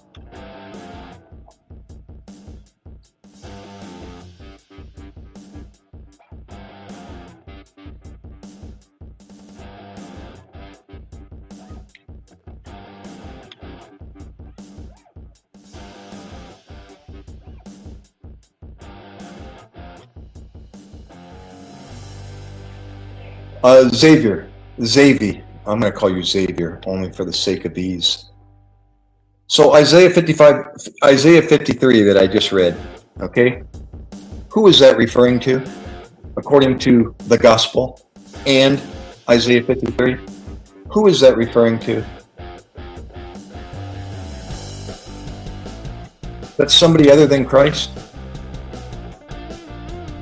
Or is that all made up? Or is that all a mistake?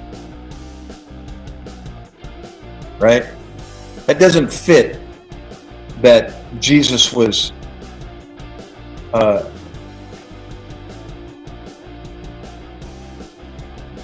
sent by God to the lost sheep of Israel to bring them back to the true message of Moses.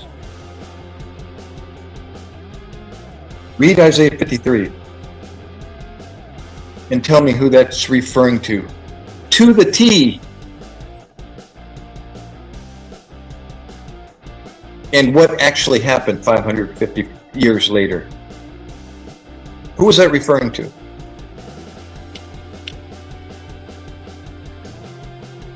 And how does that relate to a man sent by God to the lost sheep of Israel to bring them back to the true message of Moses?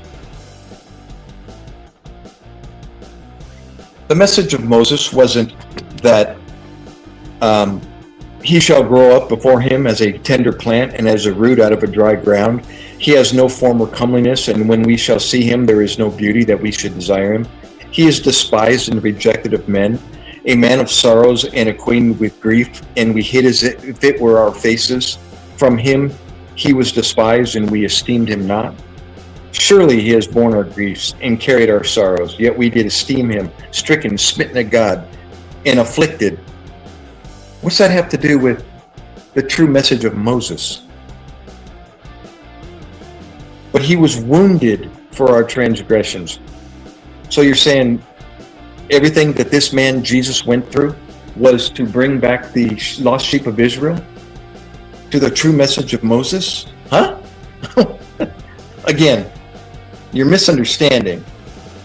And when you misunderstand, you come up with comments such as that.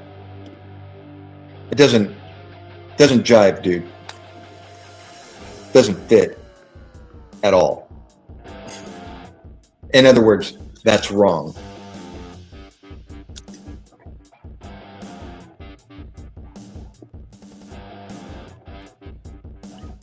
And again, it's wrong because you can be wrong about anything you know.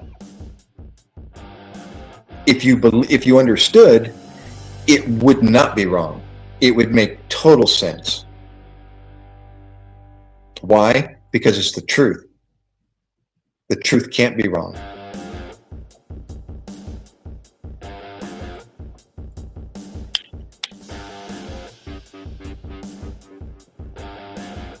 And you know what? People can agree with you. Totally. Many people agreed to crucify Christ. They were on board. They got aboard the wagon and they went all the way. But little did they know what they were doing. They thought they were killing him, getting rid of him. Finally, get rid of that blasphemer. He ain't the truth. Little did they know. They were bringing life into all people, the gift of God, if they believed. They didn't understand. And they didn't understand that they were glorifying God. Same as yourself. God wins all wars. You're glorifying him by coming up with wrong conclusions. You're glorifying him. You're magnifying him. Blessed are ye when men shall revile you and persecute you and say all manner of evil against you falsely. That's you.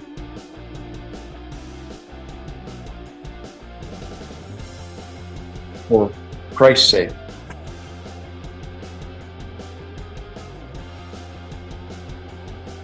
You're magnifying him. You're making his word even greater. You're proving his word even further. And you don't see that. I see it. It makes total sense to me. Why? Because of the facts, the evidence. It all fits. It all comes together.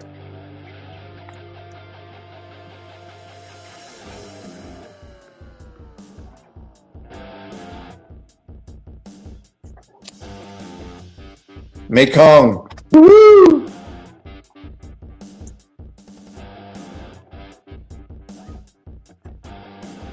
Thank you for coming back there, Brother Mekong. Just to let everybody know, we have a evangelist over in Cambodia Southeast Asia.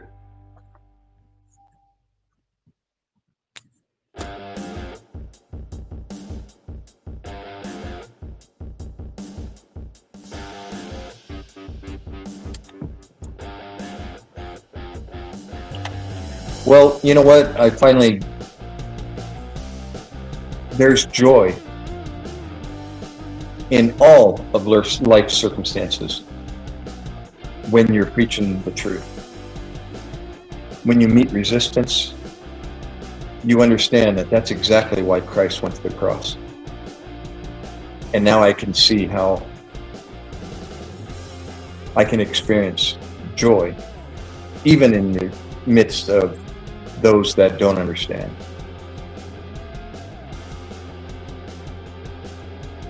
Cheerful, calm delight, and rejoicing in all of life's circumstances.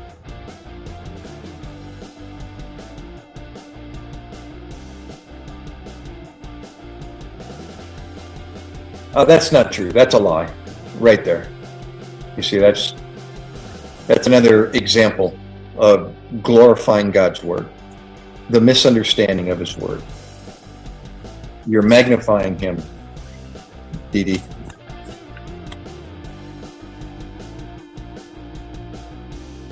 Yep.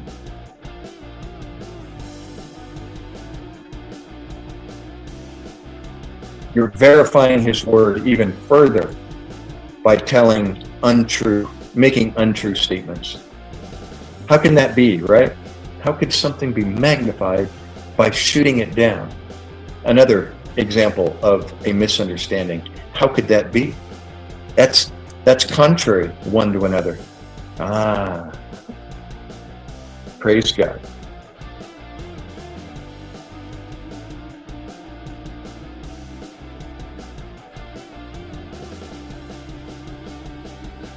You see, he is blessed when men shall revile him and persecute him and say all manner of evil and lies, I'm going to throw in there, against him falsely for his sake, Christ's sake. You're magnifying his word. You're making him look even bigger. Praise God. Praise God for lies for his sake, false statements.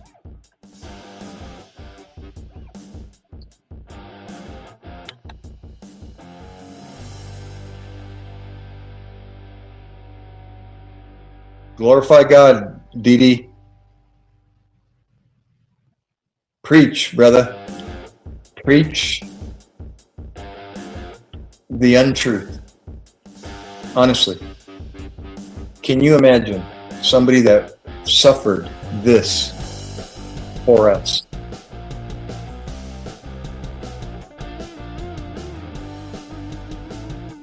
Did it all. He overcame the world.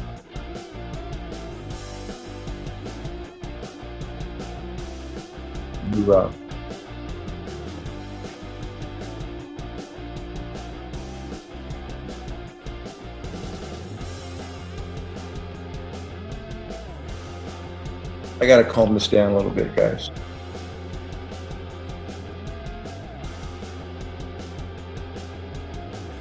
I'm not even sure if I found out that some of the songs, a couple of these sample songs that I have in this song list are my own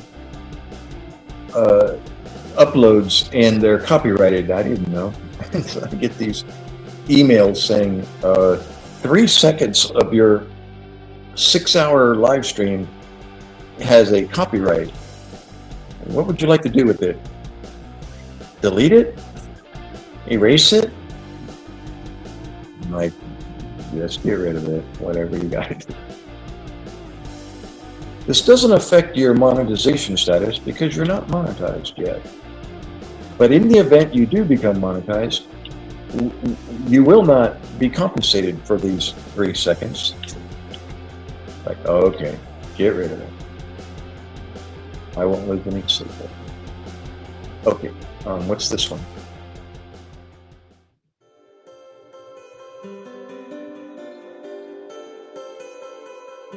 some ethereal. What about this one?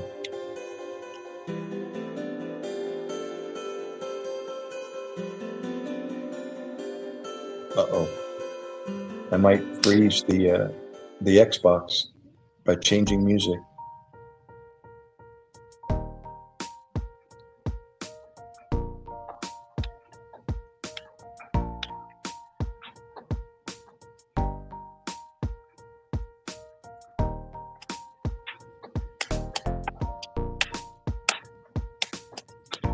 Bum, bum, bum.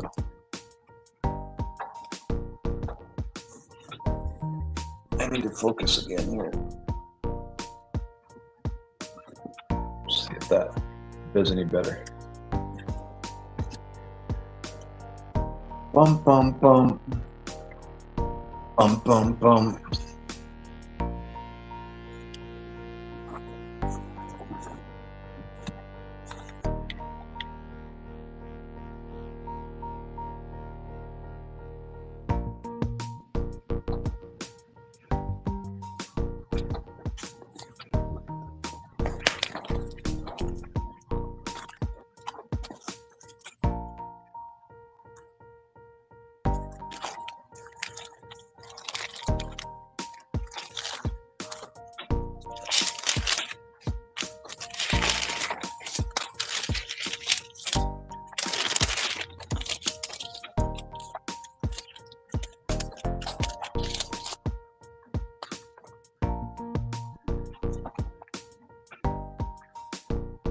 Is that your other channel, Dee Dee?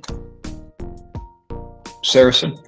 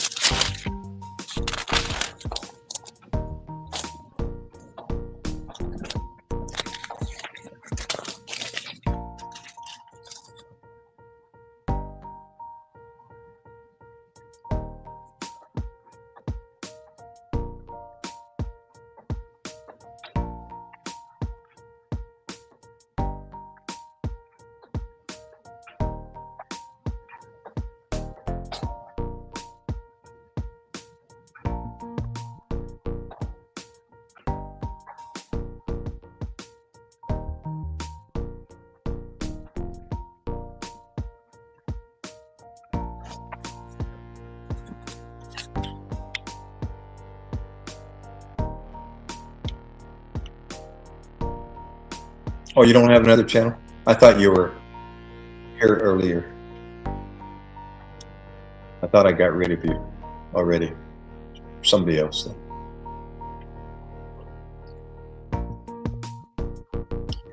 My error, my bad, as they say. It's hard to keep track of everybody.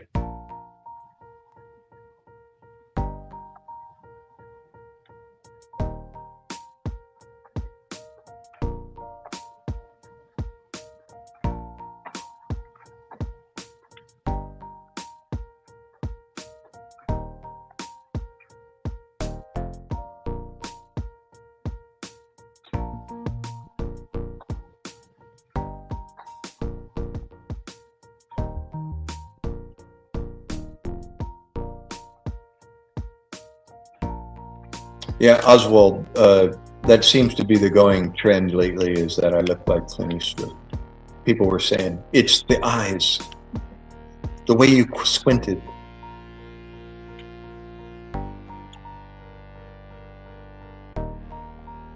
Does Clint wear contacts, is the question.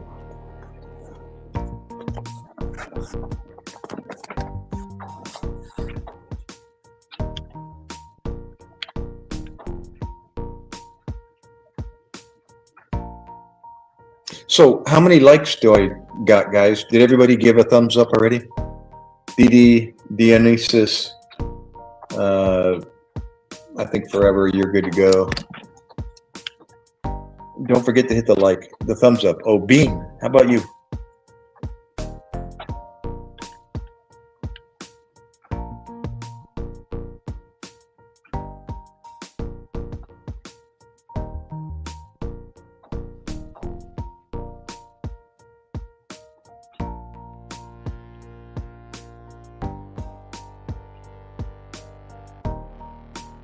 There's nothing older than the Bible stories. What do you mean? In the beginning, God created. How much older can you get?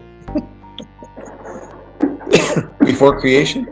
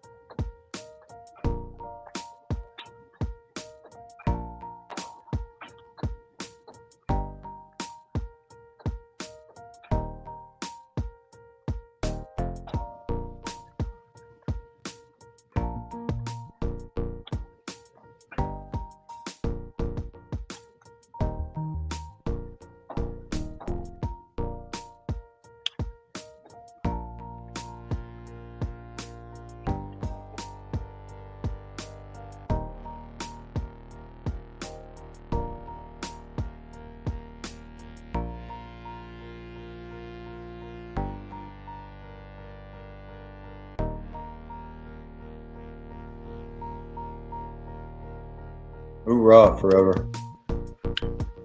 That's what it all boils down to. You either choose to believe or you don't. Yeah.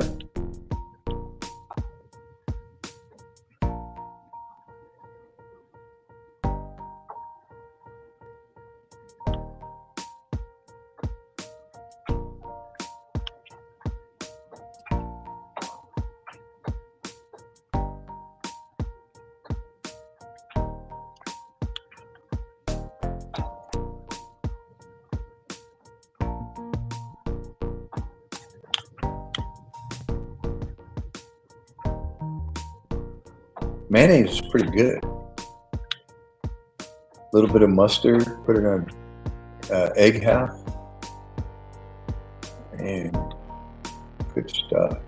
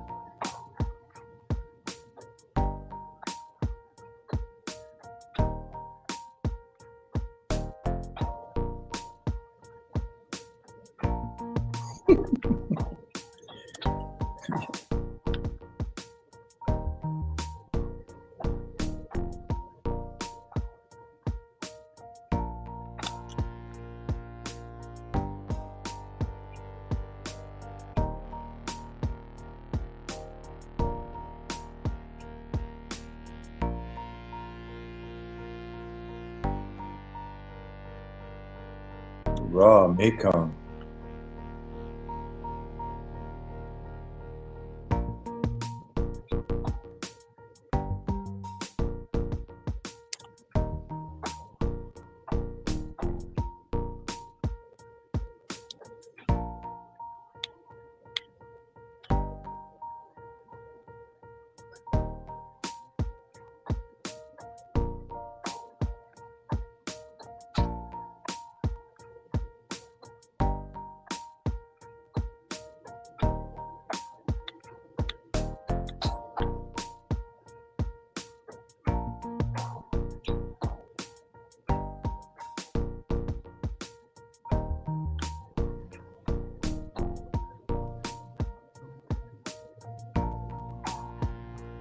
What? So why do you have a belly angle? What was that? A belly angle? Is that the angle of my belly?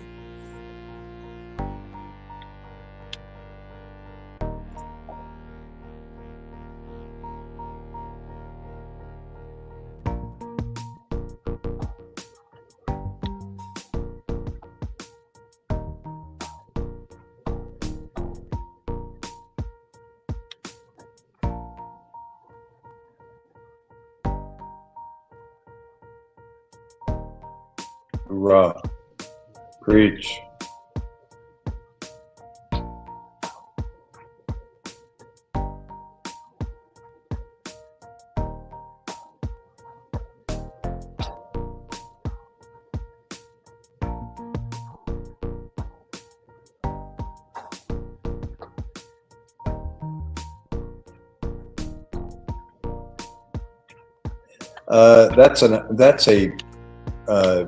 That's a false statement right there.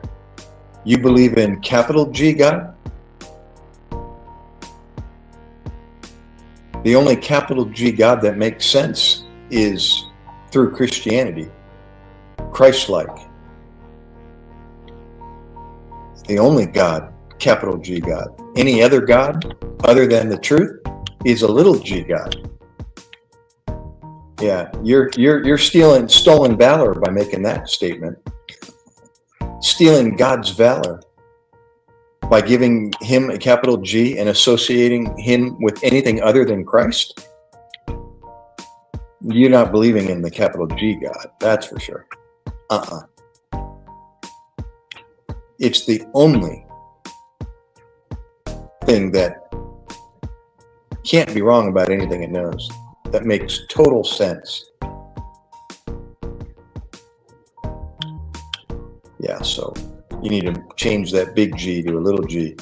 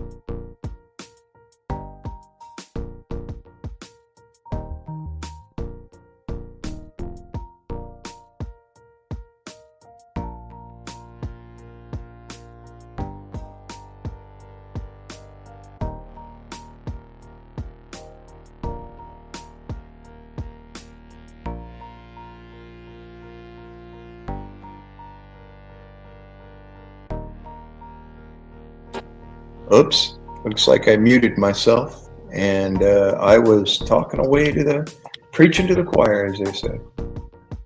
I was calling you a liar, Dionysus. I don't know if you heard that or not, but I was checking out your other comments, and you're just making blatant, inaccurate statements about other people. I said, I'm calling you a liar. I asked you to stop lying.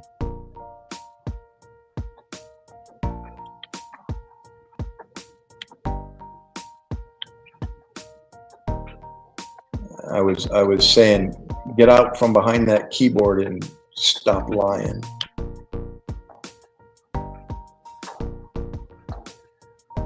MacKay posted a verse right out of the King James Bible, and you called him a liar. That the Bible surely doesn't say that. You're like, surely said it to me. Stop lying there, Dionysus.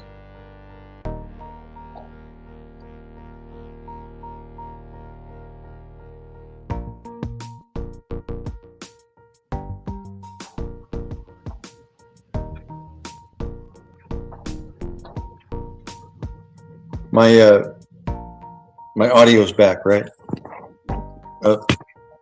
Nope. Okay. Let's see. I forgot to plug in the. I think I forgot to plug in the. Yep. Oh no. Wait.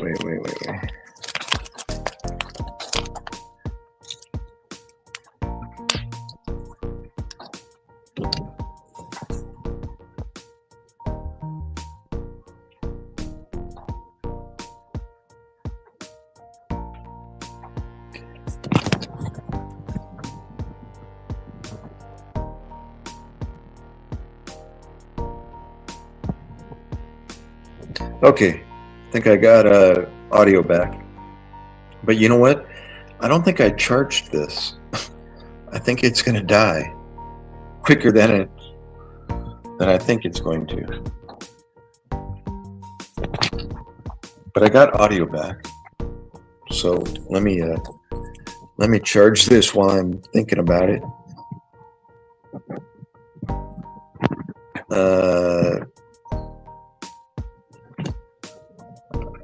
Let's see here. Which one should I use? This one? There we go.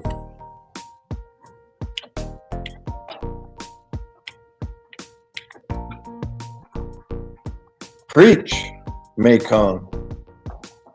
Thank you, MacKay, for coming in and letting me take a break.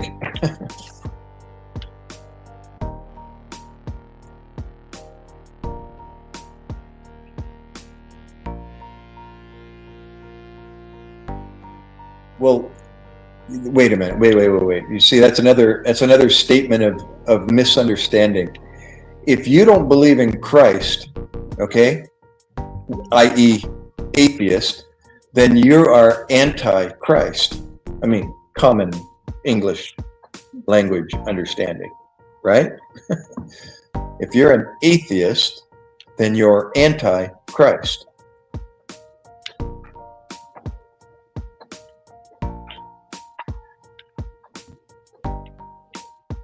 Stop lying.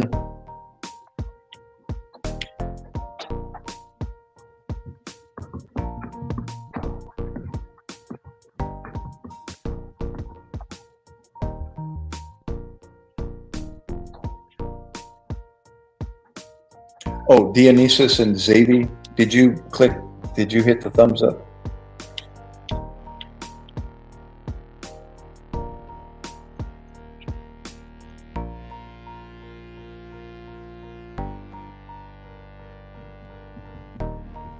See, another lie. Come on, guys. Stop lying. Or I got to get rid of you. That's all I ask. No more lies.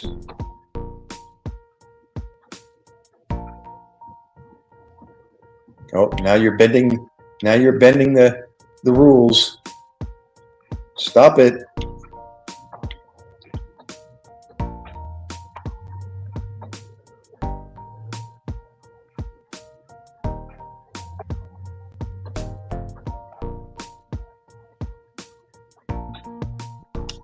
a theological term. Oh my gosh. So what is atheist? It's not theological.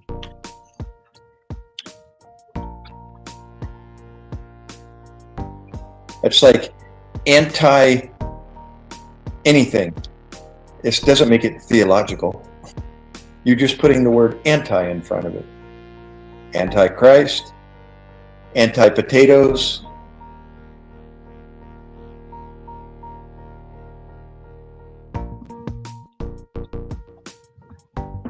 See, that's an oxymoron right there, bro. It can't be truth if it was corrupted.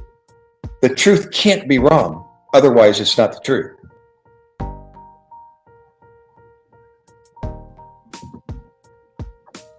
Come on, use the English language properly, and you won't get yourself in little oxymorons such as that. And that's like saying you must believe in God in order to be anti-God, atheist, right? No, you don't have to believe. You don't understand what the word believe is if you're using it in that context. Seriously, dissect and define the word believe. Belief is based on evidence. If you are convinced beyond a shadow of a doubt that something is correct, you believe it. So you can't believe in something if you don't believe in it. What?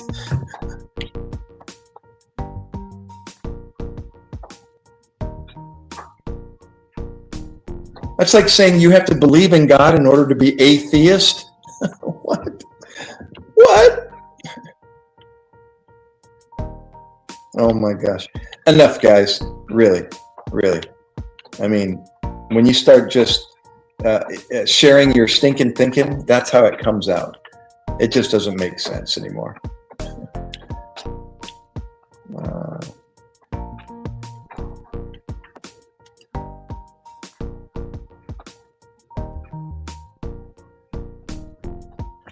That's okay, guys. It was a good run while it lasted. But no more.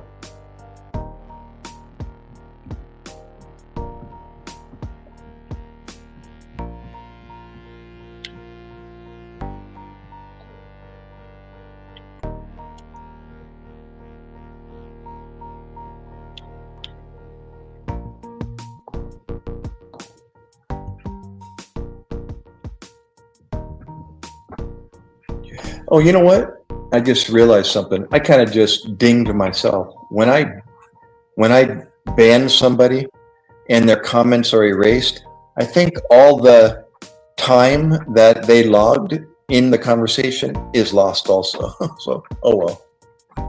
Live and learn.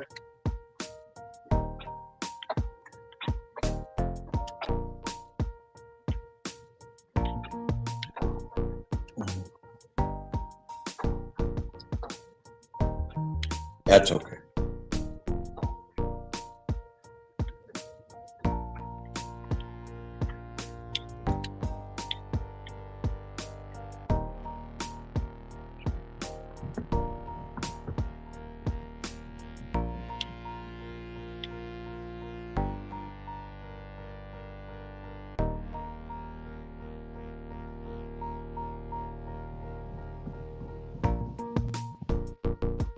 That ain't true, Bean.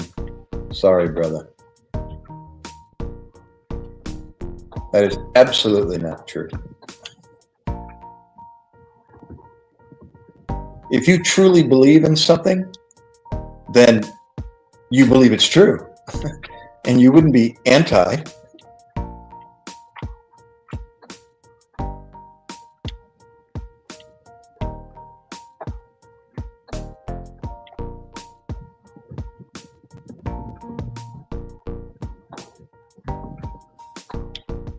You see, that's how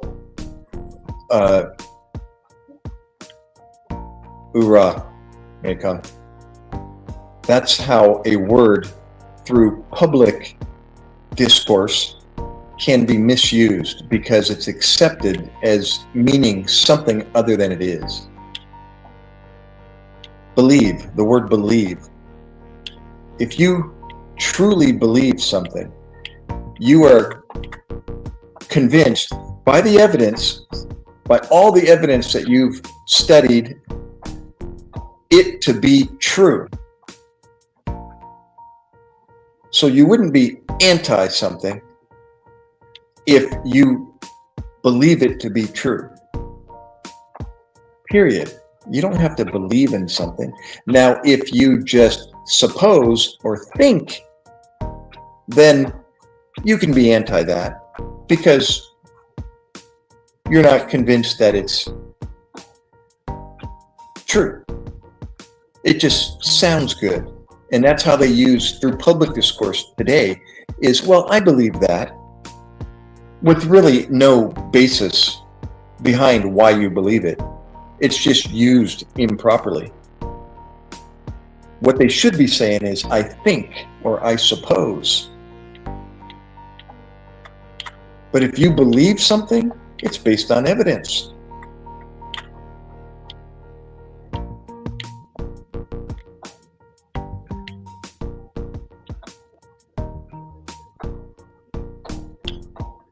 Praise God, Meton. What about the verse, they think it to be, they became fools, thinking themselves to be wise, they became fools? Even the word fool, we use fool so hurtfully today, where its original scriptural meaning just means somebody that doesn't know.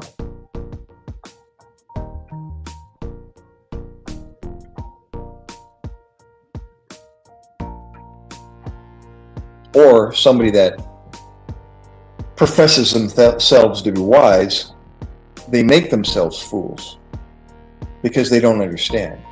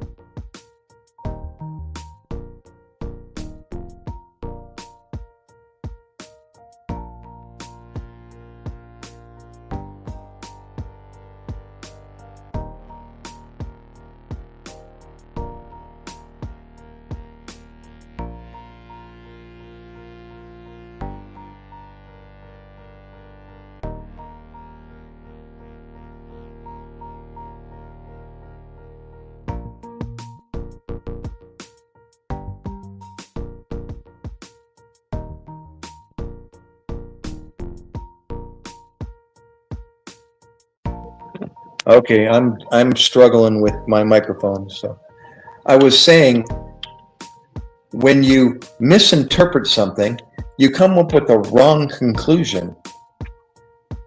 And that's a perfect example of misinterpreting what somebody said. And now you're giving me the definition of a prefix. Like, and what's that have to do with?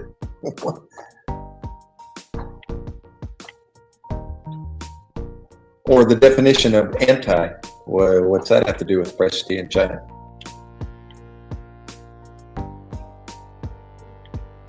Don't flood the chat room with copy and paste.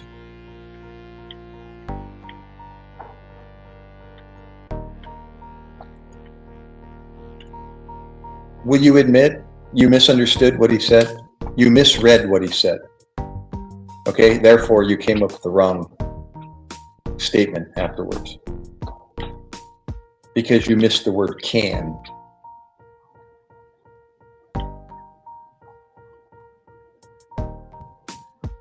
Yes? Is that right?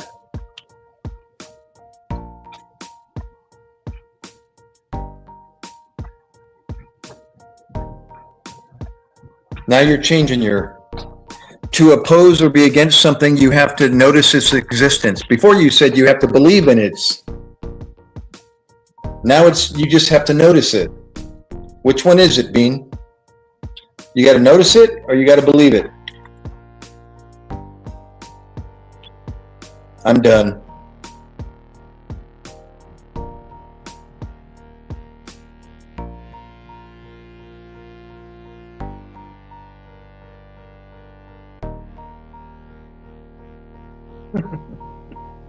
What's up, Andrew? Hit the like if you would.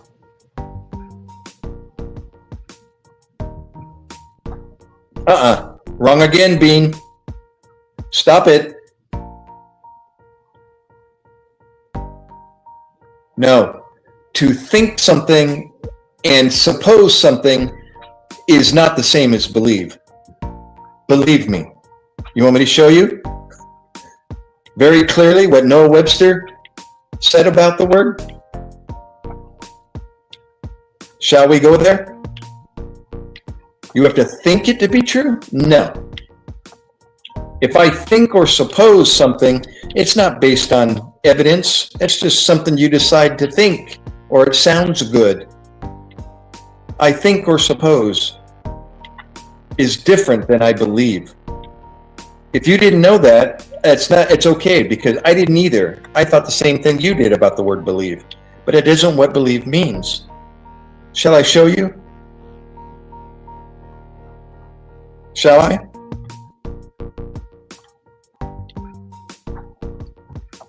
Hoorah, Mekong. Preach!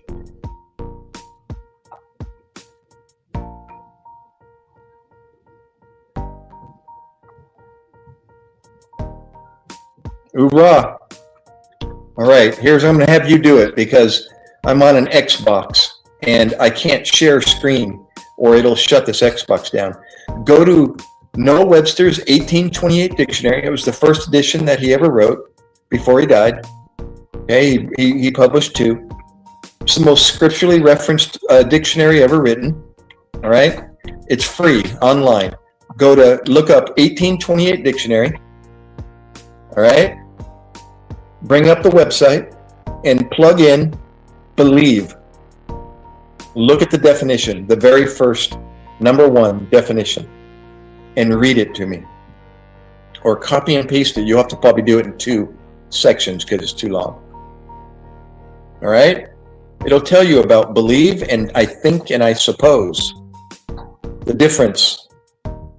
And the most common discourse, the most common use of believe today fits exactly the way believe you're using believe in the room right now. Exactly what Noah Webster said, how it is most commonly used, but not correct. Where they should be saying, I think or suppose. You fell right into exactly what he said.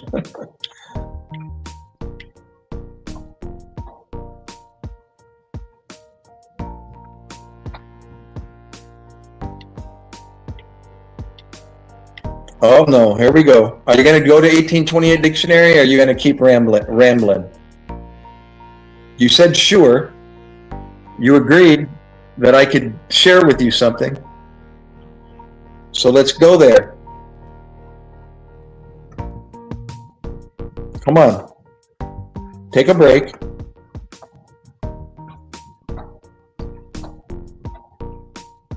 All right. You know what? I just lost my StreamYard on the smart TV, so I can't even perform my magic.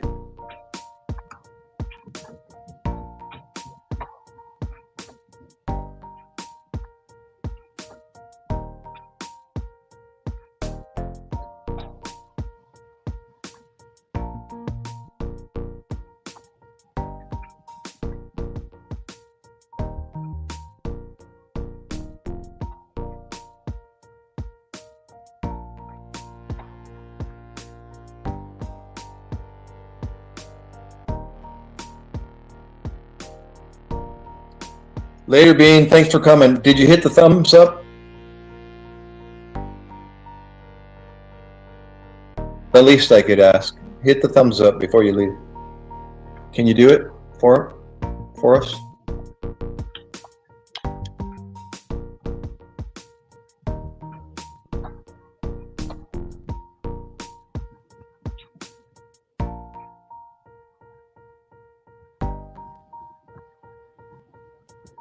Later, dude.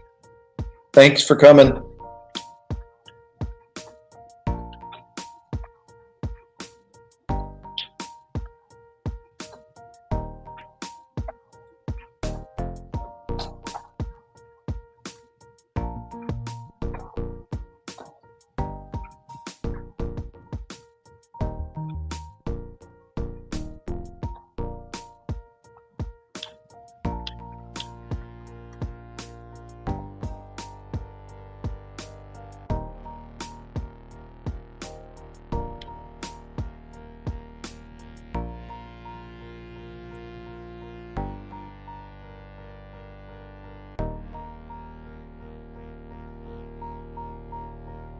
What's that? How many W does the link have?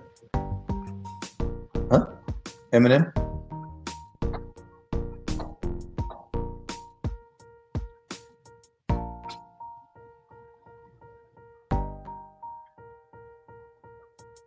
Are you talking about the link, the 1820? I don't know. I'm sorry, I don't understand.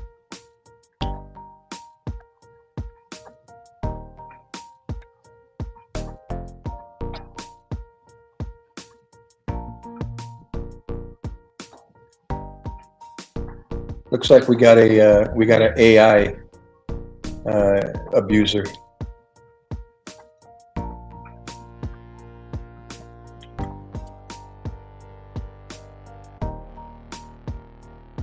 Oh, Cat, sorry, I didn't see you. If you're still there.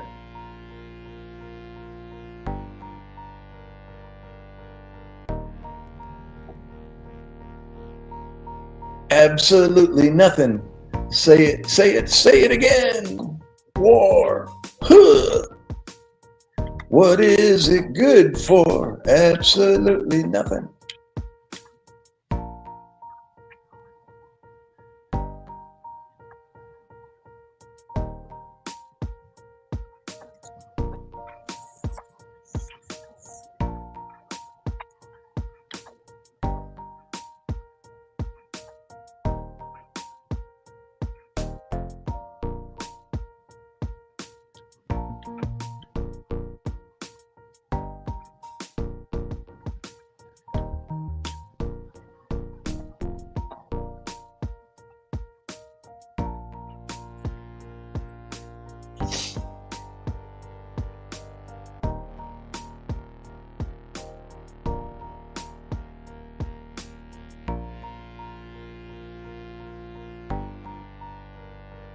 Hoorah, I didn't know you posted that, Macon. That's it.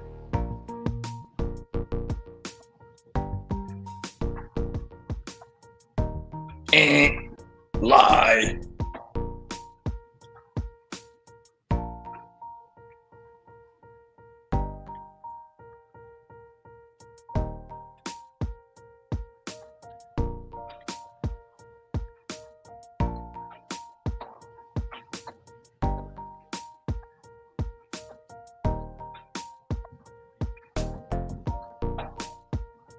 Ah, you did use AI.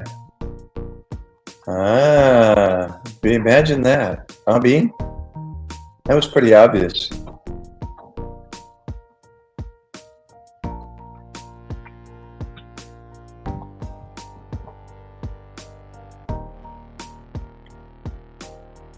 You're just denying. You said you would go there, and now you won't.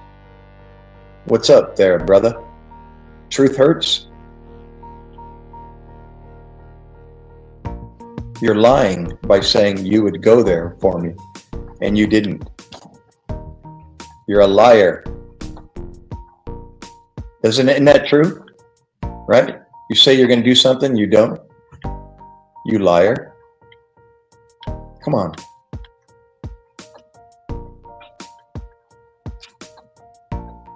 I have no idea, Andrew. No idea, brother. 123 Marines, Steve.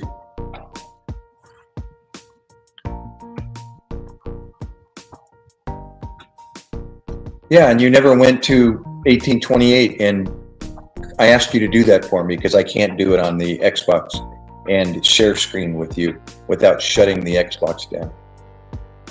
All right? I said it may teach you something. Or maybe I did say, I'll teach you something. Actually, I'd have to re-listen to what I said, though. Anyways, you'll probably get educated. All right, my point was that I can show you that you're wrong about your statement, saying that believe means to think something to be true. That's not true.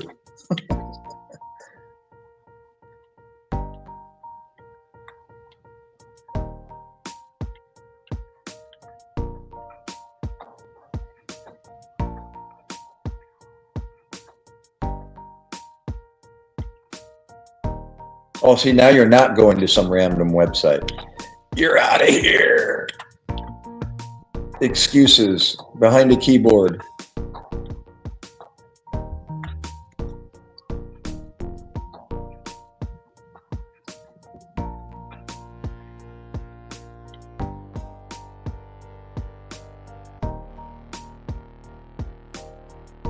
You know what? I just found a glitch in StreamYard. It gives me three choices. You can, hey, Butch. Oh, let me, hold on a second, Bush. Hold that thought. It gives me three options. You can, let me read the three options again. And hopefully I don't accidentally put you on, or do anything with you, Butch and Lucy. I'm just clicking on your name to see what the options are. But I better stop or I'm gonna accidentally. Oh, the three things are delete comment, put user in timeout, or ban user. And I tried to put user on timeout and it banned it and deleted the comment. Obviously didn't do what I was trying to do. So anyways, and now my Xbox is frozen. All right, nope, they just came back. Okay, let me, before I accidentally put you on timeout or ban you, I got to get rid of this little drop-down menu, and Xbox isn't responding. Imagine that. Oh my goodness gracious. Oh, there it goes. It disappeared. Xbox is getting hot, I think, because it's starting to fail when I click on stuff. So. I am doing better than I deserve. I hope the same for you. Oh, Butch and Lucy. I forgot. You did tell me that your wife is from the Philippines. Did you tell me what part of the Philippines she's from? Luzon. I think you told me she's from the Luzon province, right? Yes, I do, Andrew. Now, see, I just clicked on to put your comment up on the screen. Oh, what happened? Oh my gosh. I lost my camera. It looks like I lost my camera. My other camera. No, it's still up. How come it's not showing up on the? Oh, it became unplugged. That's why. It's hanging here by the port. Uh-oh, that's not good. That means the connection is loose. Let me see if I can support it with something somehow. What happened to the other camera? Uh-oh, the browser lost the connection to the mic. Okay. Something happened. Well, you know what, guys? I'm actually think I'm going to end this, but it was real, and I'm learning that this subject, actually, I knew better in the first place. The Word of God is going to bring out just incredible naysayers and, argumentative people and foul language and etc. All of the above. And although it does fill up the room and allows people to, to say their piece,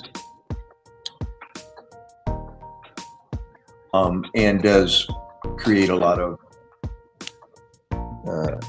debate back and forth, and helps the channel either way.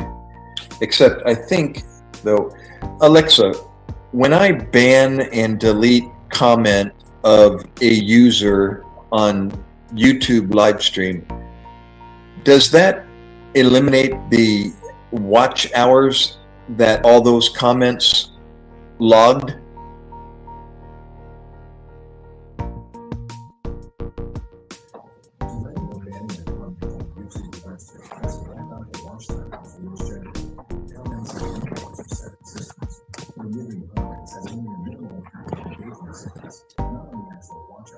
Oh, good.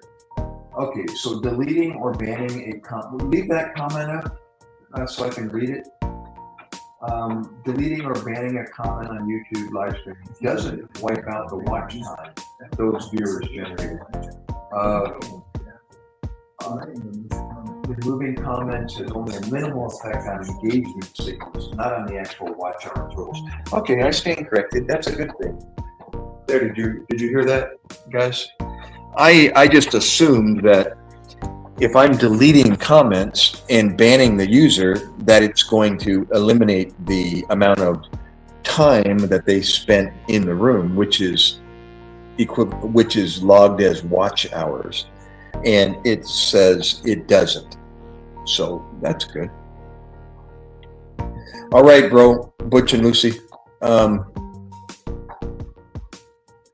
I gotta go, Maycom. Appreciate it, bro, so much, really. It's helpful, and it actually gives me relief and a smile on my face that somebody else who is actually living the dream, preaching the Word of God in a foreign country, is in the room and helps out.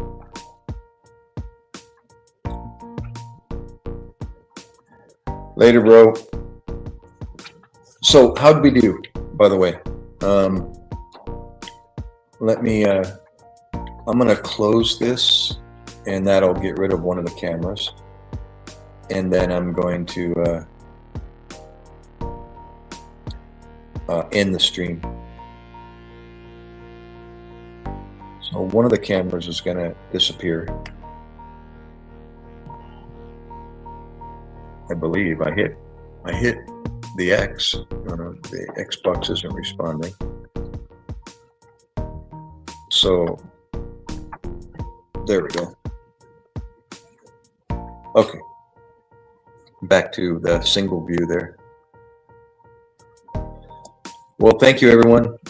6 people, looks like 6 people in the background, but they're not in the room. At least I don't see them coming. Anybody want to come in and say hello, leave a couple last comments before I close this thing? Anybody?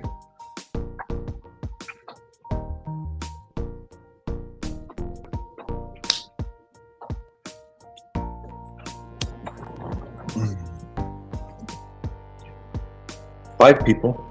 Looks like we're counting down. 6, 5. Anybody else?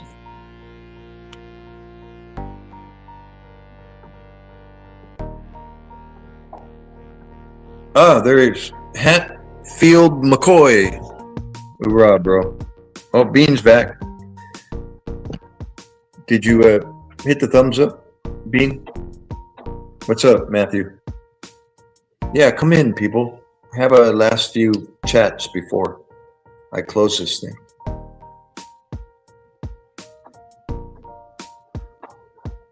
Rah! I know, I love it.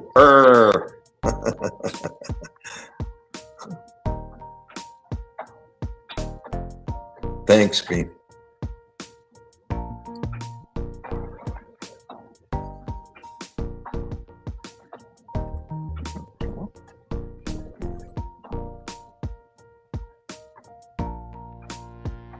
Oh, how many does what's the internet say? How many likes did we log? What's yours say?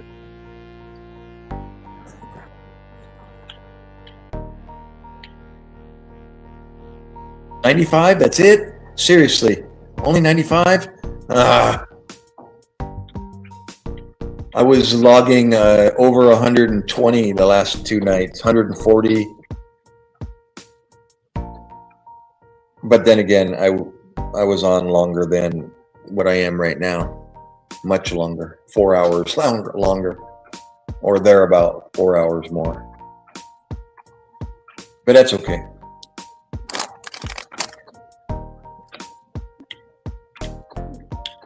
How many views? Does it say views yet, or does it even log that yet?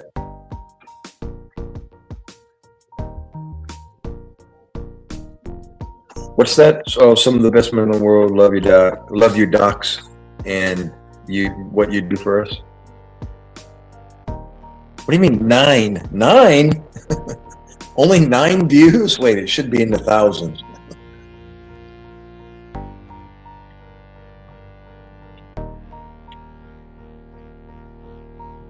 I got 8.1 thousand last live stream, so it's got to be better than 9. What? 12? That's not total view.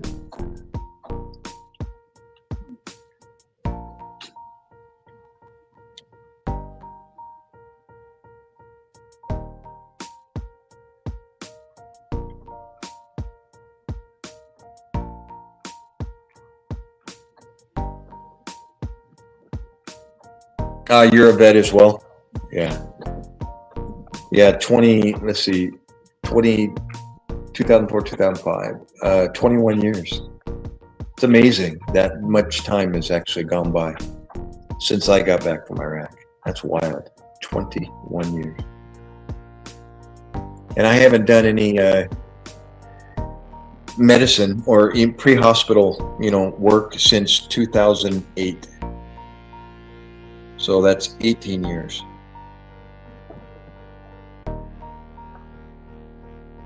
But now I'm in a emergency medicine responder class to be a ski patroller, either on or both cross-country terrain, backcountry terrain, and alpine downhill. I'm sure I'm going to end up on both, but I'm not that proficient at either, so I got a lot to learn. All right, Macon. You were 3-1. Awesome. 3-1. Where are they? Are they back here in the east? All right, Matt.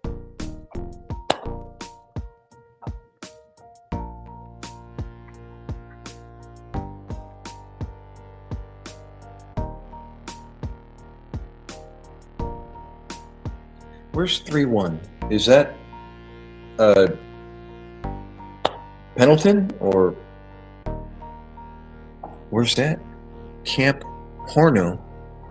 Where's that? Sorry. I thought camp is Pendleton. Okay.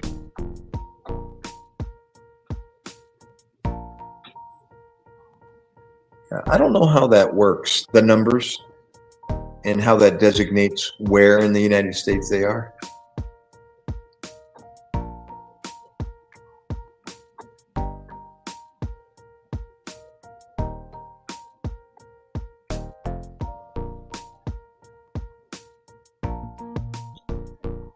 Okay. Well, guys, later, I know I just asked a question, but Anonymous, hey, before you sign out, East Coast is 2nd, 6, and 8. Oh, so it's even number?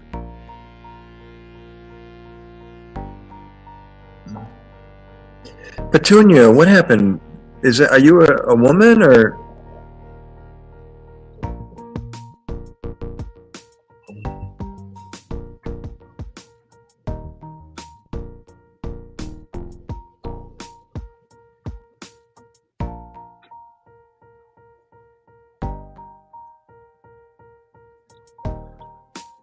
Okay, I'm out of here. See you guys, as you were. Oh, absolutely. Yeah, Dad used to whip us all the time, bro. How about you?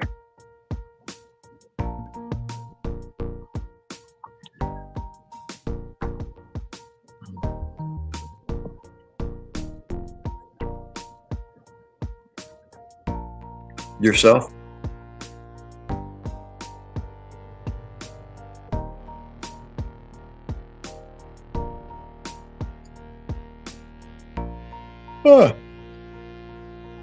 Yeah.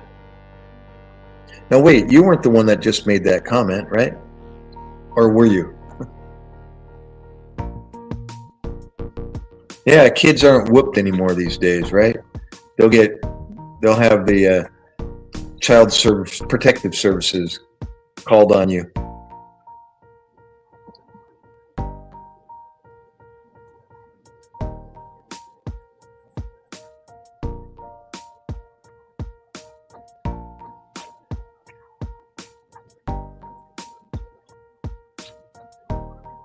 Oh my gosh, I'm yawning and I can't stop.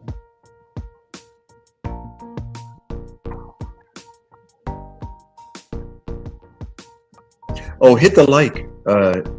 Just shoot me before I close this thing.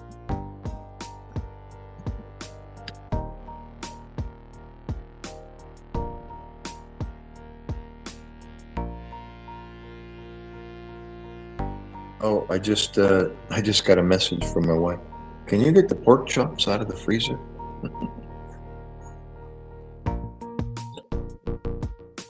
Yeah, I deserve 95% of everyone. Yep. Yeah, the belt. Mostly his hand, my dad. I remember I came in the house with my skates on, remember the metal skates? And we were told very clearly, more than once, don't come in the house with your skates on. And what did I do? I needed to get something out of my bedroom and I didn't want to take my skates off. So I didn't think my mom was, around. So I go tiptoeing on my skates to my bedroom and I got what I needed. And all of a sudden, here comes Mom. I told you, Gary Edward. And she started wailing on me with her hand. And I leaned back on my bed and I put my skates up with my feet, and she started whacking those skates and she's like cursing, bruised her hand and her arm all up. I was screaming.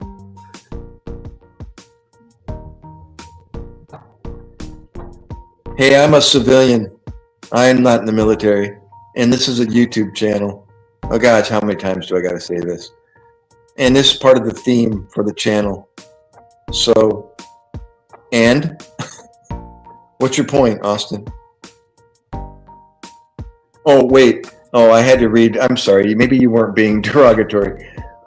Yeah, wearing your cover inside will get you blasted. Yeah, I even teach my kids to this day, you don't wear your cover inside the house. This is a YouTube channel. So I'll go back to my original reply. It's a YouTube channel.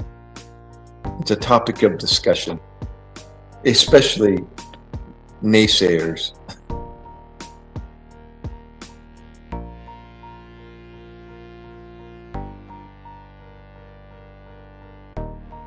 There's Clint Eastwood again. It's the going thing now. I'm getting comment after comment after comment, honest, about Clint Eastwood. The very first lookalike that I was told was Pierce Brosnan. That's Bond, James Bond. And I got everything from Arnold Schwarzenegger to Simon Cowell. I couldn't believe it when someone said Simon Cowell. I said, I'm much better looking than Simon Cowell. What the heck? Anyhow, Simon Cowell, Arnold Schwarzenegger, Pierce Brosnan, Clint Eastwood. Oh my gosh, recently, what were some of that I'd never heard before? What was it?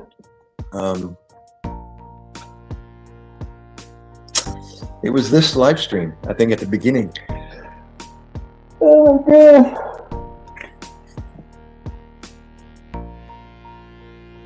In Heartbreak.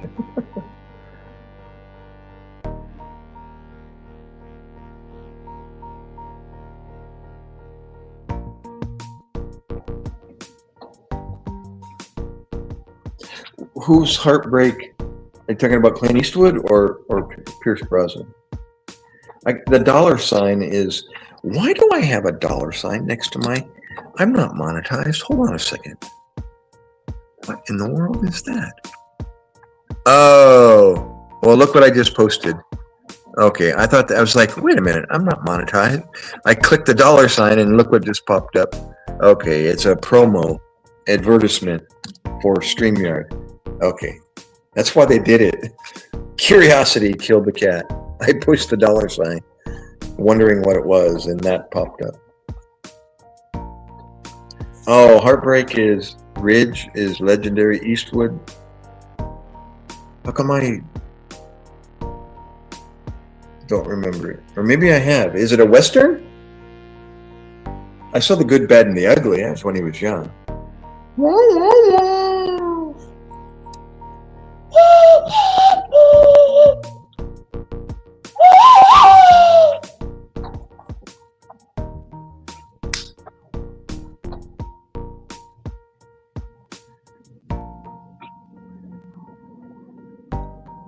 Oh, did you hit maybe you said it already. Did you hit the like?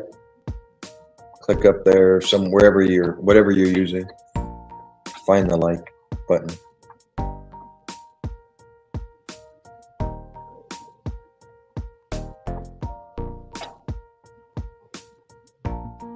Oh, Marine Corps movie. With Eastwood? Oh my gosh.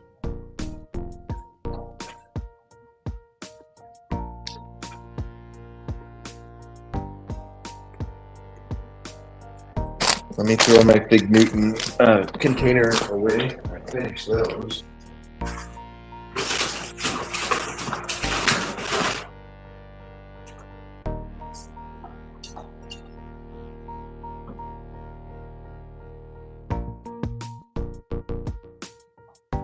Hold on, I got it.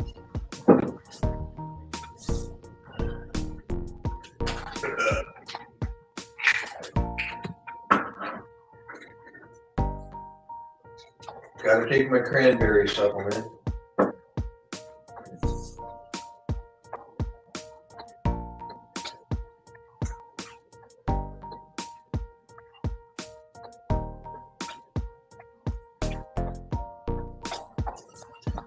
Oh, gosh, that's refreshing. Pineapple and strawberry.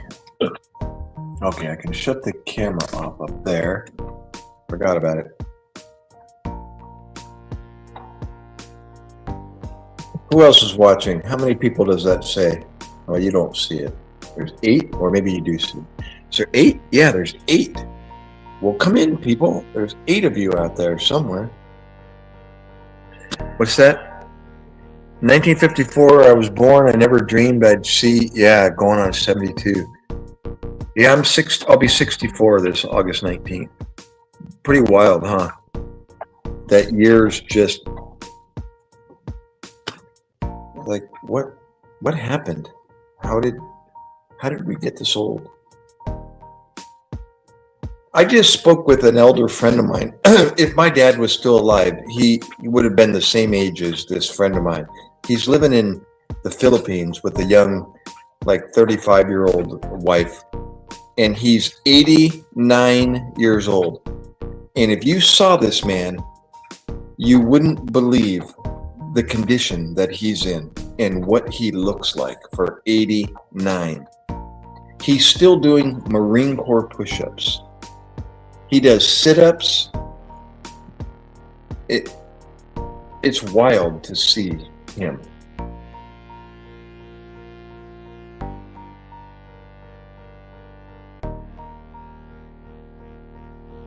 Oh, Sam Neill, me?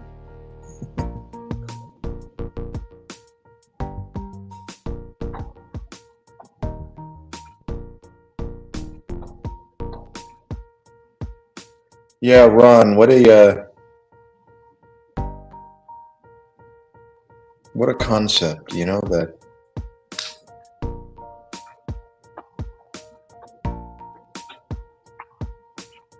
we just keep living and getting older, watching, literally, I don't know about you, but like watching our life come to an end. You ever think about that? I do. Even though it might be 30 years from now, it's like, you can see it, on your body. And you can't stop it. It just keeps getting worse.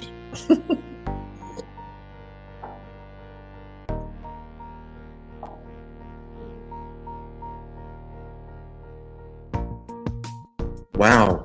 He's literally 99 years old. Unbelievable. Wow.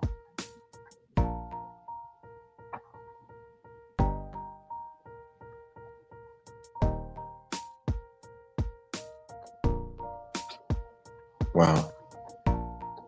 Wow. Dude, you saw that? You watched that? The quickie bait and the quad hook? Woo-hoo! Did you see the full video of that catch, or did you just see the short?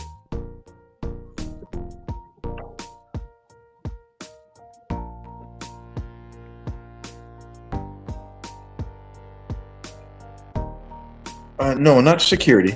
I was a Navy reservist, Navy corpsman, and civilian paramedic.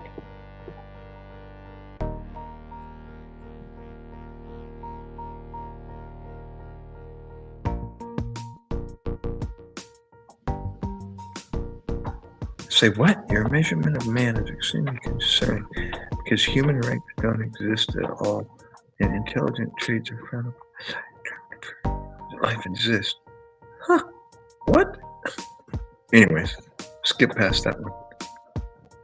Have you really? Did you see the? Oh, so you did see the full video? Did you see that? What was it? 3 pound, 3 ounces? 3 pound, 2 ounces? That hook worked perfectly. I mean, how could it not? It was just perfect. Yeah. And that wasn't my idea. That was somebody on YouTube. They did a what do you call it? Where 3-4 people got together on stage. It was a like a live stream, like I'm doing right now. But he had 3 other people on stage, and some young guy that was on the panel demonstrated that quad hook. And now when I saw that, I went, now that is that's the best looking setup for that Kawiki bait. And so it wasn't easy finding that quad hook. It comes from Japan, and there's some retailers here in America that carry them, but it's like on back order back in Japan because it's so popular. And the wait time was just unacceptable, you know. So I finally was diligent, and I found a company that still carried some. And I wasn't quite sure if the 1/0 was going to be enough or the 2/0. I tried looking at the measurements, and I couldn't find a definite answer. So I think it was the one that I ordered, the 1/0 quad hook, and it ended up being perfect. And I went out there. It was like the second time trying. The first time I didn't have any success at all, and then the second time I ended up catching that thing. And it was radical. I was like, yes! Perfect.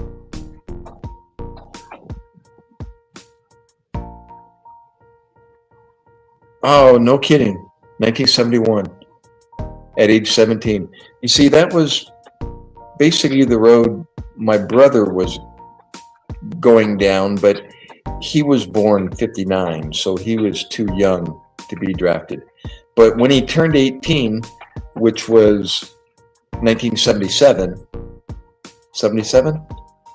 18 plus 59, yeah, I think it was 77. The draft was still in effect, and he got that card, and he had to go down and register, but the Vietnam War was already done. But it scared us that, you know, my brother might be drafted, but he didn't get drafted. I remember he had to fill out the card, though. He was just a little bit too young, so.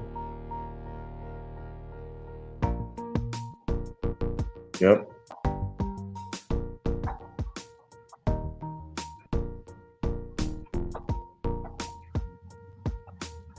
Now I gotta ask,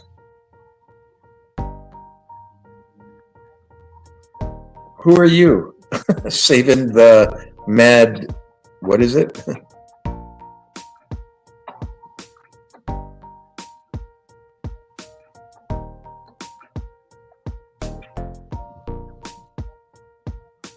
Saving the mad, what? The madam, age 629. What?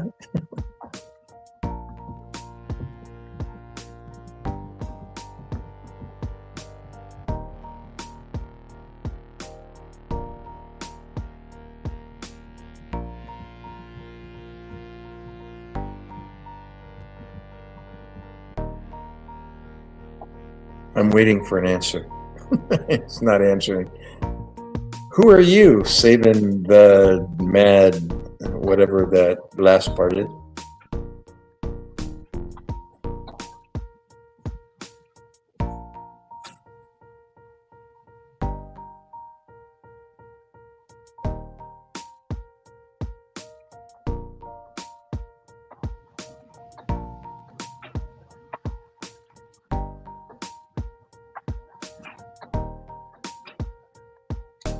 I'm an English lecturer? What? I'm an English lecturer? An English lecturer? For who? Where?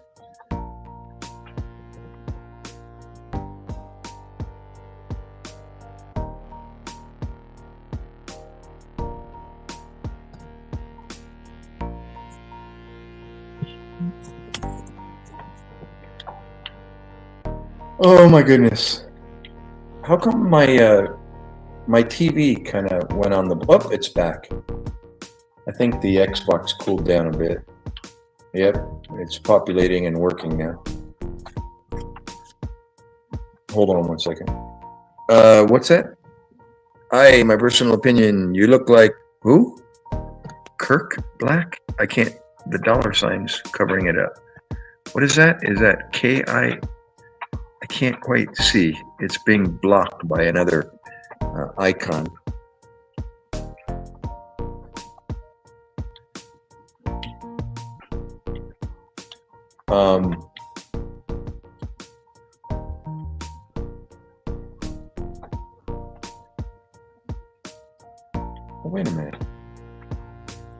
I haven't ended it yet.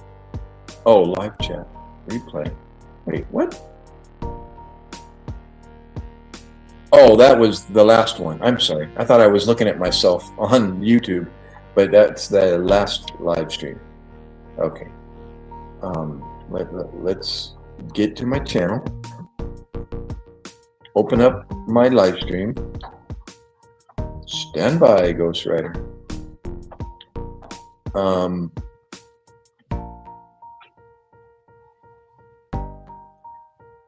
Okay, open it up.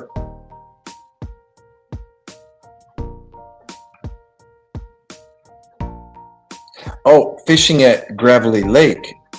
Now, what was good about that one? Was that a, you know, I had a, did I post the one where I was out there with my friend Link? And I ended up catching, I'm gonna guesstimate, it was probably a 4 or 5 pounder, but it ended up jumping. I tried keeping it underwater, but it came to the surface and did an aerial and ended up coming off the hook.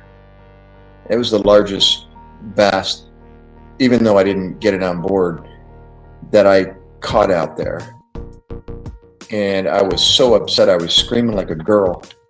And Link's laughing at me. I was like, what are you laughing at?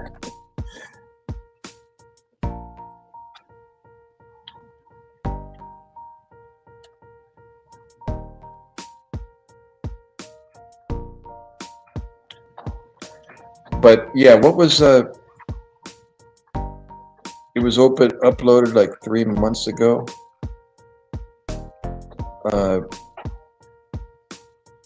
What was good about it? Was that the one where I was out in the pouring down rain out in the parking lot? And it was cracking thunder and lightning? And I was explaining my philosophy behind how the fish come to the surface when it starts raining.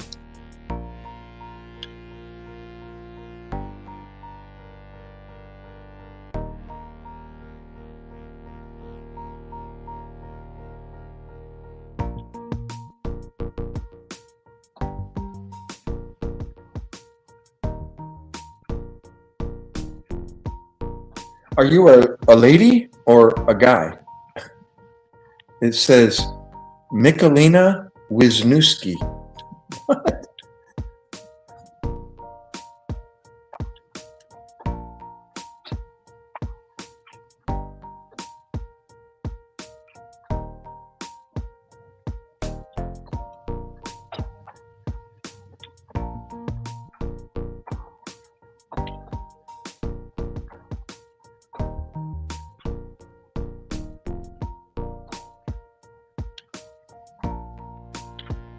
Yeah, this Xbox must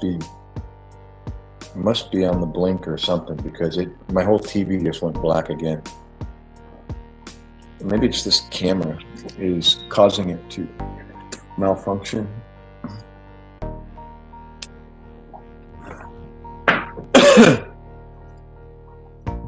Oh, did you hit the thumbs up? Saving. Oh, Macon. I'm 67. I might live another 20 years, or I might die typing this. That's right. That's a good point. And so I always bring that up. Who's to say that when you walk out this door, it's not going to be your last day?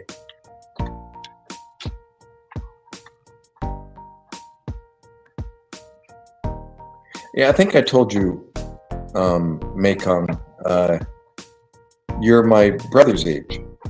Yeah, he was born in 59, if you were born in 59, and he turned 67 in June 12th.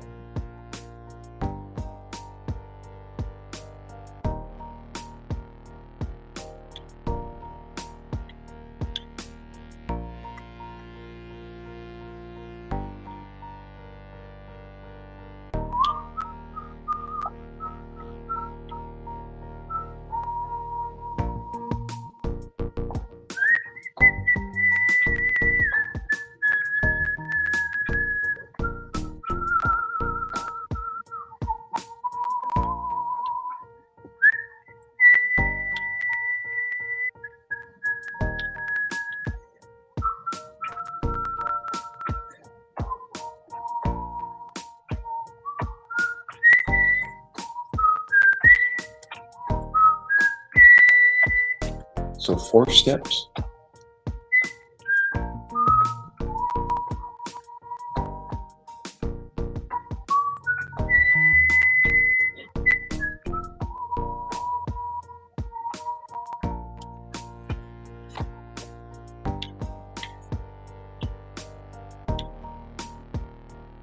Oh, hey, Sabin, are you still there? I think one of my favorites is the 5-pound 14 ounce that I caught out at the same lake there, Lake Fred. I caught it at sundown. That was wild. Didn't even realize that big of a bass struck that line, and it caused a, that telltale like rock wake, when you throw a rock in the water and it goes. Well, that's all it made. It was like a, and then I saw that and I went, okay, that was right where my line was, but I didn't feel anything yet. So I raised up, and sure enough, actually, I think I swung, and all of a sudden, this toad was on the end of my line, and I thought, holy moly. When I got it to the boat, I didn't realize how big it was until I got it in the net, and I realized, oh my gosh, I think I broke 5 pounds on this one. And sure enough, it was 2 ounces short of 6 pounds.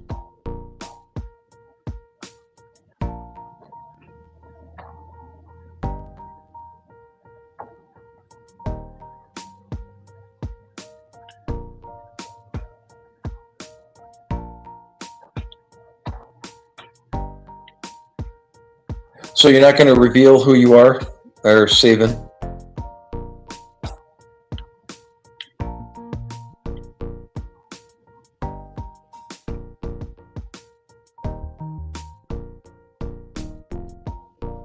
Are you Filipino?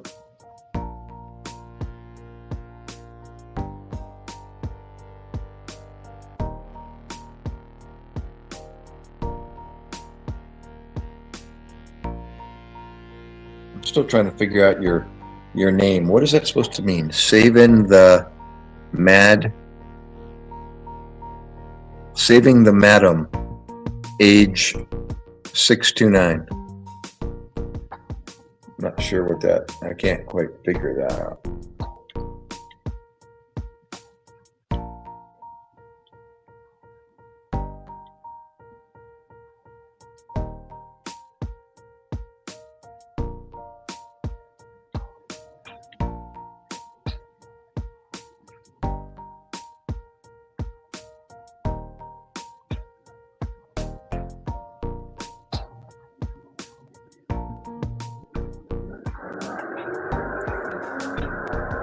Okay, guys, I'm out of here. I keep saying that, but this time, later may come. See you guys.